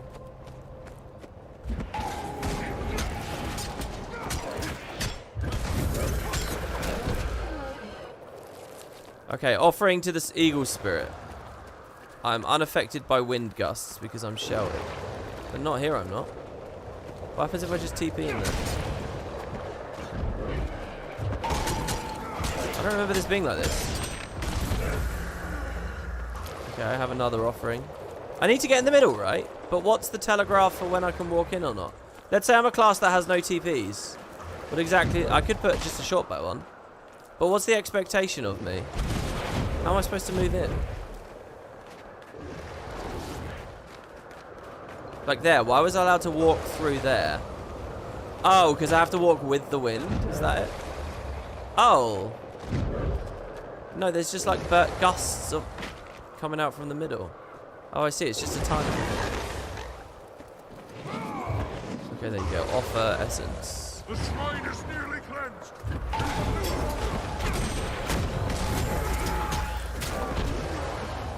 Grab another one there for free. Where's the other player that finished half of this? They just disappear. They just give up. Anyway, I like Eagle. I like Eagle and I like Ox. I think they're both cool. Also, in Holbrack, there is a little area where all three of these are mentioned. Way back from 2012. They're sort of listed together. And then Owl off to the side, obviously. No, come on, let me through there. There we go. You know it's right. There we go. Easy shrine as well.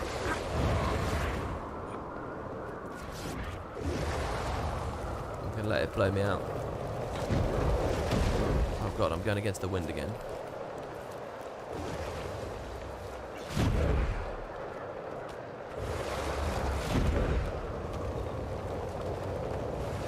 I don't want to get blown into the tornadoes, obviously.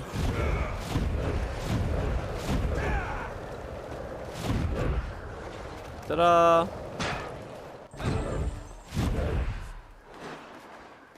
Of course, we're out on the complete opposite side of where we want to be, and I got immediately put in combat when I want to mount to fix that. But You are unworthy in every respect. I cracked the fang of the serpent. You will give me an audience. Very well, heir son. Speak to me of plans and strategy. You killed Drakkar. What next? We stopped Bangar and his army. Stop Jormag from turning them into Icebrood. Foolish thing. I asked for strategy. How will killing Drakkar accomplish that? If Jormag speaks through Drakkar, then we have to shut it up. Free the Charr from the dragon's grip. No vision. No foresight. You trust your commander to mind the details. You stumble, hoping your betters will catch you. The eagle I know understands that every plan's a risk. And failure's not always failure. If you take your mistakes and learn from them, you have the foresight to lead. That's the only vision that matters. And deep down, in a part of you that isn't corrupted, you know that too. Perhaps so. Very well, heir son. May my vision guide you to the victory I once sought. Slay Drakkar. Challenge Jormag. Those of us that remain will watch and wait. so there we go. That's 2 down, 1 to go. We can go speak to Bram again as well. wherever he might be standing. Can I just say, in chat, Kostic says, interestingly, Jormag seemed genuinely charmed by Aurene. I wonder if that story could have led to romance under different circumstances. And Sunny says, that's sus. Aurene is way younger than Jormag. Are you guys seriously trying to ship the Elder Dragons? Fucking shipping just makes no sense to me. And people are obsessed with pairing characters off in every which way. Jesus Christ. It's not sus. It's like the amount of levels of which Elder Dragon mating is removed from any kind of societal expectations and structures like their age we as humans would put on them. It's just hilarious to me. Jesus Christ. Alright, Bram. That's 2 spirits. Just one more and we'll be ready to take it to Drakkar. It was hard seeing Eagle like that, but even after everything, she still gave me her power. And you were able to speak to her? Just for a little bit. She gave me her power and some choice words. Tested me, like Wolf said. She tried to make me doubt myself. But I know who I am. Who I was. Who I've become. And I'm okay with that. Okay, so last one. Now this is undoubtedly the trickiest or the longest one, but I'm going to put a short bow on here, which I think will make this really easy. The commander will do what the commander thinks needs to be done. You're too trusting. And you've spent too much time listening to Bangar. Commander's not like that, Kree. A good strategist knows that sometimes you need to accept collateral damage to get what you want. I know the commander is your friend, but you better hope Ryland doesn't get in the way. Better hurry. This is only going to get worse. See, the funny thing is, for all our reputation and talk about us as a commander, we're not really a commander. We just give a speech every now and then. We don't understand. This character that I'm playing as right now doesn't understand anything about sacrifice and collateral damage and, you know... They've never actually ever had to make any truly difficult decision like that and one to stand by. It's too ethically and morally complicated for the kind of stories they've been doing. Alright, okay, so... no progress yet. You got to grab an offering. Oh! Short bow doesn't matter because you've got these. Now, the labyrinth changes every time. If I can just port through there, that would be insane. I wasted that dodge. Now, standing in the lanterns means you're safe from the Boneskinners. These are our first Boneskinners we've seen, by the way. We're also on a time limit, though. So, I'm going to shadow step wherever I can. Their patrols and the random nature of the labyrinth means each trip can be hard, and it could be either hard or easy. Anyway, they go 1. We've got to do it quite a few times here. Mushroom out. And also, I'm going to remember to stay inside for the dialogue this time. I forgot to do that last time. See, I think if I try the exact same route again, I'm going to get screwed this time. Probably the path has changed, but we'll see. Boneskinner design's so cool. I mean, these ones look a bit ugly because they've got all the, you know, these aren't just Boneskinners. These are Undying Boneskinners. Is that the third faction, the Undying? Aberrant, Fallen, and Undying, is it? Is it Undying? I don't think it is. What happens if I dodge through this? Ugh. It's so punishing just to experiment, do you know what I mean? Fuck. Oh. Okay, let's do that again.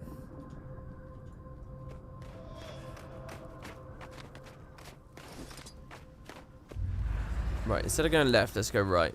The timing on this patrol looks really good for me to get in this lantern and then it'll turn around.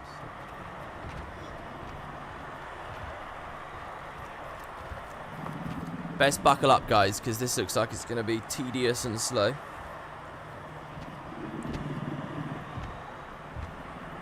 I can't even use, like, Infiltrator's Signet. I could use Shadow Flare, actually.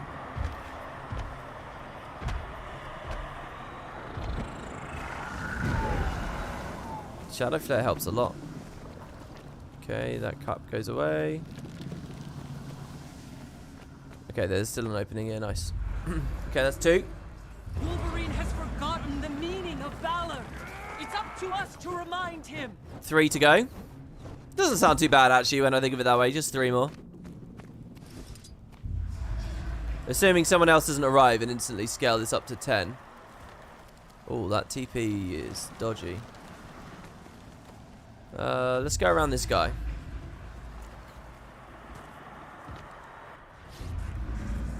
Might be useful. Okay, yeah, there's this wall here now. Okay, yeah, there's a lantern here at least. Nice. I was really worried about that for a second. Oh, there's a wall here. Oh, okay, yeah, but there's an opening here. Nice. It's funny, they use these vine walls, which are the same asset they use very often, even back to Heart of Thorns and like the Guildhall, like, deluxe decoration. Do they have a Guildhall decoration for like buying a higher edition of End of Dragons? I can't remember. I don't think they do that anymore, do they? There's a wall there, so that's absolutely pointless. No lantern, but maybe I can TP past him by throwing that there, and then he walks forwards, and then I go like this. Oh, I almost went into a spawning mushroom there. Quick, quick, quick, quick, quick, quick, quick. Oh, same issue. But this is fine. Okay. And same doorway. I get so nervy and anxious when I'm right at the entrance of one of these doorways. Like it's going to close in front of me. Okay, now, in theory, this is the last one, I think. You only got to collect 5. The bar looks like it needs to fill a bit more, actually. It might be 6 total. We'll see. Yeah, I think it's 5. 5 is nearly always what they open up, these kinds of, like, you know, collection events. When it's just one player. And then I think if there's, like, 3 players in the area, it goes up to 10. Man, Shadow Flare, really, really useful here with the Shadow Step. Keeps the pace well up. Same process, just if we hear the sound of a wall closing, then we know that these is toggling into another state. Oh no! Ah! You know, I was being less stupid than it would appear there. Oh, let him grab me, that's fine. What was actually going on there is I was shadow stepping, but I was thinking of it as a shadow flare. So I was thinking it's okay that I can release because I can wait and choose my teleport later. Like if the timing wasn't great, then it would have been fine. That's really dumb of me. I just ported directly onto a mushroom that was spawning. Okay, it is what it is. That looked like that wasn't going to go. Can I get into this lantern here? No. I can feel it in my bones. We're going to teleport over there and then these are going to switch. I can feel it in my bones. Right. Let me in, let me in, let me in. Okay, good. There we go. And we stay here for the dialogue. Do you feel it? The whispers grow quiet. Just a bit longer. Never mind. We do have to do 6. Cool. What a disappointment, man. Imagine doing this normally without those skills, grinding your way through it for like 20 minutes and thinking it was 5 the whole time. And then only for them to rip it out from under you. Nice. That mushroom goes away. I actually prefer this layout. This layout's a lot easier, it feels like.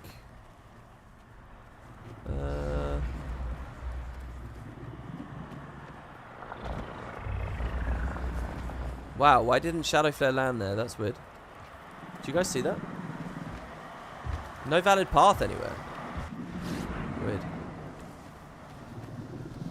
Let me in, let me in, let me in. Alright, there we go.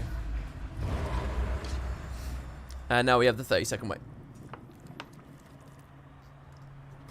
The catchment area for this one's really big, so people nowhere near it, scale it up.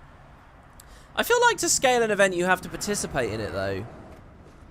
Right? Like, you have to tag it. As soon as you're eligible for a bronze reward, that's when it decides that you're scalable or something. Or maybe not even then, actually. Like, with the old champion box farms in Ore, you could be fighting as hard as possible and still not do, like, a % of the overall event, and therefore not get reward.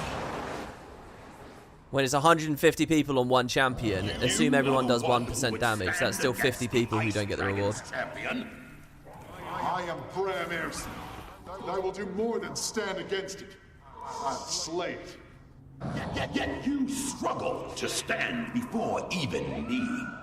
I can see your spirit, your valor, what little you possess. You're calling me a coward?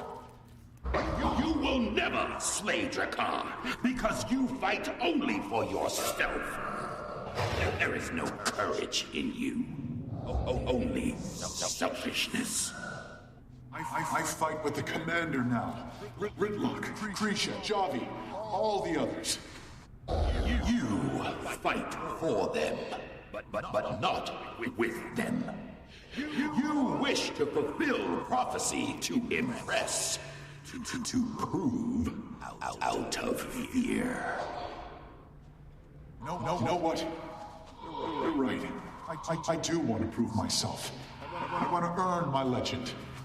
You say it's weakness to doubt, but that doubt makes me want to be stronger.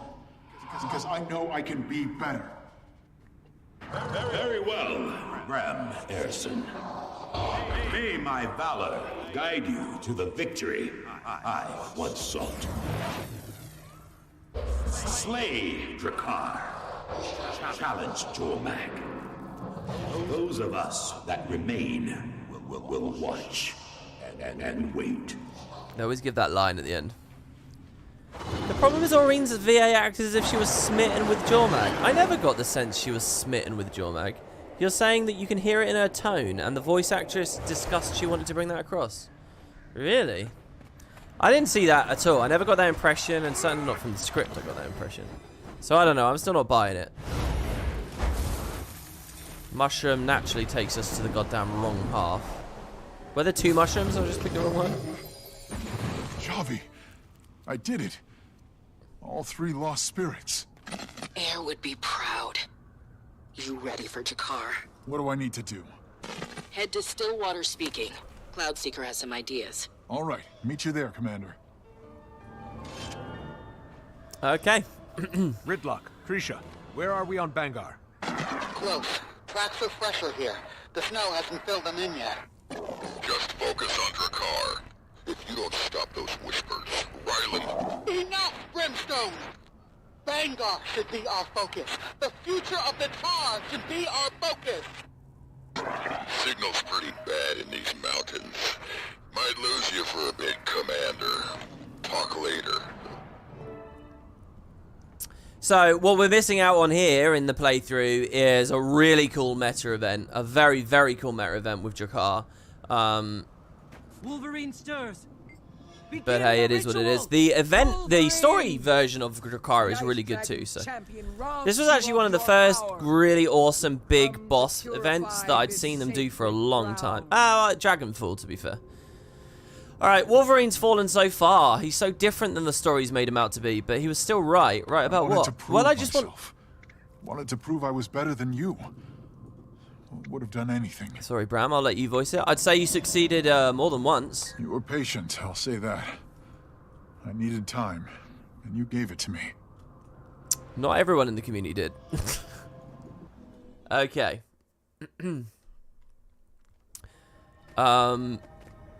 This is it, right? This is the last instance. Almost done. My daughter finally came back from the forest. Was she... alive. Voice was still hers. She was allowed back inside, at least. Where is she now? Back out there. Said it helped. Quiet the whispers. Keeping busy. I know what she means. Keep turning the fish. Don't want it to catch.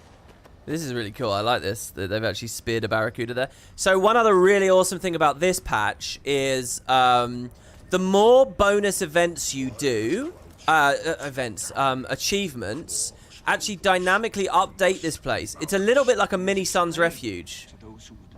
In as much as a lot of these Coden aren't here until you do various achievements, and then they actually appear and you sort of help them out. Cloudseeker is protecting us from imbalance. The whisper of Jormag is a test, and many of us have already failed. We failed the moment Cloudseeker refused to step down. We are truly lost. Which is just very, very cool. It's funny, actually, thinking that, you know, I think of the Icebrood Saga as a season with a hub. But the three best patches and most standard feeling patches all exist with no hub at all, you know? All this gameplay we've done, and we're still not even at the hub. No hide nor hair of it. I don't understand. You asked them for their power? It was a little more complicated than that. Then you may actually have a chance against your car. Let's not waste it. What do you think, Javi? Bram and I could join you on your next attack. Jakar draws strength from its master. These mountains are filled with Jormag's profane idols. So even if I hit it with the spirit's power, Jakar will just heal again when it gets near one. Yes, and it moves through solid ice like water. You must cut it off from the idols and lure it into the open. I'm no expert on magic or anything, but couldn't we just smash the Jormag idols? Smash them? Yes. Yes. While Javi leads another attack. Pushes Jakar away from the lake. There is a cavern to the south I can recommend. Less ice, more rock. You could trap it there. Understood. We'll go after the idols and keep the pressure on Jakar. When it's weak enough, we corner it under the mountains and finish the job. Then may Coda and the spirits of the wild guide us to victory. I like the thought that we're really happy with our Kraukatoric tactic, so we want to reuse it, you know? Okay, so weaken Jakar by destroying idols of Jormag or aid Javi in a direct attack.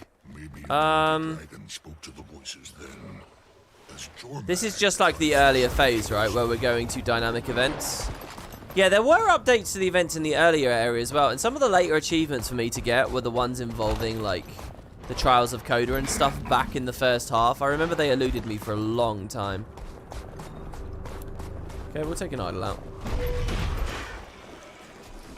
Let's play, man, I like Shadow Flare. I shouldn't, why did I take it off my build? What did I have in this slot? Oh, haste. I like haste as well. What do I get rid of then? Shadow Step, really? Shadow Step for Flare? Yeah, I think I should do that. These are our last moments of a Deadeye anyway, so. Well, kind of. We got a whole, the tank mission too. And when we're playing as Ryland later, by the way, that's an awesome thing that the Icebrood Saga does too, that we haven't seen since Season 2. You played as Keith in Season 2, and that was so good. And we haven't seen anything else really like that until here. I hope that the End of Dragons does a lot of that. We all know we're going to be playing as Blish for a little bit, right? So, there's that. I'm so into that theory, guys. I'm sticking with it. Cannot be interrupted. What Jormag gives to it, we will soon have ourselves. Thing is with Shadow Flare, it's not a stun break, so really we're trading for the AoE. But the AoE is just so nice to have, you know. I feel really hamstrung without it. Oh wow, I pressed 4 first, but I didn't deny us our reward. This guy's an elite and he's going to completely melt. I'll tell you that. Look at that. Until next time. It's not really an elite. Not at all. Okay, so that's one. I guess it's the personal story is telling me that the only other active event right now is over here. Oh no, there's one here too, so let's just go south of Stillwater Standing. Defenses are reinforced.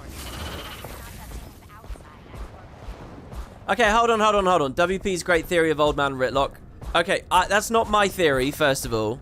It was someone in one of my chats, one of the Twitch chats, I think, from ages ago. Someone had the idea, and I just thought it was the best thing ever, and I've been talking about it ever since. But someone else's inspiration. Second, I don't think it's going to happen. I don't think Old Man Ritlock's really going to happen. Or it might one day, at some point with the Guild Wars story. But I don't actually believe it's going to... I genuinely believe that Blish might come back, and he'll be a part of the Jade Bot Mastery, and we control him for a moment. I genuinely believe that. I don't genuinely believe in the frozen ice theory. I just think it would be really good. I think it's one of those things where it's just too late for End of Dragons to do it, but if the devs had thought of it earlier, they might have. His voice is all that matters. The thing though is it's like End of Dragons overlaps with... They were already figuring out what End of Dragons was, fundamentally, before the Icebrood Saga ended. So they didn't know what a shit show that was brewing with the end of the Icebrood Saga. So they wouldn't have known there was any problem to fix with the ice theory. So the ice theory is just an impossibility. Bangar and Ryland.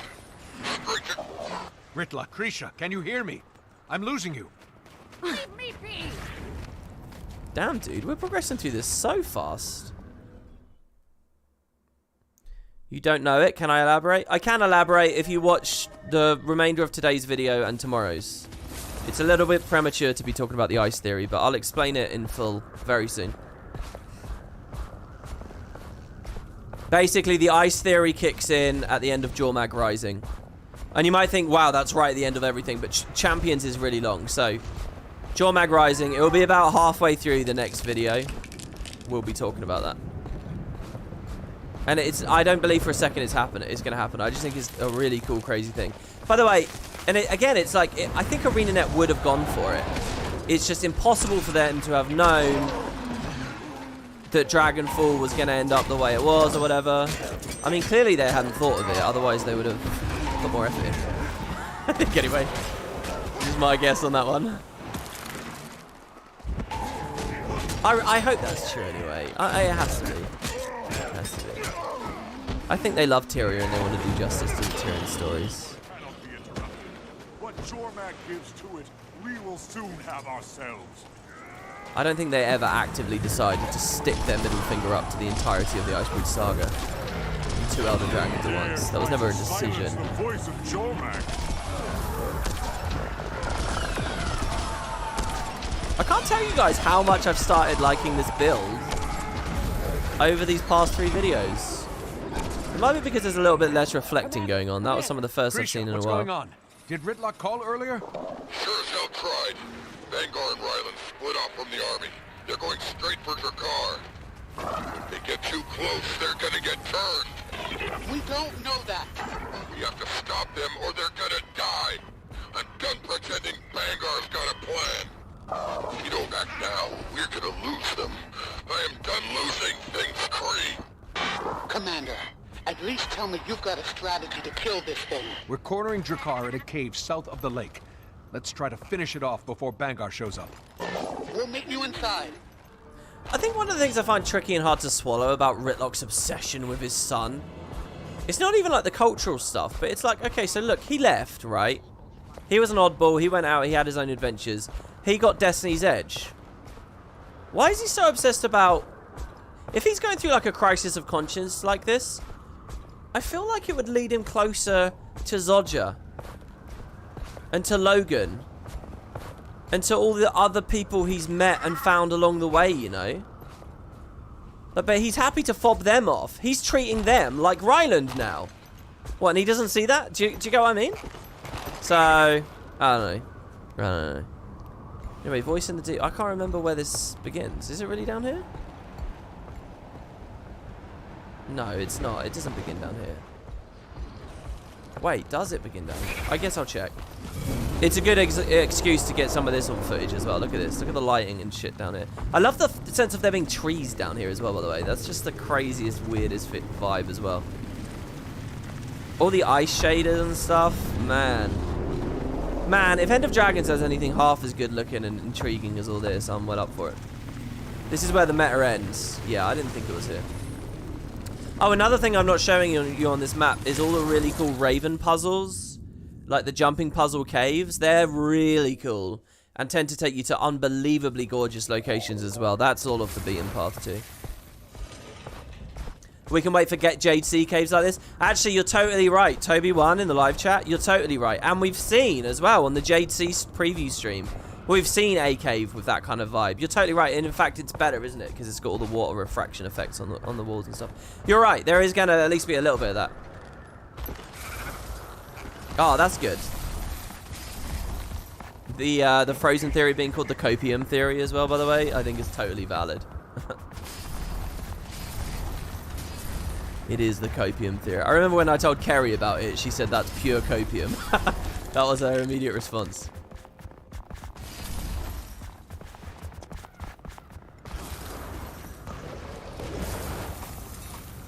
Oh no, there's sky scale instead here.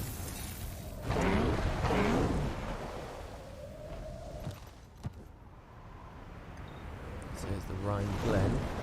You know what? The personal story gets you to fully explore this map. Same with Grothmar to a degree.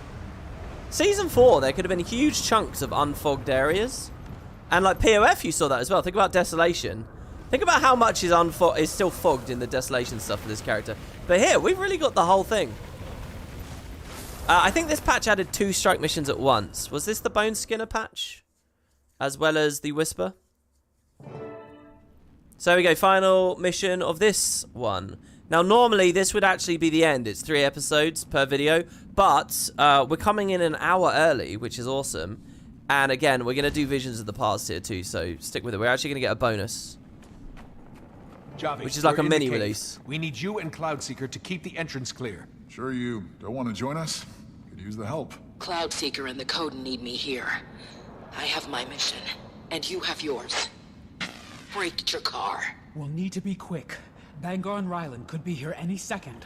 Then what are we waiting for? What was Carrie's reaction to the walk to Aureen's body? It's live. I have a video on WoodenPotatoes too. What does the commander really want? What does the commander want? Risha, don't listen to it. I'm sorry. Give me a second. She's there in Discord with me on the Thunderhead stream. The whole way through. It's gonna get worse the closer we get. I know. Let's go. Drakara! Get after it! Watch it! They're everywhere! Oh, I should have drawn more attention to that. So yeah, Drakar was the shadow in the ice there.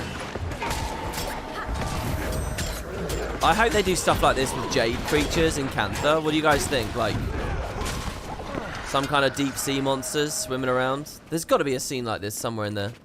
Oh god, I have so many hopes for Cantha. But why do you bring weapons? Oh, you're kidding me, right? The question is, what am I gonna do? Words make people kill each other. Actually, this is because of all the combat noise and stuff. Maybe we should. Here, I'll put NPC dialogue on. Moving so slow. Come on. This is just like with the Kraukatoric thing. You guys want to read what Jormag says and how she persuades us? You can read it up there. Because otherwise you'll miss it. Because if we're in combat as well, the volume's just going to be all over the place. Yeah, the question is how I make content. I don't know whether I'm going to do a totally blind playthrough online or not. Or Hall of End of Dragons. And if I did that, would that be appropriate in this playlist? Because this playlist is quite a focused story run. I don't know what to do.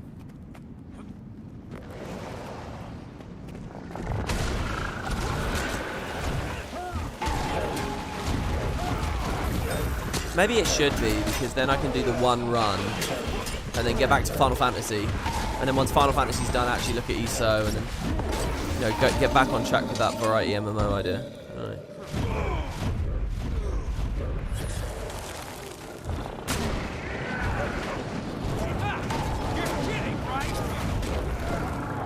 Damn, these knocks. Ever wanting stability on a thief?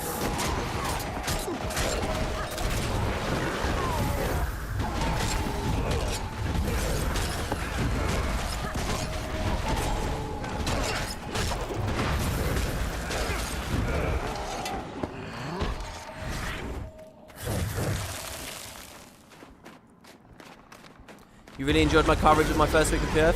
Well, yeah, that was like review recaps, right? When POF came out, I played for the day, and then I did a 20-minute video talking about everything I experienced in that day. But you never saw me experiencing it live, you just heard me chatting about it afterwards.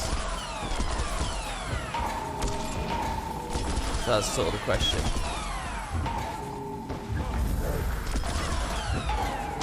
Should have mercied a lot earlier though.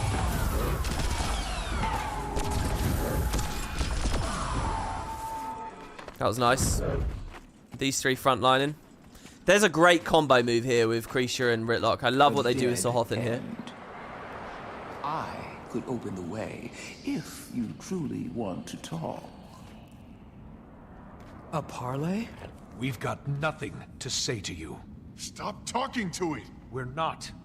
Kreischer, can you get us through?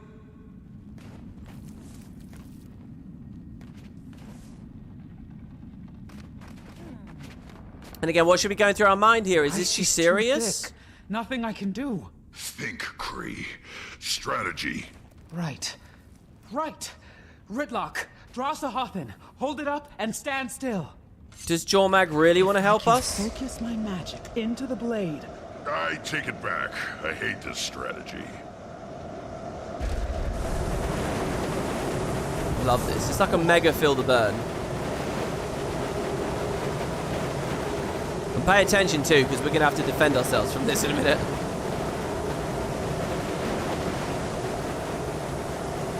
Guess I don't hate it. Thanks. They use the Hothin in a bunch of badass ways. It's going to be really cool when Magdare comes back into the story, when and if. They're not going to make this easy. Yeah, I don't know. It's tricky to know what format to do. Oh, how did I cancel Shadow Flare there? How? How did that happen? The animation's just longer than I thought it was. Literally just sitting here spamming Mark with no time for anything else right now.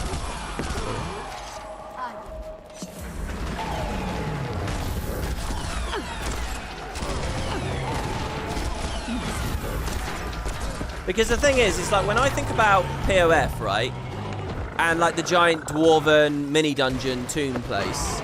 That's awesome. And my blind run of that, I think could have been a really cool video or two. Like really cool.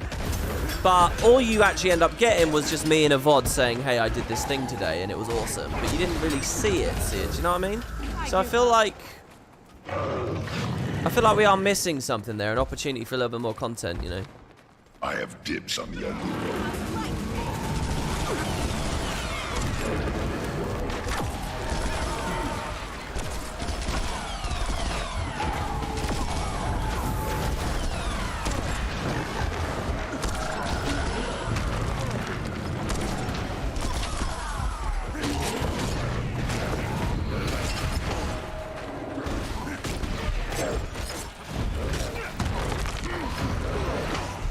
Damn, I should probably break this bar. Just gonna keep the pressure up just enough that I heal, but I don't know. All this CC is agonizingly annoying, and he won't leave me alone. Hit one of the other ones. Jesus Christ.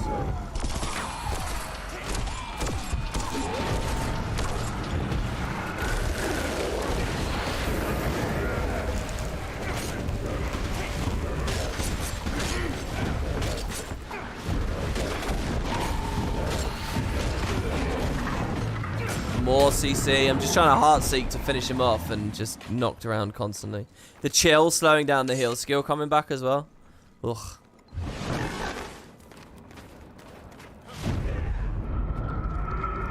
Bram, you ready for this? Don't know. Wolf Spirit made it sound that way. Dude, the darkness of this tunnel was badass, and then the shadow coming out as well. Oh man.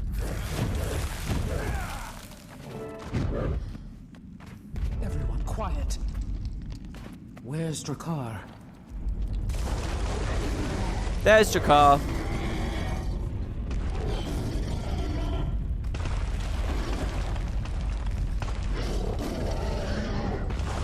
Or a bit of Drakkar anyway.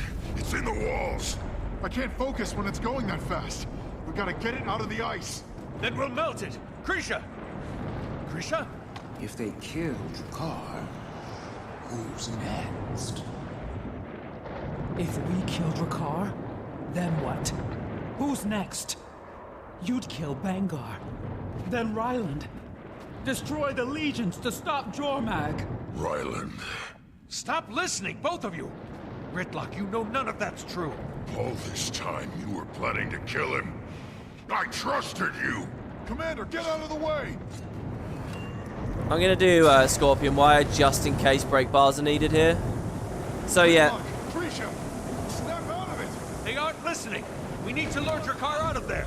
Commander, Drakkar's over here. We need to melt the ice. You got the positioning is. I like this mechanic and this idea, but the positioning is really particular on this. Come on, Bram. So yeah, they're aiming at us, and we gotta. I wonder if that auto kills Almost got it. the Icebrood. Oh, it doesn't. That would have been a really cool thing if that was true. There we go. One more. Heart Seek, the ultimate mobility skill. I remember a PvP meta where double dagger main hand was a thing because you could move so fast with it. Back when like swiftness and quickness affected the movement. But I will if I have to. Then you're gonna have to. Keep them off me! Need to concentrate here! Okay, Scorpion Y is doing sweet FA for their break bars. Just gonna try and keep the double cleave on the dagger autos going, which hopefully will be enough to keep me healed up. Looks like it is. Of course, Shadow Flare would have been the better choice here. If I knew that the break bars really didn't matter. I mean, look at that.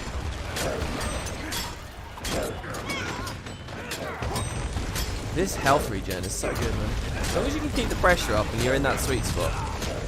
Reaches down.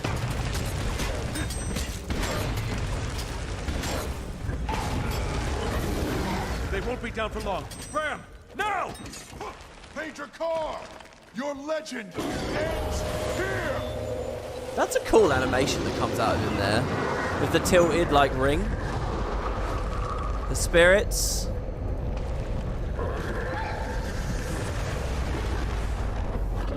That's a really badass moment with the spirits. I love this cutscene too. In fact, it's not even a cutscene, is it? It's just a cool in-universe moment. Are they? Out of it. They'll be up in a few minutes. You all right? Yeah, it's just... What? Bram? Working with the lost spirits of the wild? You mortals truly are brilliant creatures. No. Jormag? This is but a piece of me. An ambassador. The whisper that spreads my words. Then that's what we need to kill. Ritlock? Krisha? Our voices are not our own. You don't need to fight. You've already proven your strength. I love how the commander's strong enough to resist here, and so's Bram. That's kind of badass, actually. So yeah, here's another instrument of communication for Jormag here. I mean, how many is that already? So when we kill this, the question becomes, who will become the new Whisper of Jormag? Wow, we were just out of range of that cone. That's beautiful. You earn all three of the spirit's blessings. Why then do you still fight me as a norm? What are you talking about? Don't listen to it, Bram. Shut it out! So it's getting at the fact that he doesn't transform. Which, through this playlist, has not been emphasized or discussed at any moment. Not even for the slightest moment. It's kind of like the Timey's illness thing, you know? It's like forgotten Season 1 stuff. Say, take their power. Maybe even become wolf yourself. Yet here you are. Just a norm. I get a very different vibe. Just a norm. From this boss fight, playing it purely at range.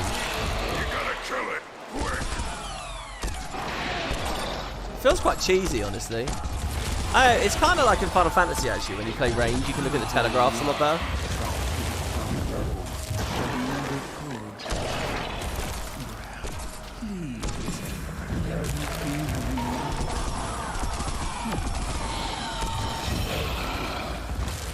Oh. Help me. Bram, concentrate. Bram! Damn it! So there you go, he's lost it now as well. Commander, it's finally time for us to talk.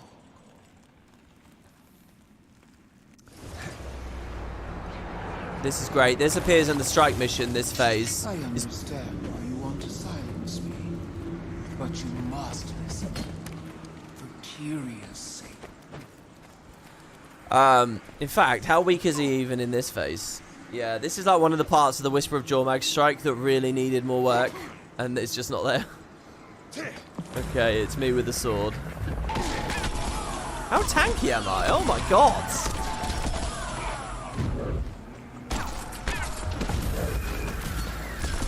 I really should have used that for mercy too. We can get our initiative back elsewise. Okay, this is an amazing line. For thousands of years, I've watched this broken system consume entire civilizations. Jormag is really convincing at these early stages here. I wonder what the meaning is of me being able to do so much damage to myself. If there is a meaning to it. But it was not always this way. You, Aureen, and I, we can save this world. Preserve it. Grisha, Gridlock, on your feet, soldiers! And uh-oh. Almost forgot, but isn't there a Charr army? Time to kill ourselves a dragon champion. No! Fall back! We have our orders. Don't give it a chance to recover. Everyone, claws out! Rip that damn thing apart! Don't worry. We will all talk to each other again soon. That, I promise. I love how in control Jormag seems, even in all of this chaos that it has sown, you know? And yeah, that's a blinking if you miss it thing, but Bangar fired the bow. You can actually see Bangar with all 3 weapons right now. It's really cool. It's a shame it's only a fight sequence. You can see him with sword, axe, and a bow on his back, which is super cool, I think. Down he goes. You hear that? What? Nothing. Absolutely nothing. Where's the rest of your army? Drakkar was a threat to my soldiers, corrupting the weak. As you now know, we did what no Norn could. We drove Jormag back. And now the dragon's running scared. Hey, we've been fighting Drakkar all over this lake. You can't just swing in with my bow. Bangar, you've seen how dangerous Jormag is. You've just said it yourself. You can't risk others being turned. Drakkar's death at my hands sends them all a message. I am Jormag's champion now. I, alone, can control the dragon. Jormag can't be controlled. That's not how this works. Ryland, don't tell me you believe this. My Imperator gave us an order. Will you follow it? I can't let you take credit. This needs to stop. Now! I couldn't agree more. No! What have you done? Dude, I love how that hostile nameplate appears right before he fires, too. Like that quick immediate telegraph. Understand, Commander, better than anyone. Commander, listen to me. Focus. It was always going to end this way. One Charr, one dragon, one champion.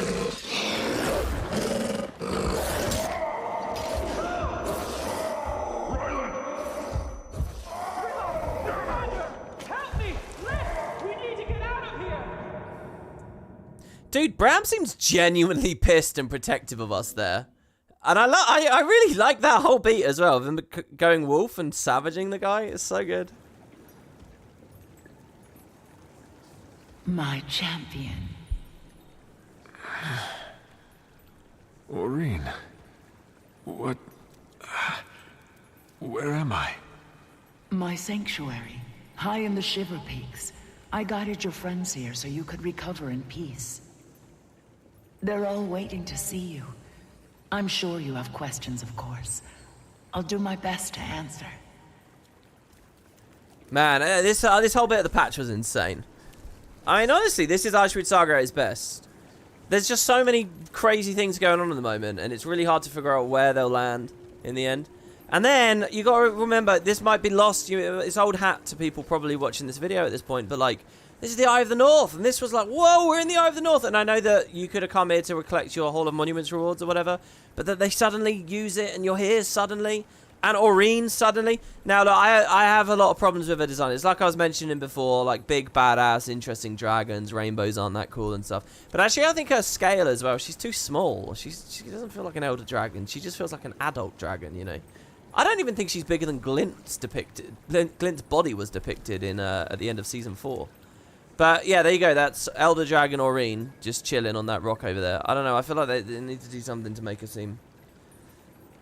I like to try to hand wave her appearance in my head, like oh, this is just like a facet of her, or this is just like how she's choosing to represent herself as a bit smaller right now or something. But I don't know. So they've kind of missed massively on her voice for me in Season 4, and then her visuals as well.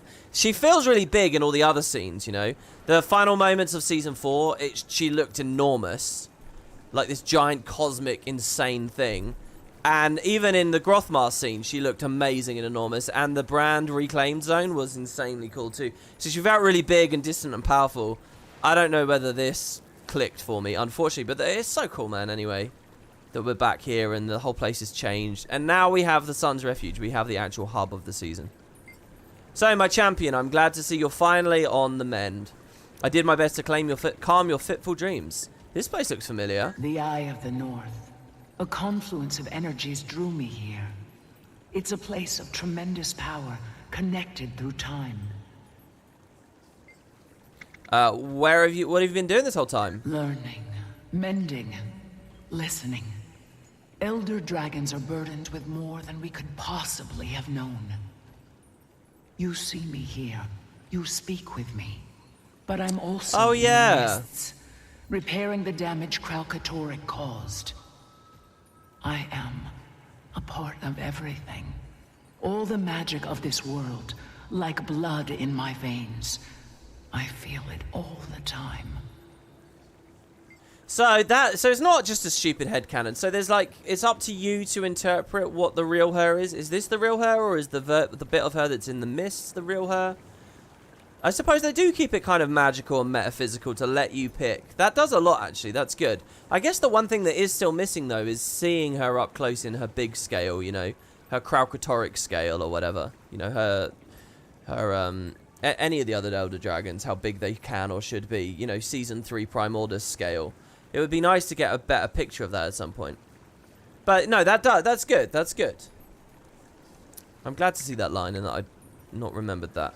Okay, so can you help us deal with Bangar? He's part of a larger web. Strands connecting to strands. Cut one out and nothing changes. Not really. It's hard to explain, but seeing how those strands connect, taking one life won't solve your problems. His time will come, but there's a reason Jormag has left both of you alive. Yeah, like, as was just mentioned in the live chat, it's a bit lame to think that in Dragonstorm, you know, the epic of the century, the epic of 10,000 years, 2 Elder Dragons at once, and Aurene just sends a shitty little projection. You know, you'd think that's the time. Shit will get off the pot. Are you going to come to this fight or not? Do you know what I mean? And then it's just like a little thing. So maybe it's a Dragonstorm kind of thing. Anyway, what do you know about Jormag? More now than before. I know Jormag has spoken with you, at length. There is more to that one than meets the eye. Jormag has helped ravage Tyria countless times. Nothing has ever changed. Now, there is you. And me. Maybe Jormag tires of the cycle. Maybe Jormag wants to preserve our world. I just don't know. Not yet. God, I love all this so much, man. All this shit of, like, what is Jormag all about is so good, and I hate that it just fizzles out, and, like you talk about Dragonstorm doing things dirty. This is the thing, like, it's like, wow. Ugh. Alright, thanks. It's such a cool premise to nearly everything they're trying to do here and right now. And yeah, the idea that Aurene's in the mist doing stuff, but also here at the scrying pool has insights into the past too, and it's very, very cool to see how multi-tendrilled she is, let's say.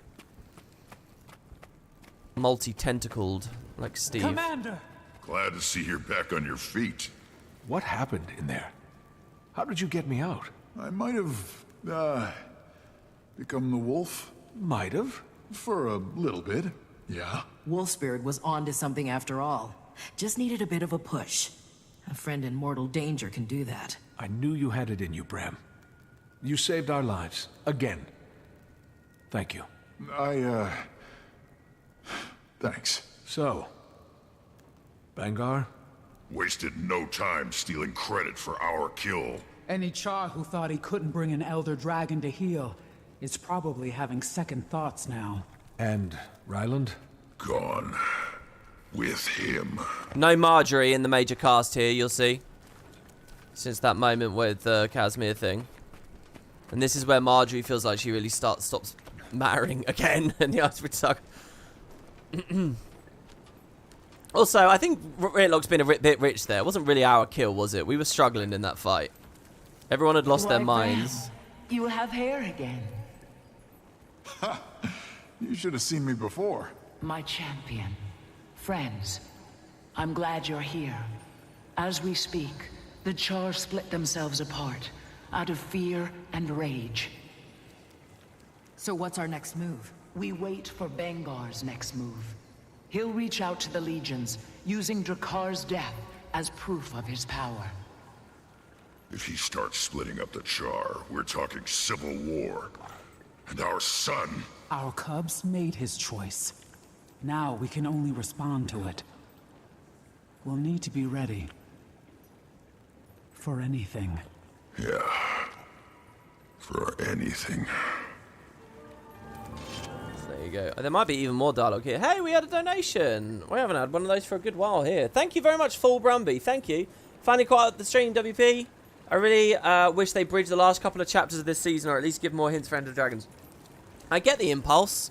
It does feel like we're going to have a really abrupt start for End of Dragons, but we don't know that for sure. End of Dragons itself might have a really good prologue that quite comfortably smooths the end of the Icebrood Saga into its new content.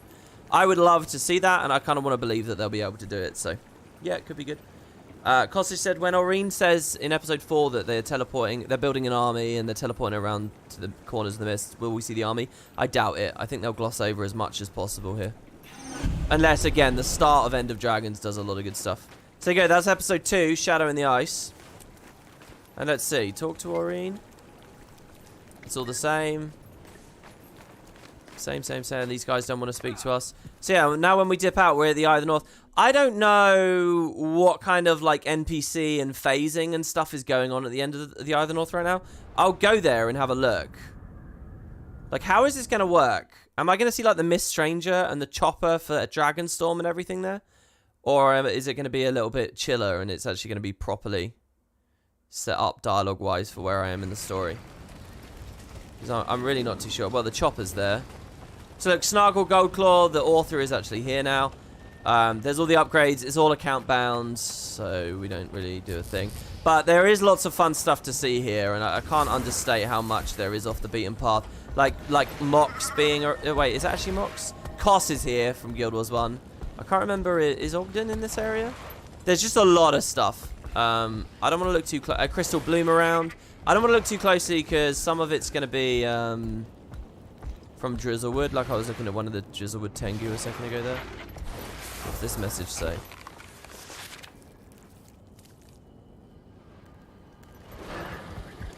I once listened to the words of a hermit who spoke of power in water. Oh shit, are they talking about Baltec? Is this the Guild Wars 1 hero? I once listened to the words of a hermit who spoke of the power in water. Still and pure, it can be enchanted as a mirror that reflects other places and times. Asking only simple rituals, it manifests deep visions. A hero once harnessed its power using memories of events in the recent past. Perhaps whatever ancients created this place did so in anticipation of such a need. To you, champion of a later age, I leave this instruction. Uncover the relics of your history and begin to master the powers of these waters. In that still and silent pool may strength come from the past to fortify you for what's to come. So a bit of a story. When they were making Guild Wars Nightfall, they were working on Utopia, which was like a mist-based timey-wimey expansion and they campaign. And they had hints in Alona. They had hints in Nightfall about Utopia. One of them was this hermit guy, this weird dude called Baltec. And he talked about, like, power in water and visions and stuff. Then Utopia got cancelled, and they rolled a bunch of Utopia stuff into Eye of the North. One of those things was this, the Scrying Pool in Eye of the North. So Baltec is talking about water and stuff, and is probably talking about the Scrying Pool. And I'm guessing that's the hermit they're talking about, unless there's something else going on that I've forgotten about.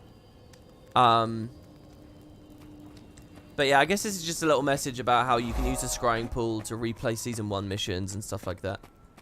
What does Aurene say before I trigger the next instance is what I'm wondering. Oh, is she just culled out? Is she just not here? We get this node here at least. Experience a vision. View the Eye of the North as it exists. You know, just as a reward pickup thing. or relive one of my visits with Bangar. We'll do those later. This is all sequence broken here. Okay, so let's just trigger the next story step. This is the last thing we'll be doing in this vision. This is Visions of the Past. This is like a mini release.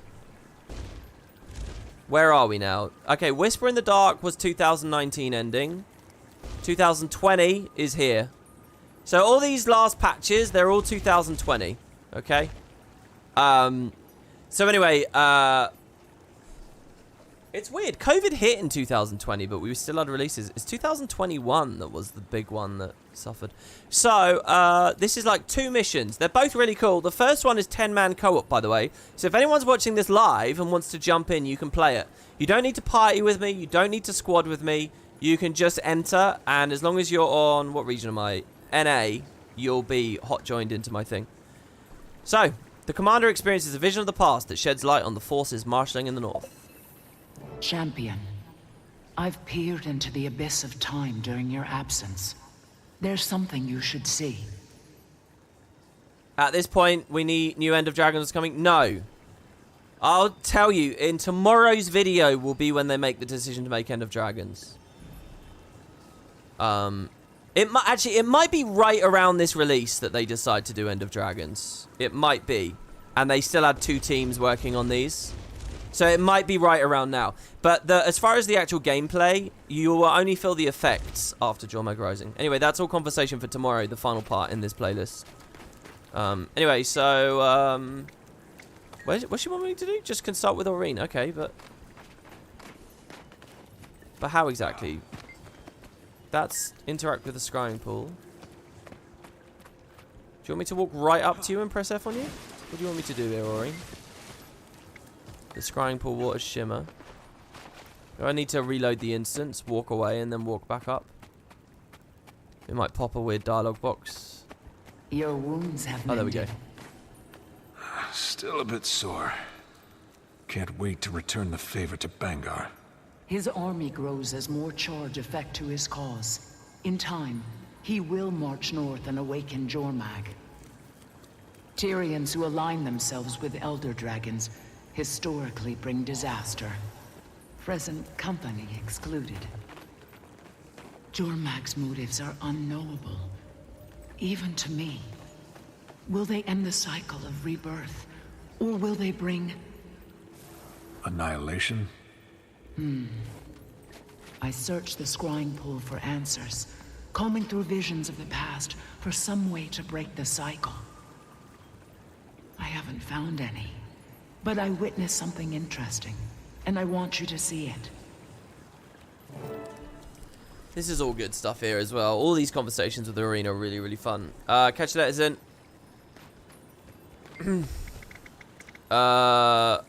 Okay, so choose an entry into Aurene's vision of the past, forging steel. So I think that their plan initially was that this season might have multiple mini releases like this with lots of visions of the past, each teaching us a new crucial thing about Tyria's history. And there was space in this format for so many amazing things, going back to the gods and before.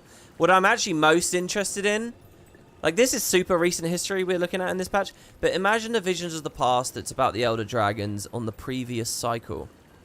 You know, imagine Kralkatorrik in one of them. Imagine, you know, and obviously Jormag would be a focus of a lot, and Jormag's origin and ambition and stuff. It's a lot of cool ideas of what to do with the scrying pool here.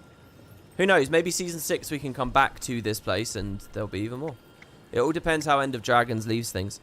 Choose an entry into Aurene's past, forging steel. I'm going to click public.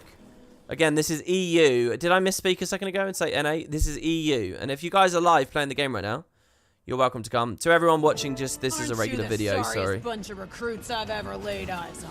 Report to Centurion Steelcatcher for work details. Okay, so we are Ryland in this instance. Ryland at the start of this mission is an interesting character because you don't know how... New Imperator? He's bold, resolute, way better than Ephraim. I can't stand weak Charr. Can't stand weak Ephraim, man. Ryland's interesting. It's like, is he just being manipulated by Bangar? Is he just being manipulated by Jormag? Does he think for himself? Does he care for himself? Can we turn him to be a good guy? I mean, he's Ritlock's kid, right? Or, as Creature says, is he his own person with his own motivation, his own thoughts and feelings?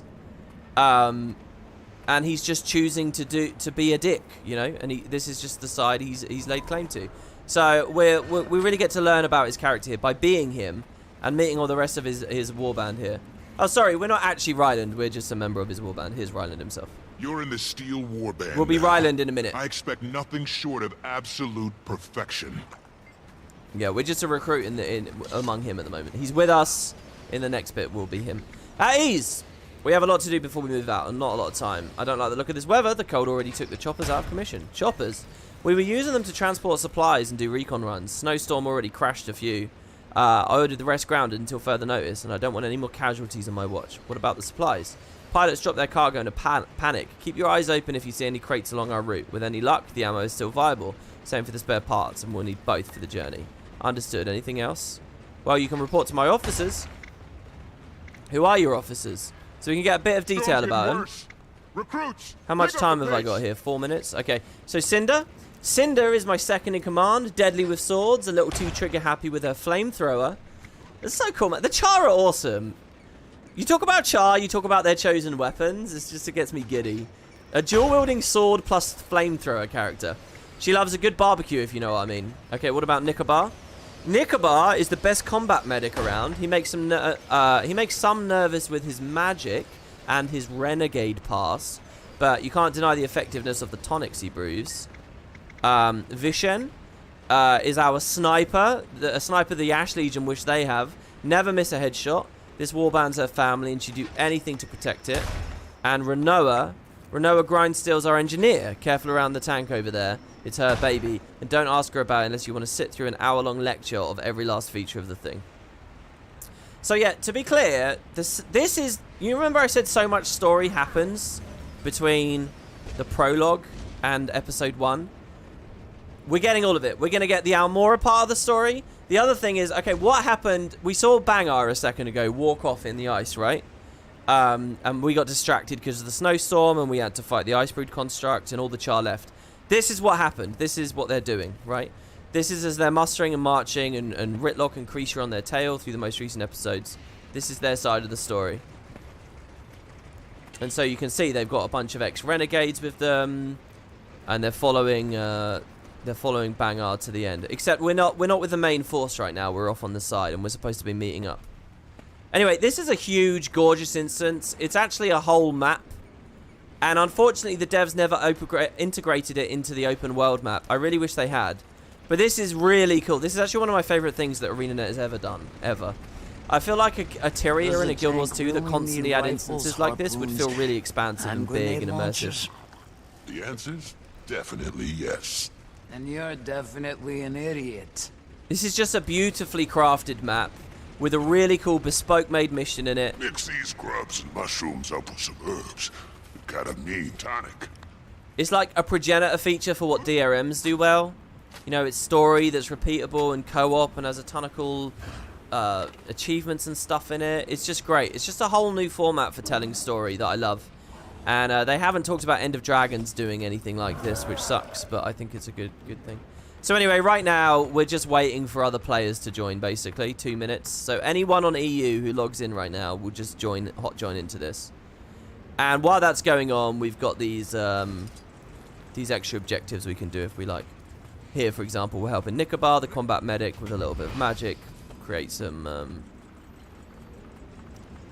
tonics and things. By the way, mounts are disabled here, so you get proper jumping puzzles again, like in classic Guild Wars. And, not that they can't be disabled anyway, but in the open world if they want to do that. But there's just a lot of cool stuff, you know? A lot of cool sort of ways to interact. There's, like, achievements to find hidden stuff off the side. The other big thing we're going to find here are, well, this is a minor spoiler for in a second, but the dwarves, the influence of the Stone Summit comes in. Which is, so there's been 2 signs now that maybe Primordus is going to be a part of this story. And they're both very hidden. 1, Stone Summit and Dwarven stuff starts getting talked about here. But 2, in the previous patches, you could find a bunch of Jormag's scales scattered around from a previous conflict where Jormag and Primordus were fighting each other. So it's like they were hinting a little bit about Primordus there and a conflict between them.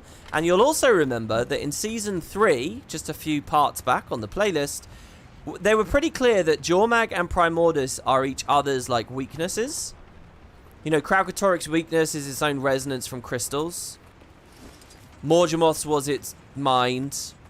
Zaitan's was airships. You know, whatever. These are all ass pools, let's be honest. But anyway, the particular ass pool that matters for Jormag and Primordus is that they're each other's enemies. And at least that kind of fits with the theme of fire and ice, right? So there's been a couple of little bits brewing, maybe in the background. I still think that that was really meant to be very in the background, though, and there could have been a whole Destroyer Saga before you ever put the two properly against each other.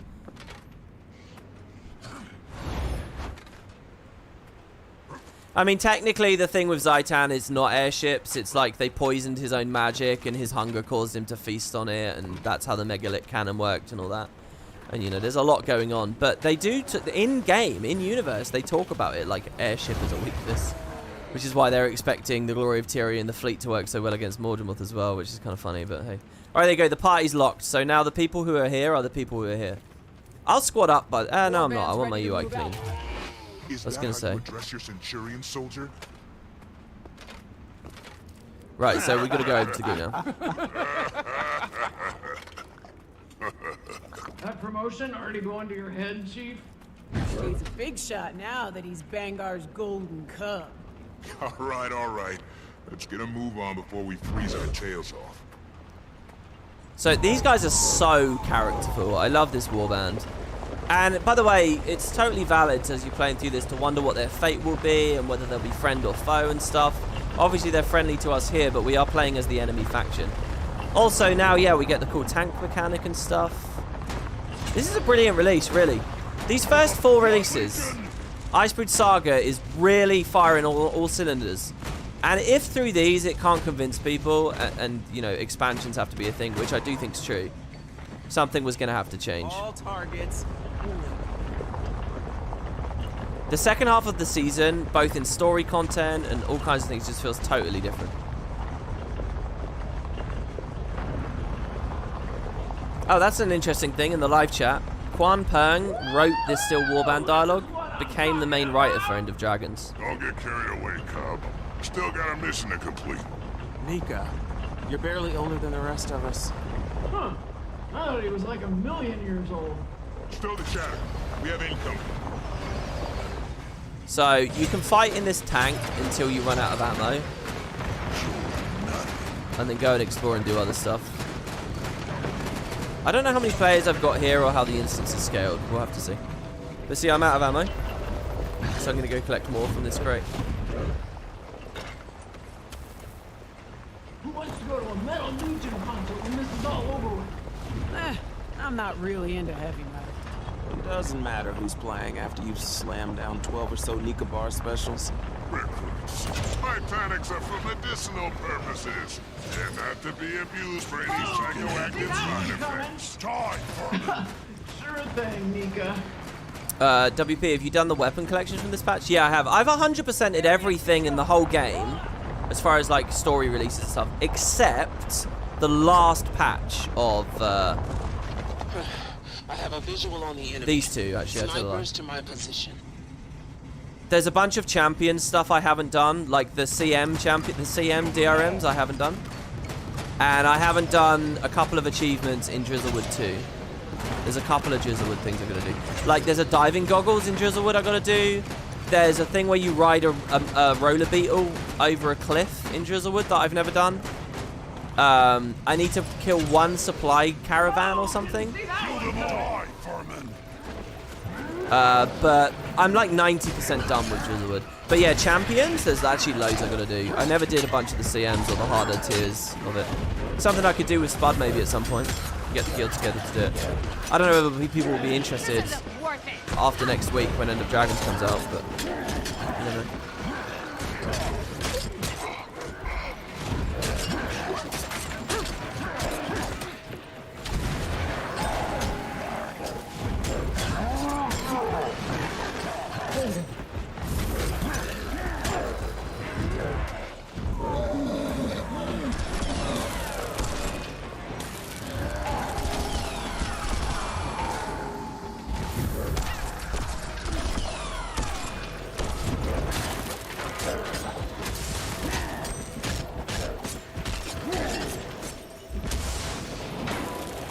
So yeah, here is just slay Icebrood. Now there's a bonus event to go up there and snipe from that perch. You can get a really, really good sniper.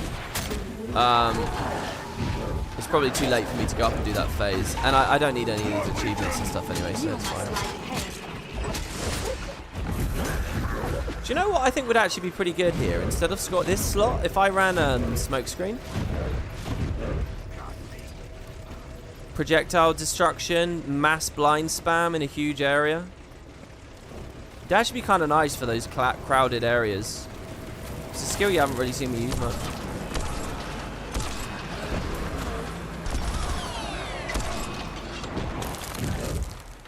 So basically the way this is set up is there's a 10-man mission here, and then we're going to go into a solo, 5-man or solo mission afterwards, where we see what happened to Almora. And that's the whole patch. But it was a highly repeatable patch, and like that first time experience, that first time playthrough, I think was just awesome, right? Do I plan on playing Elden Ring? No, not really. There's too much in my mind at the moment with other things. It's not that I dislike Elden Ring, it's just where would I squeeze it in, you know? As a leisure for fun thing on the side, maybe, but honestly, I'd rather do stuff with Kerry. And beyond that, I don't know, play Halo Infinite. Apparently they're making 20 more maps for that game. Try and pick up Total War again, maybe. I've got my Raidman playthrough going on. I kind of want to play Lost Ark, but I don't know whether that's WoodenPotatoes wants to play Lost Ark or I want to play Lost Ark. So I don't know whether it would be like I'd make content out of it or whatever. And then as for all this stuff, there's End of Dragons. There's Endwalker I want to play. There's a lot going on.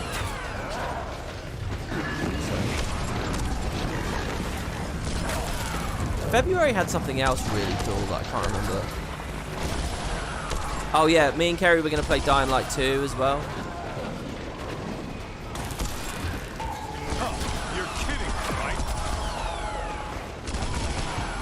She's currently in the middle of Horizon, though.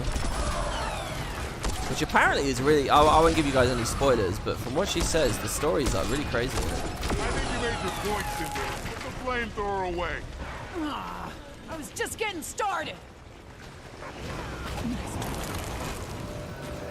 Speaking of Halo, I saw a lot of people angry the Master Chief will remove their helmet in the upcoming show. Yeah, I watched the trailers for that, and I followed it close, a little bit, loosely. But I just have absolutely no passion for that project at all.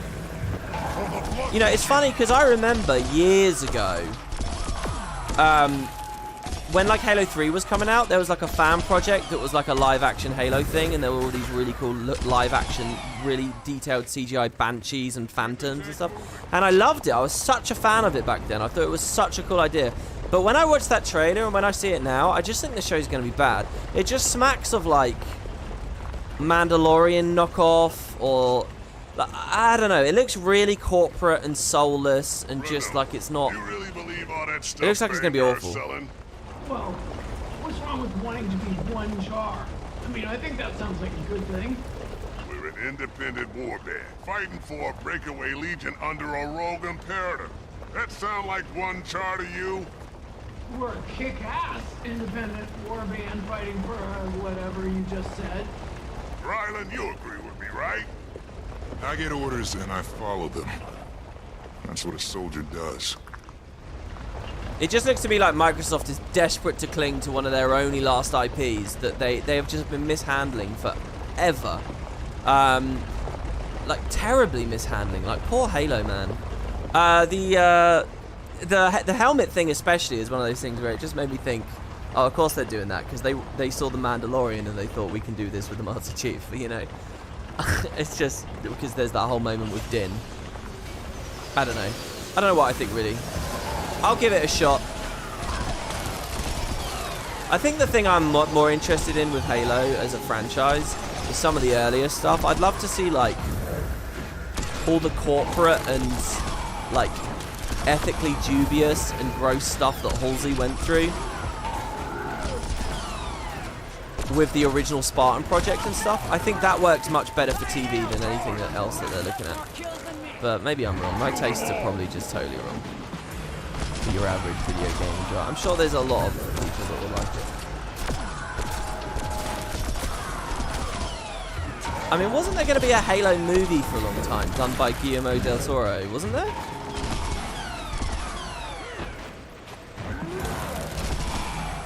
And I remember being pumped for all that as well. I think it's just so far gone now. You know, I play Infinite multiplayer. I haven't bought the campaign. I haven't given them a penny. I haven't bought the campaign. And I watched a friend playing the end of it and stuff, and the lore and everything about it just seems so weird. Just not captivating anymore. Nothing like it was when it was under Bungie. It's one of the reasons I'm quite interested in Destiny, you know, because I really do think Bungie did so good with Halo. Who knows how well they've done with that sci-fi property.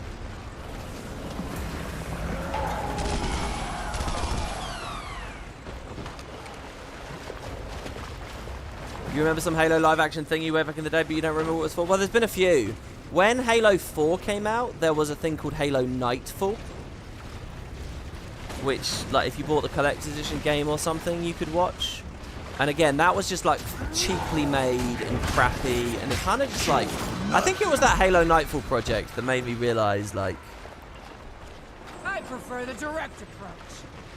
These projects are not going to be as perfect as you want them to be. Or anywhere near, it like spoils the whole thing, you know. But yeah, what I'm talking about was like a Halo 3 thing. I don't know what the context was for it either. But there were a bunch of like tiny little 4-minute clips of it that you could download online. You know, I remember doing that at college and stuff. Keep the tank moving. Destiny 2's a mess. Impossible for players to understand anything. Well, I'm familiar with that through Guild Wars.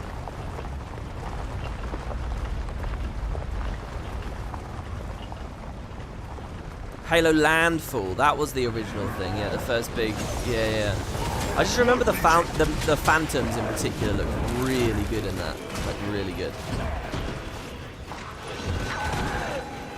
But yeah, looking at the new Halo TV project, I didn't get good vibes from it. Sorry, I'm being a total downer about a different game right now. About these guys and their dialogue, the conversation they had a second ago For my special brews. about questioning orders and stuff, really, really key and really interesting to see how Ryland thinks about these things right now. Those ruins belong to the Stone Summit Wars. Slavers, cannibals, performance of profane rituals. Blood Legion! Oh, who knows what monstrosities lurk in these ancient, almost certainly haunted ruins. Vaishak, we didn't prep for an evil dwarf excursion. I'll send up a flare for reinforcements. That's interesting. No flare. Bangar trusted us to handle this on our own. That's what we're gonna do. That's really interesting that they referred to the Stone Summit as cannibals. I don't remember Guild Wars 1 lore talking about them being cannibals. I'm not saying it's not true, I just don't remember where that comes from. And it doesn't have to be in Guild Wars 1. Maybe that's something new that they wanted to add to the faction. But it's like slavers, cannibals, ritual guys. That's like the three things that about the Stone Summit. I wonder whether I should tweak the Stellaris mod so that, I mean, how do you do cannibalism in that game? You can set people as livestock and eat them. But how do you do that in Empire creation? Make the AI do that. You're nothing.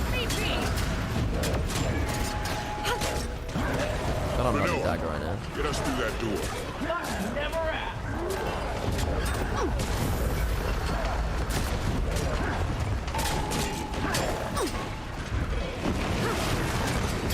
Yeah, smoke screen feels good. I feel pretty safe and sturdy here, especially with the double blind fields overlapping each other. Sadly, stacking insane amounts of blind doesn't really help with break bars anyway. That's enough. Bring me what you got.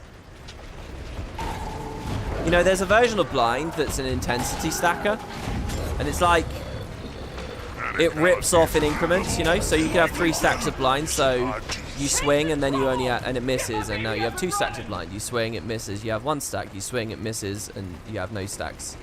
You could do that, but it would probably be out of control. But if they did that, then the more stacks could be more drain on the bar. Probably too much mass for the server. Probably also requires a huge amount of rebalancing when you have so many blind pulsing. Where's my cursor? I've totally lost my cursor. Where is it? There it is. I think it had found its way to one of my other monitors there.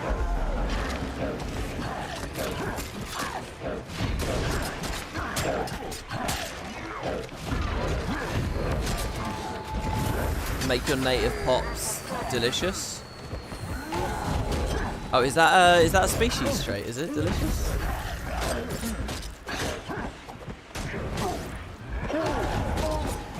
I don't think it is.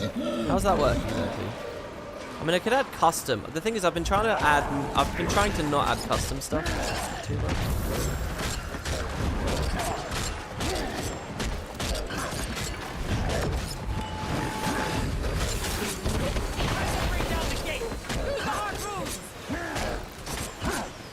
WP, it might just be a rumor about the cannibalism, you know, just a legend and fake stories about the ancient dwarves that people tell their kids in the forest. Yeah, maybe.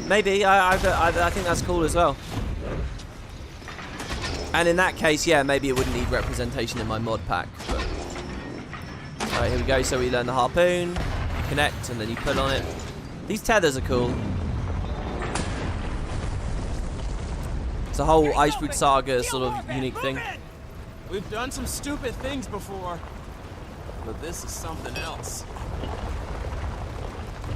So actually using the tonic here, by the way, gives you 20% damage, 20% magic, 25% magic find, quickness, vigor, and regen. And when we hit things, we get a chance to refresh them.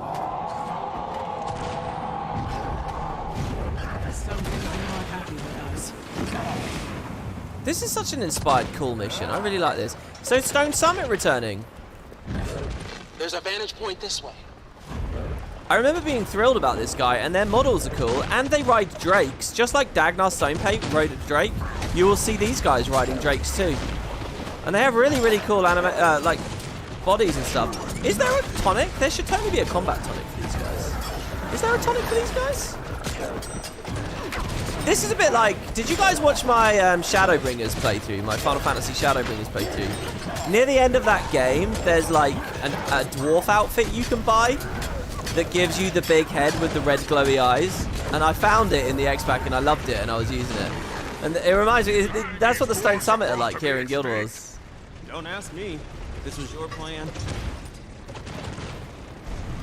Yeah, you can get their armor as unlocks, I get that, but can it make you small and give you the red eyes? Oh, no, yeah, the helmet does give you the red eyes, doesn't it, in Guild Wars? It's like 3 pieces of stone. There it is. Yeah, you do get it. See, it's pretty cool. And I think there's shoulders and gloves. Oh, there's legs as well, but there's not... Sorry, boots as well, but there's not legs and there's not a chest. They never did those, which kind of sucks. But yeah, so anyway, I had this set up. There's a Delgamore stone infusion too. And you do it all at once, you might be able to get a cool looking Stone Summit. The sad thing is though that the infusion takes the red eye effect away, which kind of sucks. Dude, this is so cool. I'll tell you, this map is awesome. There's so many cool little cubby holes and weird rooms and places to explore. There's a shit ton of content on this map too, and a shit ton of replayability on this map. And even with all of that replayability and content, I still feel like it doesn't do justify how much there is to explore and how cool this place is. They don't seem to be. Come on. What kind of magic is this? You can cosplay as a dwarf and not be a dwarf. Yeah, I know. Look, I did my tier list of best new playable races. Tengu, Dwarf, Kodan, Lagos. They're all at the top. They're all definitely at the top. And then what was it we were talking about in the previous part? Oh yeah, and then like Undead, Awakened Sylvari, Awakened Humans. They look really cool as well, especially the Awakened Sylvari. Awakened Asura don't interest me so much. Yeah, this whole thing with the cannons and stuff too. This play, speaking of Halo, I've always felt that this plays a lot like a Halo mission. We can get to high ground. You know, collecting items and using them like this. What just happened there with me picking that cannon up and then firing over here is the equivalent of like finding a Spartan laser to pop off a single shot against like a Wraith tank or something. Or maybe like a missile launcher or something, you know? And then just going back to my other weapons. And they got the ammo thing going on here too. Nice one. You know, this is our Warthog or our Scorpion tank. And the mission's like a campaign mission in that franchise, you know? Linear, beginning, start to finish route that you're going along. I mean, maybe this is a little bit linear for well, the Bungie Halos. The 343 Halos get super linear, which is what kind of sucks about them. But the Bungie Halos felt non-linear in a lot of ways. This guy's tanky as all hell. Maybe we just need to snipe him.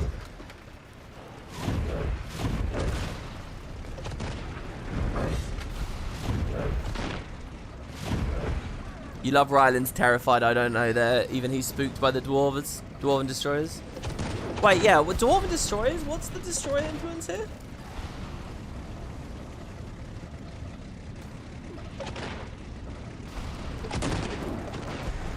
Yeah, what's the story? These Stone Summit aren't regular Stone Summit, right? They're back for some reason. What is the idea? They were corrupted by Primordus. They're using Primordus magic? What is it? Because they're obviously not Destroyers.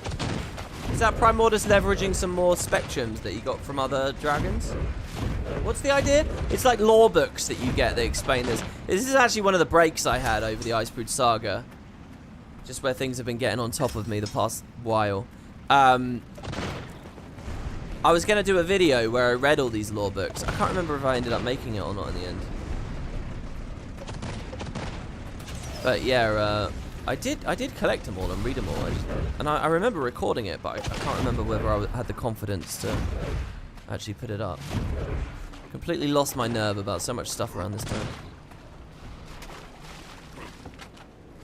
You remember people kept asking for the video? Yeah, people really wanted that one.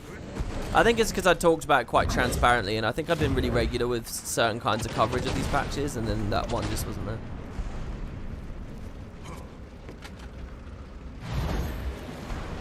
The journals here say that the Stone Summit tried to stop the right effect on them, and they channeled Primordus magic without realizing it, so it corrupted them into Destroyers. Well, they're not quite normal Destroyers though, right? Tank's moving again. I love the gameplay here as well, you know. This feels really good to me. A really good balance of story and actual things to focus on and move around and stuff. I know people get a bit bored by this because it's ultimately an escort and you might want it to move faster, even faster than you can spamming super speed and stuff. But, let's get our rifle out for a bit. Do I think Bangar's done with the Guild Wars 2 story? Is there a chance they'll bring him back? I hope they do. Bangar's literally... Bangar is like an S-tier character. He's one of the best characters in the entire game to me, so I would hope they use their best properties.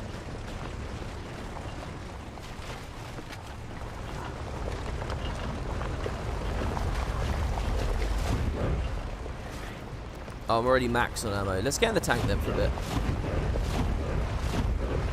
I don't even really have a way of speeding this up. I could slot through the crime and then steal next to it. This was around the time that they announced the armory. Really? I don't remember that. This was around the time the legendary armory was first announced. It's nice to know that that's out now. You know, I have a lot of disappointments with their decisions, but it's nice to know it's out.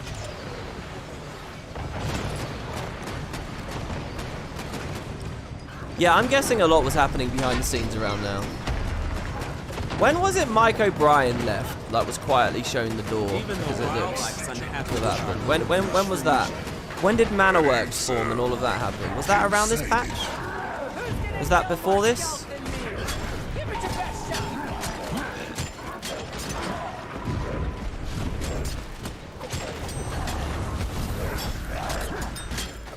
Because, I mean, it's very quick for us to play through here, but again, like, that whole thing with the layoffs is just, like, such a huge thing. It was before this.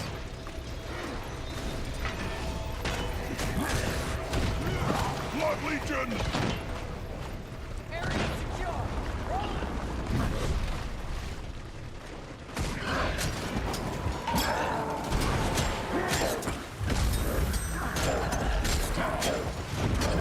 October of 2019, thank you. So that's a proper date. So yeah, it was a good chunk before Visions of the Past, Still on Fire. That would be the 1332 patches. So around one of these two, Bound by Blood or Whisper in the Dark, because these are 2020. We're in 2020 patches right now. After the prologue, right. So somewhere about an hour or two into this video. That was when that happened.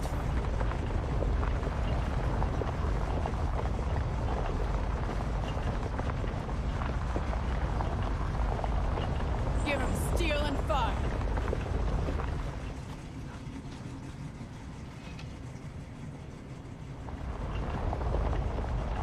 The only thing I continue to be really hazy on with this mission is the whole support rank thing, like getting your rank as high as possible to increase the rewards later. The mission's nearly done here now. We have a big defense and then a boss fight. Look at all these places, man.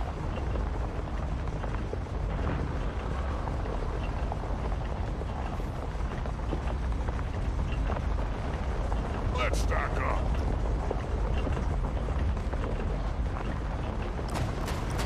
Kill them all. Yeah, another Drake rider. I'm gonna break his bar to knock him off with the Drake. I'm out of mana. Oh yeah, I said I was gonna snipe. I say snipe, just use rifle. Sniping would be actually going all the way up to Nicobar. And there is a whole cool like climbing route you can do.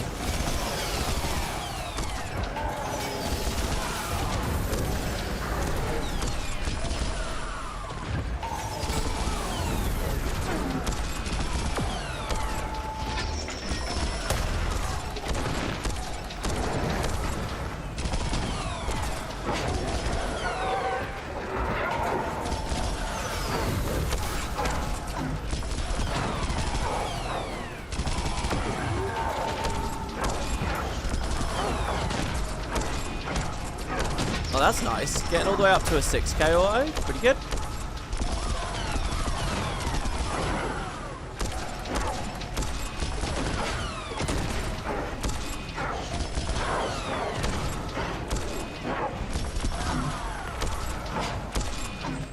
There he goes.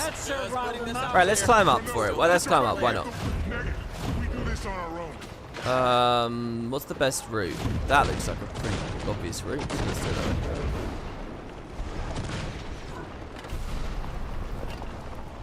Yeah, it was Mike Z who left silently. That's absolutely right, yeah. Snipers to my position.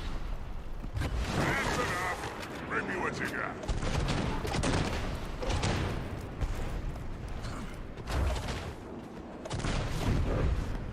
This one's ready. Careful. It's an acquired taste.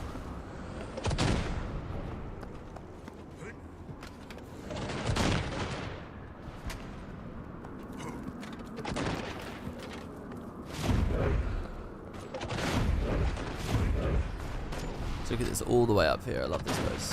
That's the final boss area there. We're trying to get through that doorway, which will open up with our harpoons This'll be in a minute. fun. Okay, so I can't remember what's the mechanic that gates the sniping? Is it just ammo or like? So we have to snipe the cannoneers. Oh god, that's awful. Team fire maybe? Yeah, okay, team fire is what we want to do. Little bit of burning on there as well. So I'll use team fire on any cannoneer that's got a shield.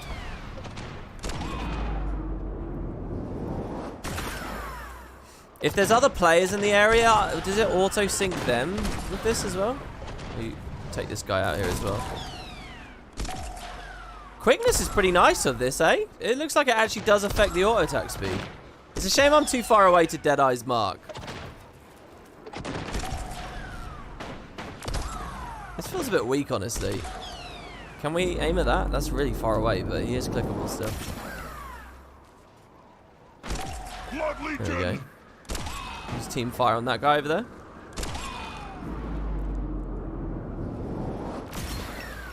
Is this actually of big value, taking all these out on the perimeter? I've never done this.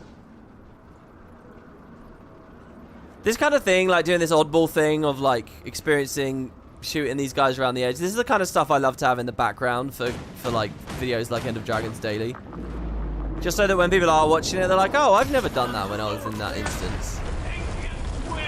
There you go, the door's open. Get that bridge extended! Come on, Vision.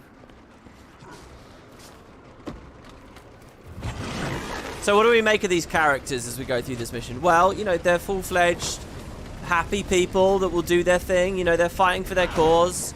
They do wonder about the reality of what their superiors are asking them to do, but generally speaking, they're a part of the machine.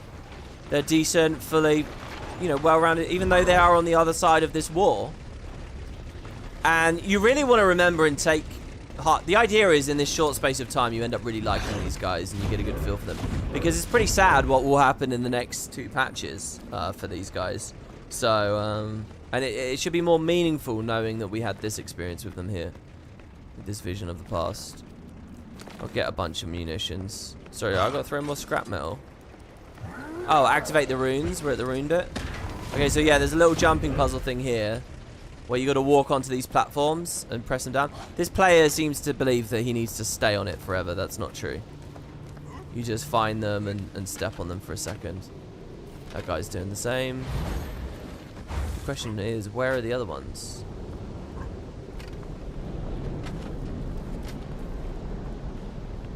Okay, there's 3 apparently. I've got to find the 3rd and final one.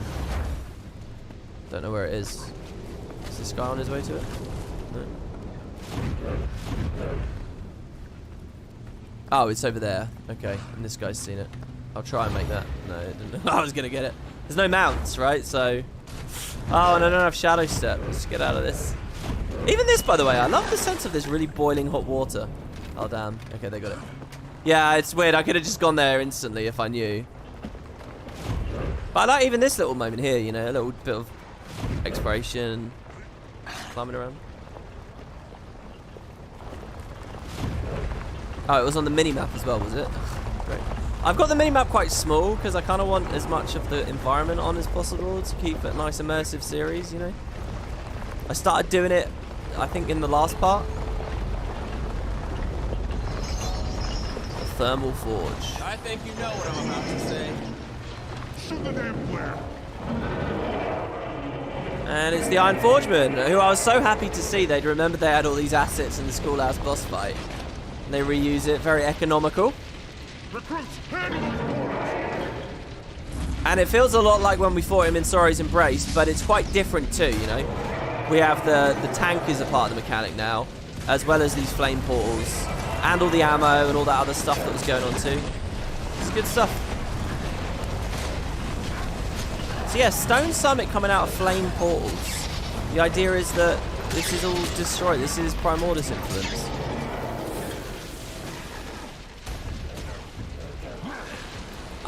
Now that it's mentioned, I do very much remember that those books talk about them trying to decorrupt themselves. I thought that was a really cool element of the Stone Summit story.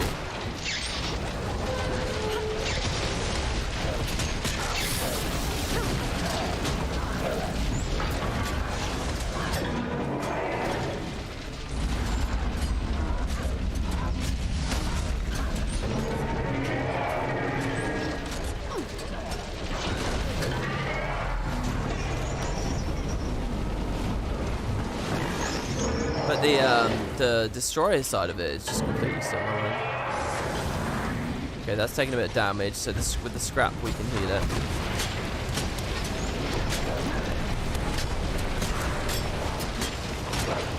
So you got to go along, you hit the pads, you let it do its thing, so then the brake bar opens up, you get on, you use the harpoon, and you break the bar. Hopefully with so few people in the instance, oh god damn it, it's not going to break because no one else is going to do the mechanic. It looks like we need 2 people to do it. I can't do it all on my own. So there we missed the burn phase, unfortunately.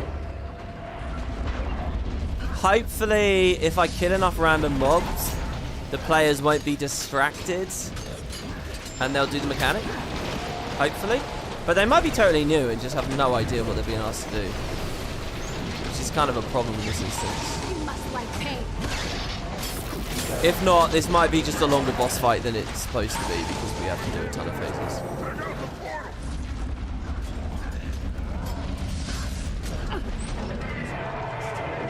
I don't know how the stone cannons interact with the burn phase, by the way. If you fire a stone cannon at him during the burn phase, what happens exactly? Man, my mark! What are you doing?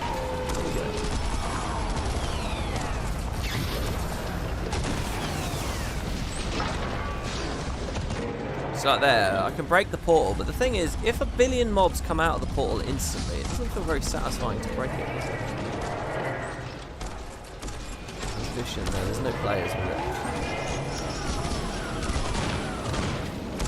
You'll PM me a link on Discord. Thanks, man. I appreciate it. I haven't looked at Discord DMs today. Have you?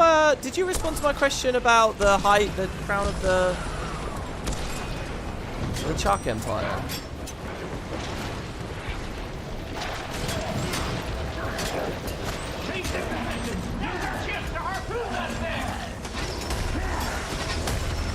You want a version of Guild Wars 1000 or Mines or whatever it's called? Wait, what do you mean? Oh, somebody else did it this time. There we go. So it's broken. So now unload all your ammo. And if you have a good build, and like an actually good build, you can use regular skills as well. But I got 142k damage on that burn. I'm alright with that. Like when I'm playing a Reaper in here, I nearly always just DPS normally. If I just sit here shooting him the whole time, I wonder how much that helps it along. Probably not much. 5k, yes.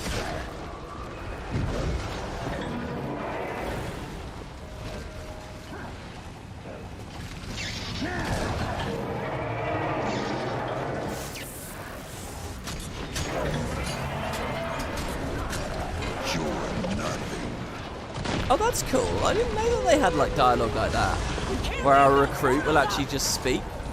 Is that just generic Charr dialogue for sometimes securing a kill? That's really cool. Wait, is it harpoon phase again? It's not harpoons already, is it? No.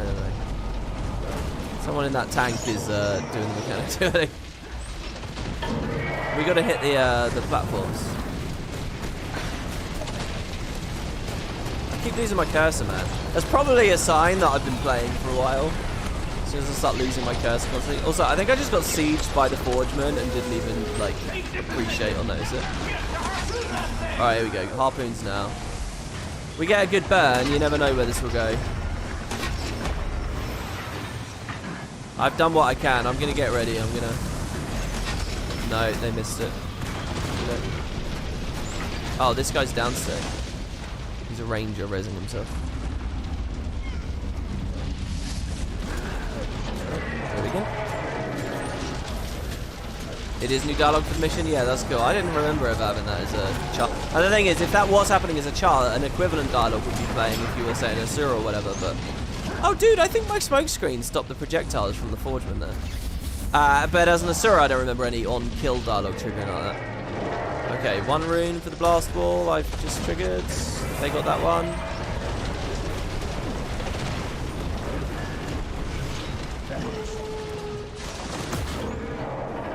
Use a rocket launcher. Down there at the obstruction.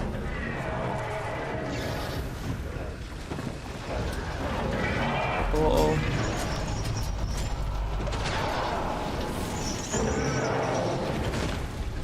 Just dance through a bunch of targets here, marking them all as I go.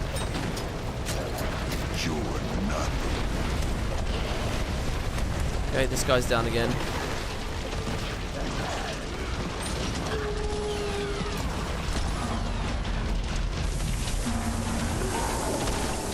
Okay, harpoons again. Oh, I think someone else did it this time. Yeah, there you go, I broke it. I have no ammo, so...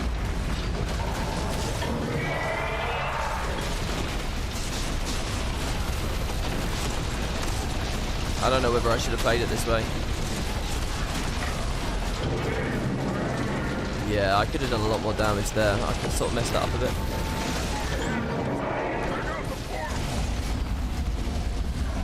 Okay, blast runes.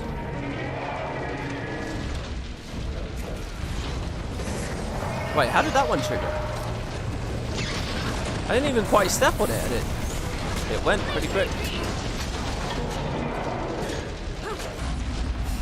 Someone is just hitting it. Look at all the condi on it. That looks like a mesmer to me. With the vague splash of torment, confusion, and bleed. Yeah, it is a mesmer. There's a mesmer hitting it. There's also a renegade hitting it, apparently. You guys just want to brute force this thing? 7%? They actually did 5%. There you go. I'll make it another percent. Ooh.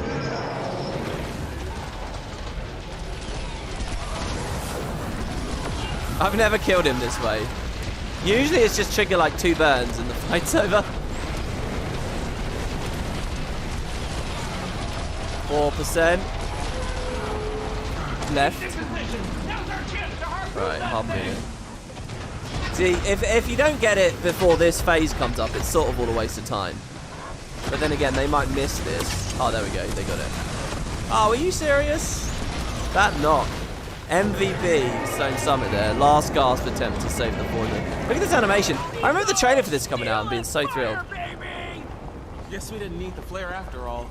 Never a doubt in my mind. Everybody okay? We're all in one piece.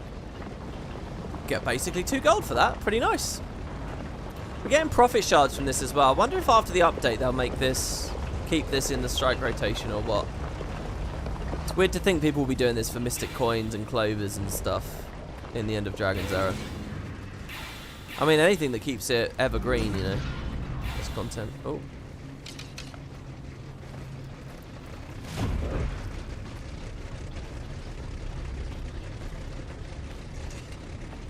Imperator Ruinbringer! Eyes front! At ease, soldiers. Centurion Steelcatcher. We were expecting the tank at Biora's Pass. Complications with the storm, sir. Had to take a detour. If you had everything under control, why the distress signal? Miscalculation, sir. I see. The storms hit us pretty hard, so Centurion Steelcatcher and I will find an alternate route through the pass. I can provide a security detail, sir. The Imperator's given his orders. Stand by and await further instructions, soldier. Cinder looks crazy, man. So there you go. And this is kind of what had happened in the meantime. Now, we're going to go through the pass, so that's the next part. Let's just quickly speak with these guys. Great. I love waiting around for orders. Might as well clean my rifle while we got some downtime. Somehow we made it through in one piece. I know. So much fun. I'm starting to like New Ryland. Cinder's been kind of worried since he became Centurion, but I don't see what the big deal is. If I'm being honest, I think Ryland's got an alluring, masculine thing going on. Once you start climbing the ladder, you gotta see how high it goes. It's like catnip. Personally, ladders don't do it for me. I'm happy as long as I have a big gun and things to shoot at. Hey, what about the other option? Okay, what are you going to do after this mission? Eat. I don't know if you've heard, but I have a proclivity for steak, meat pie, sausage, all manner of dead animal, really. One year I scared Renault at Meatoberfest. If you've never had Doliac, I recommend it. When you get the sear just right, it's got phenomenal flavor and mouthfeel. Damn it, recruit. You've made me hungry. Thanks a lot. Next, we've got Renoa. Tank time's over. I'm not hungry. already. I'm still coasting on those brownies. You did great out there, you know that? What do you think of the Imperator? He's the Ruinbringer of good vibes, that's for sure. But Bangar's the smartest of the Imperators. We're Charr. He's fighting for the Charr. I don't see what's so controversial. Oh, you know General Almora of the Vigil? I heard she and Bangar had... well, I don't like to gossip. Okay, I do like to gossip, but Cinder told me to stop spreading rumors among the new recruits. There's a hell of a delay before you can pop the dialogue again. That tank is something else. Sure is. My favorite perk of being in this warband is having access to the shiniest new toys in the Charr arsenal. Gee, thanks. Oh, I also like my teammates. Especially you, Vishen. Right, by the way, the mini of this is one of the biggest minis in the game. It has sound effects and everything, so if you want a really, really big, obvious mini and you want a cool idea for a mini, this one, it is hard to go wrong with that. It literally is the biggest mini in the game. In terms of, like, it's very tall, but it's also really wide. It's got wide base, you know, it's long. It's just huge. It's a massive mini. It is good out there. And it has, like, the smoke trail effect as well, which kind of increases its perceived size to a degree as well. What's your story, Nickelbar? I used to run with the renegades. Hated humans with a burning passion. Would have been proud to die for the cause. Then I realized how much of a dumbass I was and the meaninglessness of war with humans. I was lost for a while.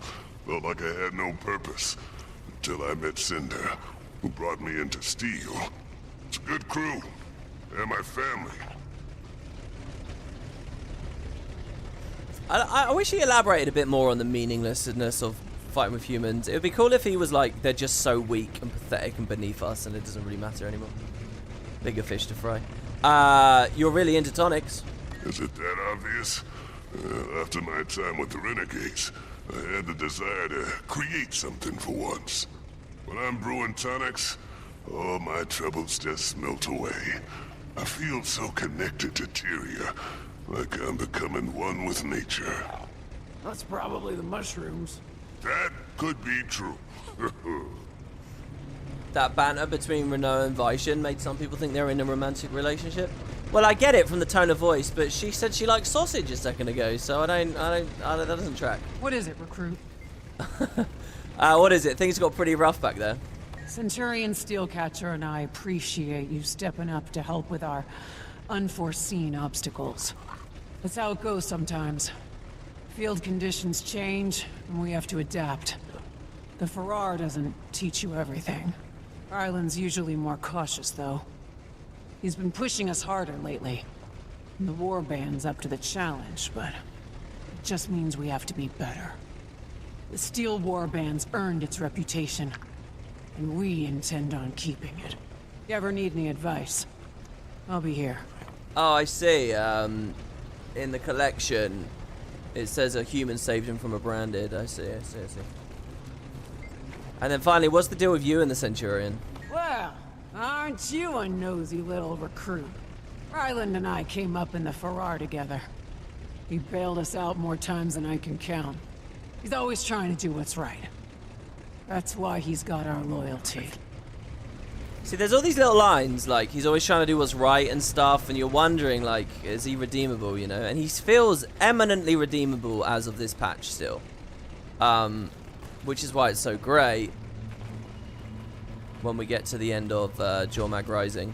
Okay, so, would we like to continue our story into the Darkroom Delve? So, right now we were just playing as a recruit, getting an insight into Ryland and the Warband and so on.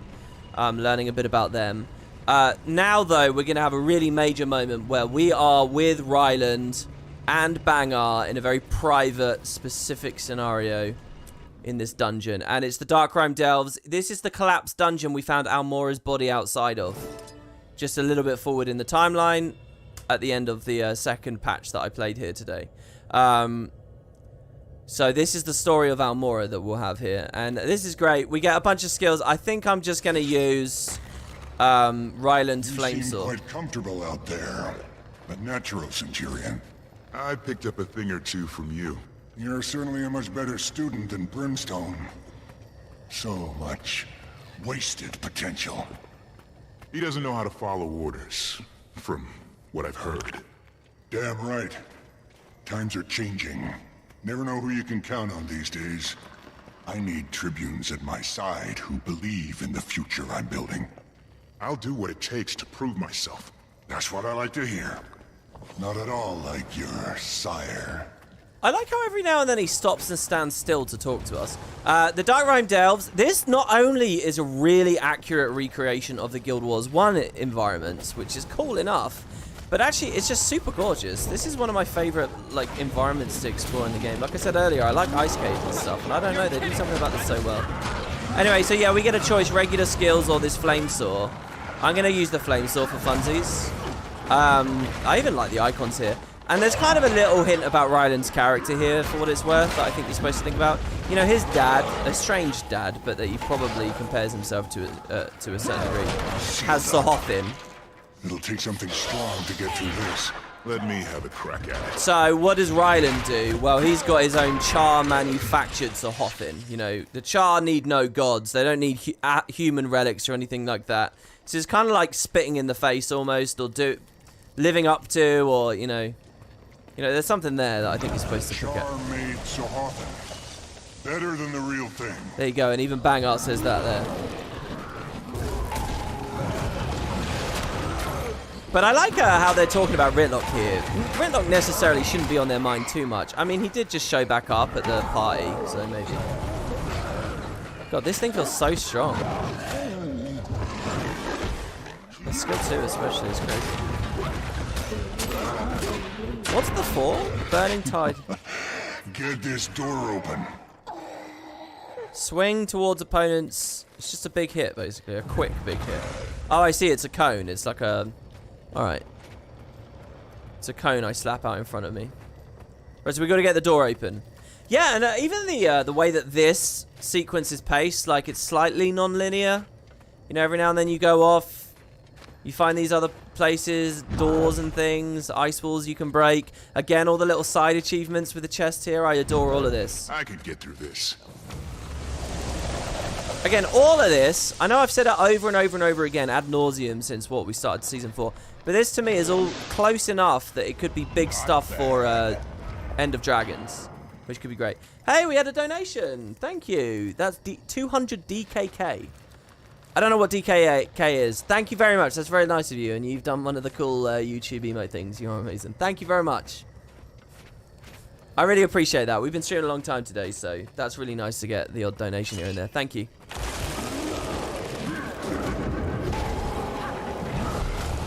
Oh wow, that's tons of breakbar damage too. This is just straight up breakbar damage. It's not breakbar damage through CC effect. It's just breakbar damage for its own sake, see, on the tooltip. Which is interesting to have as well. Could be on an elite specialization or something. If they went totally uninspired with the new set. This Elder Dragon, how are we gonna tame it? Improvisation. If the commander can do it, it can't be that hard. You think the bow will be enough? The bow is a rallying cry. The Ice Dragon will know a true champion when it sees one. So dragon serves champion. What does champion serve dragon? Jormag will serve me. My Charr Imperium will reach from the Shiver Peaks to Cantha. Nice little mention of Cantha, gets everyone giddy and excited. And obviously they'd started thinking about it here. But yeah, what's really important is Ryland's thinking quite shrewdly about, hey, we might be vulnerable to the dragon too. And I think it's because Ryland is the more shrewd of these two that Jormag ends up choosing the way that it does. And you can kind of see that here.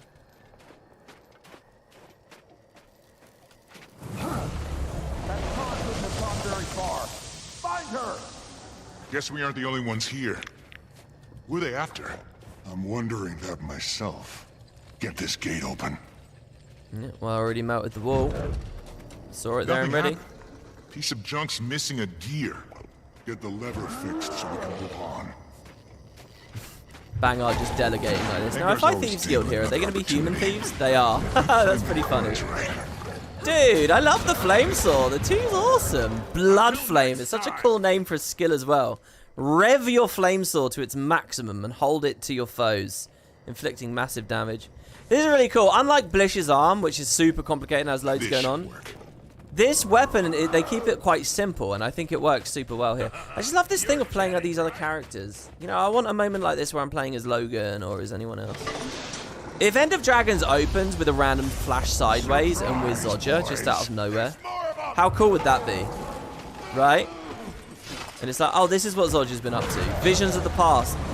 End of Dragons opens and Aurene calls you to the Eye of the North and she says, here, I've seen something. And suddenly you're just playing as Zodja in a mission like this. And it turns out that it was a cave in the Echovald Forest or some crap. It's like, yeah, we need to deal with this. Or like Zodja walks through a place and sees a minion of the deep sea dragon, and then Aurene says, yeah, stuff's going on.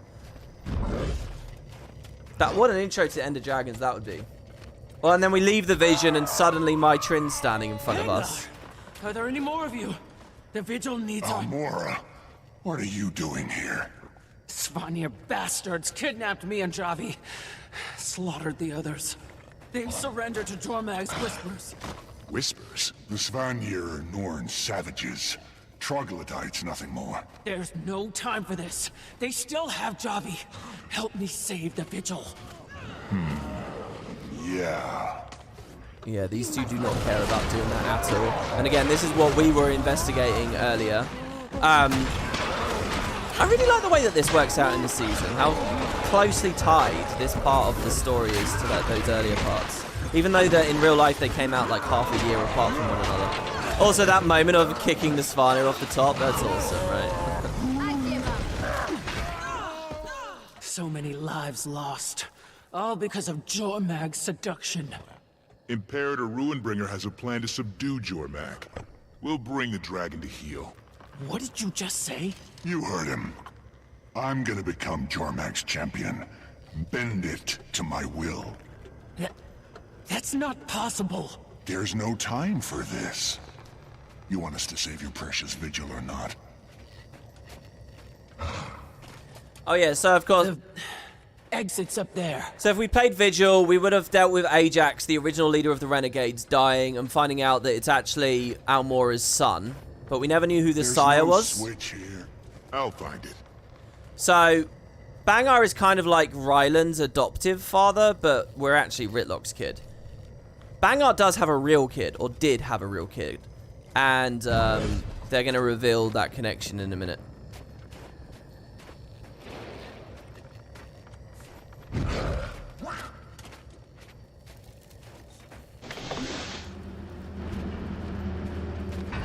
More of the elevator stuff that they started doing in Season 4, which is awesome.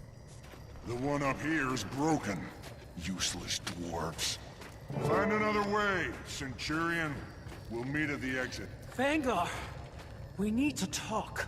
What is it this time? Like, I don't know about you guys, but this is like perfect Guild Wars gameplay to me. I fucking love this mission.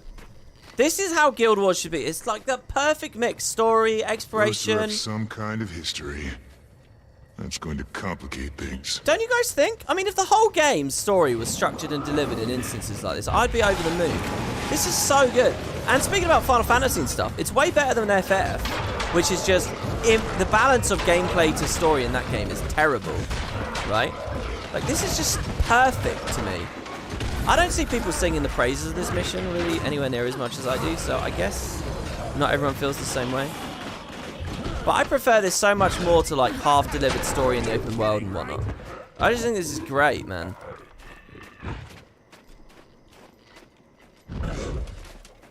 This is peak Guild Wars 2, you couldn't agree more. I mean, this exact format, man. Like, if End of Dragons had like 10 missions like this, oh.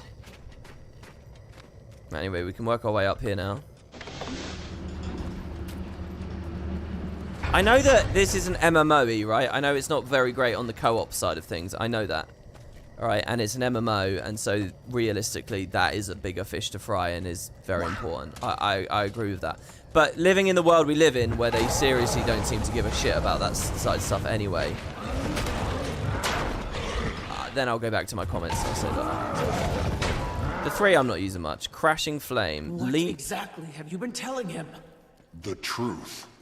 Your truth. The Vigil, the Pact. We aren't the enemy. You aren't allies either. Not with that dragon at the commander's disposal. I wonder if I got it quick enough, I would have seen them talking over there. Oh, there we go. We get the gear. Let's go back down now. Oh, and this will lift us up even more.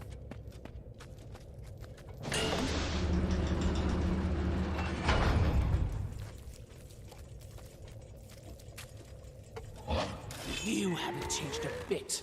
Always seeing monsters where there are none. At least my eyes are open. The war with the humans nearly killed us off. Funny how you all forget that. You forget what you did to our son. Poisoned his will with your bottomless hate. How many more will die like Ajax? Don't you dare say his name.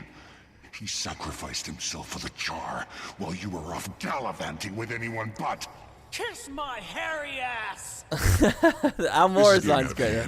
I better get over there before they claw each other's eyes out. Because don't forget, in episode 1, they established these two have a lot of back and forth. So yeah, Ajax was the son of Bangar and Almora. And that's such a cool, crazy moment there where they basically say, that line, how'd they phrase that? You poisoned his will with your bottomless hate. I mean, man, that kind of recontextualizes a lot of stuff. It's a really good move they make there. The only downside is I feel like Bangar... The problem is, if you're a Vigil character, the commander killed Ajax. If you're a Vigil character. So that's huge. Bangar should fucking really loathe you. And it kind of does... It requires a lot of extra dialogue and stuff. Probably too much for them to split, you know? So it's... Because if you're not in the Vigil, the commander doesn't have that burden. And that doesn't factor in. So, but they went for it anyway. And they have that as a part of the story. And I think it's so good. You hope I enable music for the boss battles? Oh my god, music's been off the whole part. That was not intentional. Oh my god, have we missed some really great music in today? Actually, to tell you the truth, we haven't really, which makes me kind of happy. I guess maybe in the Charr instance? Oh, the music's off because I turned it off yesterday. Dude, that was not actually intended. Oh my god, I projectile mitigated his whole shotgun. Which probably would have one-shot me, so that's pretty good. There you go, I've got music on now. Thank you for saying that, Jesus. And if I missed in the live chat earlier, someone trying to give me that advice, I'm really sorry. So an optional route is clearly behind there. I'd show you it, except the cooldown on this too is quite long, so.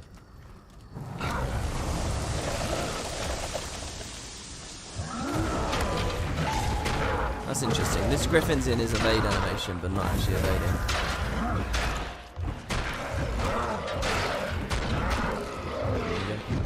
Auto chain. They could have added an extra line or two for Bangar for Vigil players. Tyrion needs us another raging elder dragon.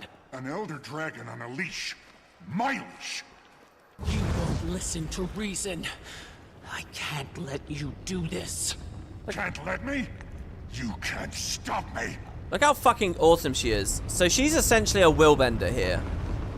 She's like willbender-esque. It's not totally willbender. It doesn't tie into Cantha lore, and obviously the specifics are very different, but it's the same vibe, you know. And Guardians can look forward to playing like Almora here in the next X-Pack.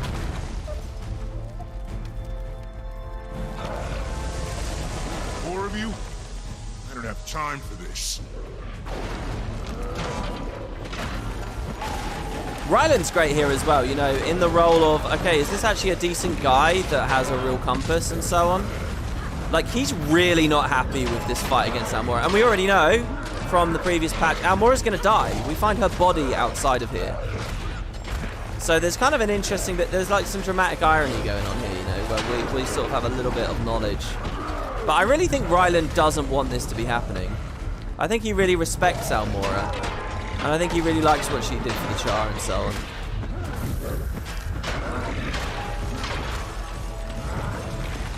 The cone ability is weird. What's so good about it?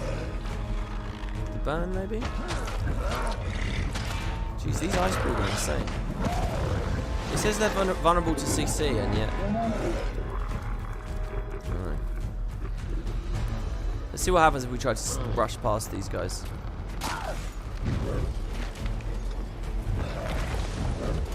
No, we can just jump in. Alright, I'm fine with that. So yeah, and there's a lot more to that dungeon. She's lost her mind. Dude, Ryland just heard how this started. Down, Ryland. I'm sworn to protect my Imperator. Wrong choice. Man, if Ryland made the other choice here, just think of it. This whole thing would get nipped in the bud right now.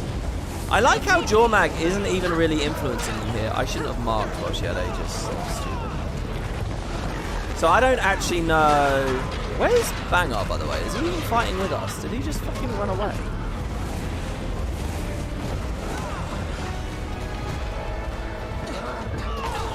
I don't want to go back to rifle. I'm pretty sure she has a break bar phase where you're meant to use Blood Flame. Yeah, it's there, and I just did it too early, so I'm on cooldown, so we miss it. We'll try again in a second. It's fine, it'll extend the fight. And yeah, we get the music.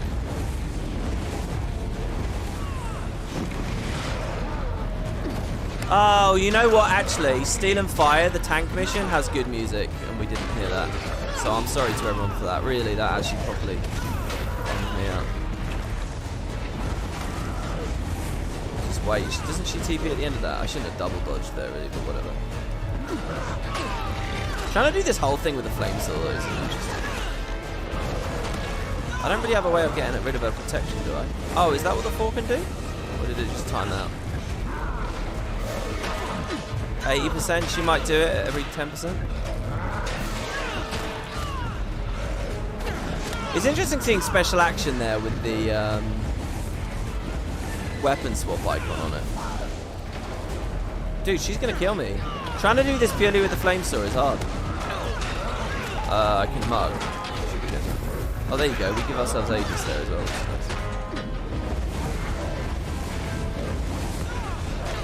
nice. 75%, is she going to do the thing? Do the thing, lady. Smoke screen's not that good because she's got break bars, so she's not actually blindable in the first place. I'm getting worn down, man. I transferred the 3 burns onto her, that's okay. Another mug. Another Aegis. Right, here we go. Use the 2 on her here. Oh, she insta-stun breaks. That's cool. I don't think she'd stun break that. Okay, so we can actually use the 2. We don't have to hold the 2 for that long. We can use it in the early part of the phase. I'll start holding it now. Because I don't want her... Basically, I just don't want to pressure her to a break bar phase without Blood Flame. There you go. So, yeah, basically we can use it once. I do not yield. Alright, there we go. I got the fight figured out here now. Alright, so this one, for example, we can do it straight away.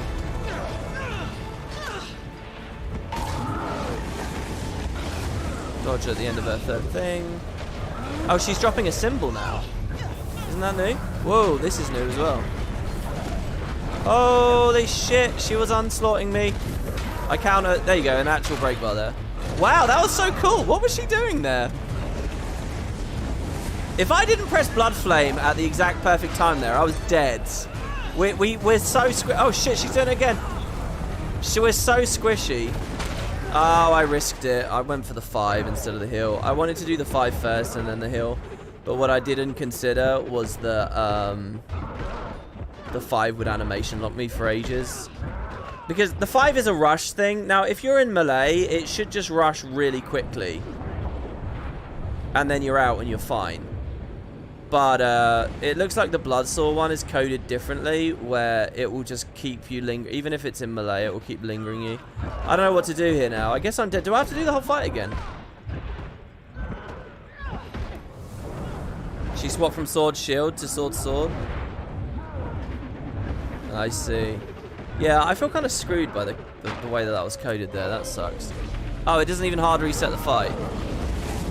Alright, well, whatever. Come on, do your thing. Here it comes. There it is. What? I'm pressing Blood Flame! Oh, no, I'm not. I'm in fucking rifle. Dude! Dude, come on! That's so unfair!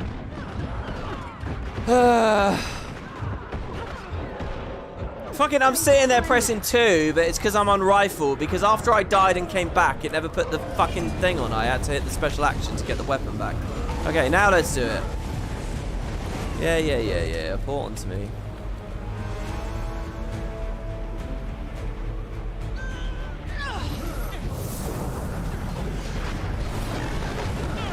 There we go.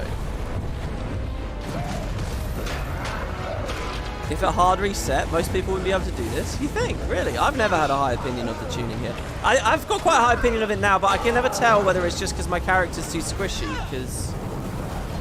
I mean, I think they balance around you in rares at least, right? She actually did the sword onslaught so fast there, I hadn't recharged my thing. Anyway, there you go. That's a min-eye level run with no weapon swap. I was nothing to you. The only one you care about is Bangar Ruinbringer. Everything I've done is for the preservation of the Charr. You'll be the end of the Charr. No reasoning with a Gladium who betrays her own kind. She can't be saved. Make it quick. Is that the smartest move? She's a hero to a lot of Charr. Another son you've lost.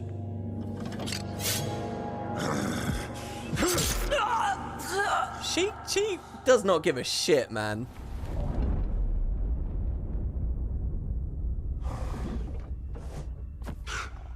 You're more like your sire than I thought.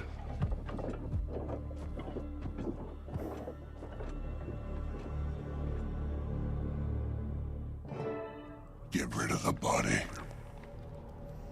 See, and we get told to get rid of the body. Great little line here. Some must fight, so that all may be free. It's interesting that they have the resurrection telegraph there as well, but it's unusable.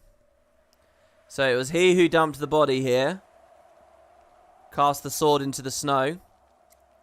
For the commander to find it a little bit later.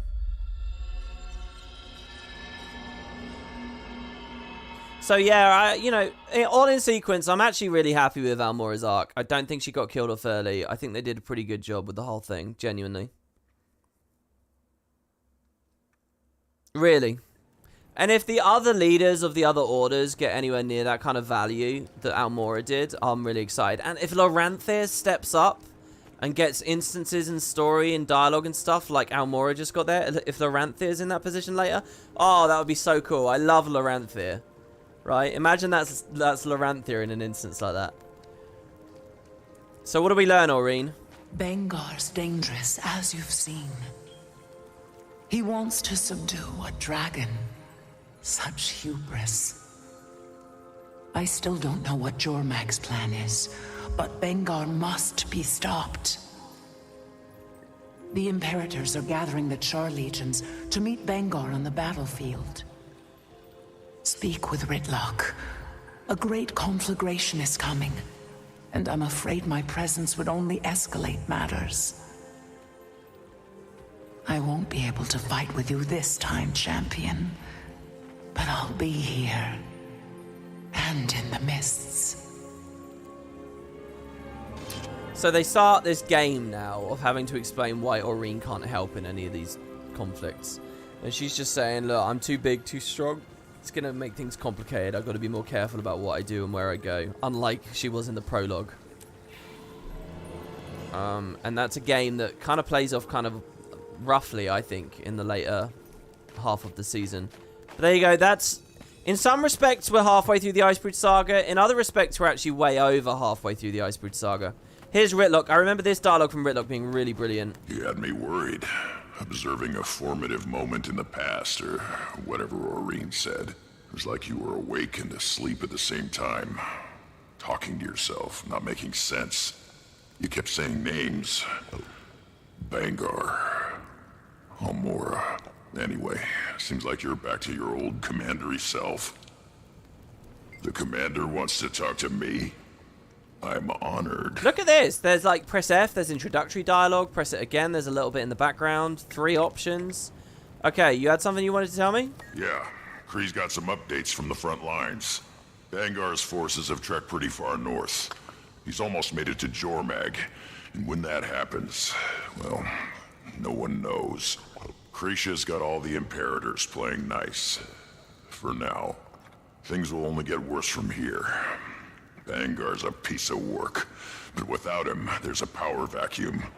I know Kree can handle herself, but when the fighting gets ugly, she's gonna need our support. The commander wants to talk to me? I'm honored. Okay, so Ryland was there when Almora, he gave her a proper burial. Is that what you saw in? Thanks for letting me know. Bangar's got his claws in Ryland like a damn puppet. But Ryland's not him. I'm glad that Soulkeeper was a warrior to the end. We didn't always see eye to eye. she's the truest Charr there is. And the commander wants to talk to me. I'm honored. I feel like we should catch up with Javi about Almora too, you know. It's weird, in core, when you go into the Vigil Keep, Almora's there, Javi's with her. What happened between you and Bangar exactly? I used to see Bangar as a mentor. That's what he does. Makes you feel like he's the only one who sees your true potential. The Farrar was rough. Serving Bangar, becoming his tribune. Thought that'd make it all better. He used that against me. And now he's doing the same with Ryland. Ryland didn't go through what I did. I made sure of that. But after Bangar sent me away, I can't help thinking I could have stopped all this. If I'd just been there. So there you go. That's the only conversation, is it? Or is there a conversation? Did someone say there's a conversation with Keith or something? You can learn a bit about Keith. That's not later.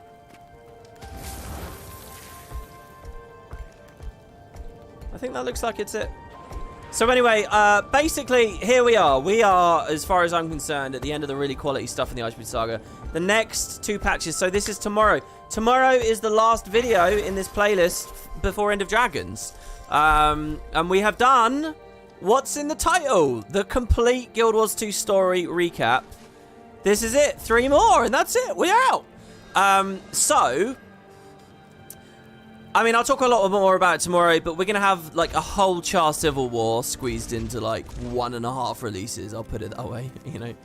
We just heard that they're forming up for something, and, well, through No Quarter and Jormag Rising, you'll see that explode. Now, neither of these had voice acting when they first came in. I think it was neither of these.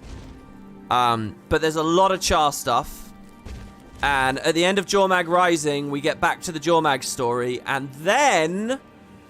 everything about the Icebrood Saga is essentially cut in favor of this Canthan expansion that comes out 7 days from now.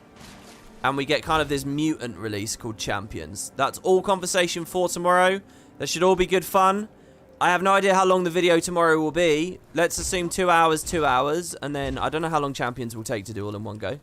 But it's pretty long. But yeah, that'll be it. So I will see you guys for that. Thank you very much for watching. I hope you enjoyed. Did have a couple of donations today, so thank you to everybody who did that.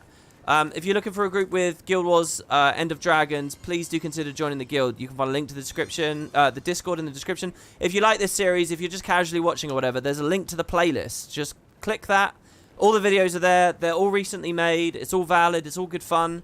You can see the entire story of Guild Wars 2 right up to the point. The finale of this playlist, so to speak, I say that with air quotes, will be tomorrow. Thanks for the extra insights and stuff to people in chat and keeping me company through all the conversation.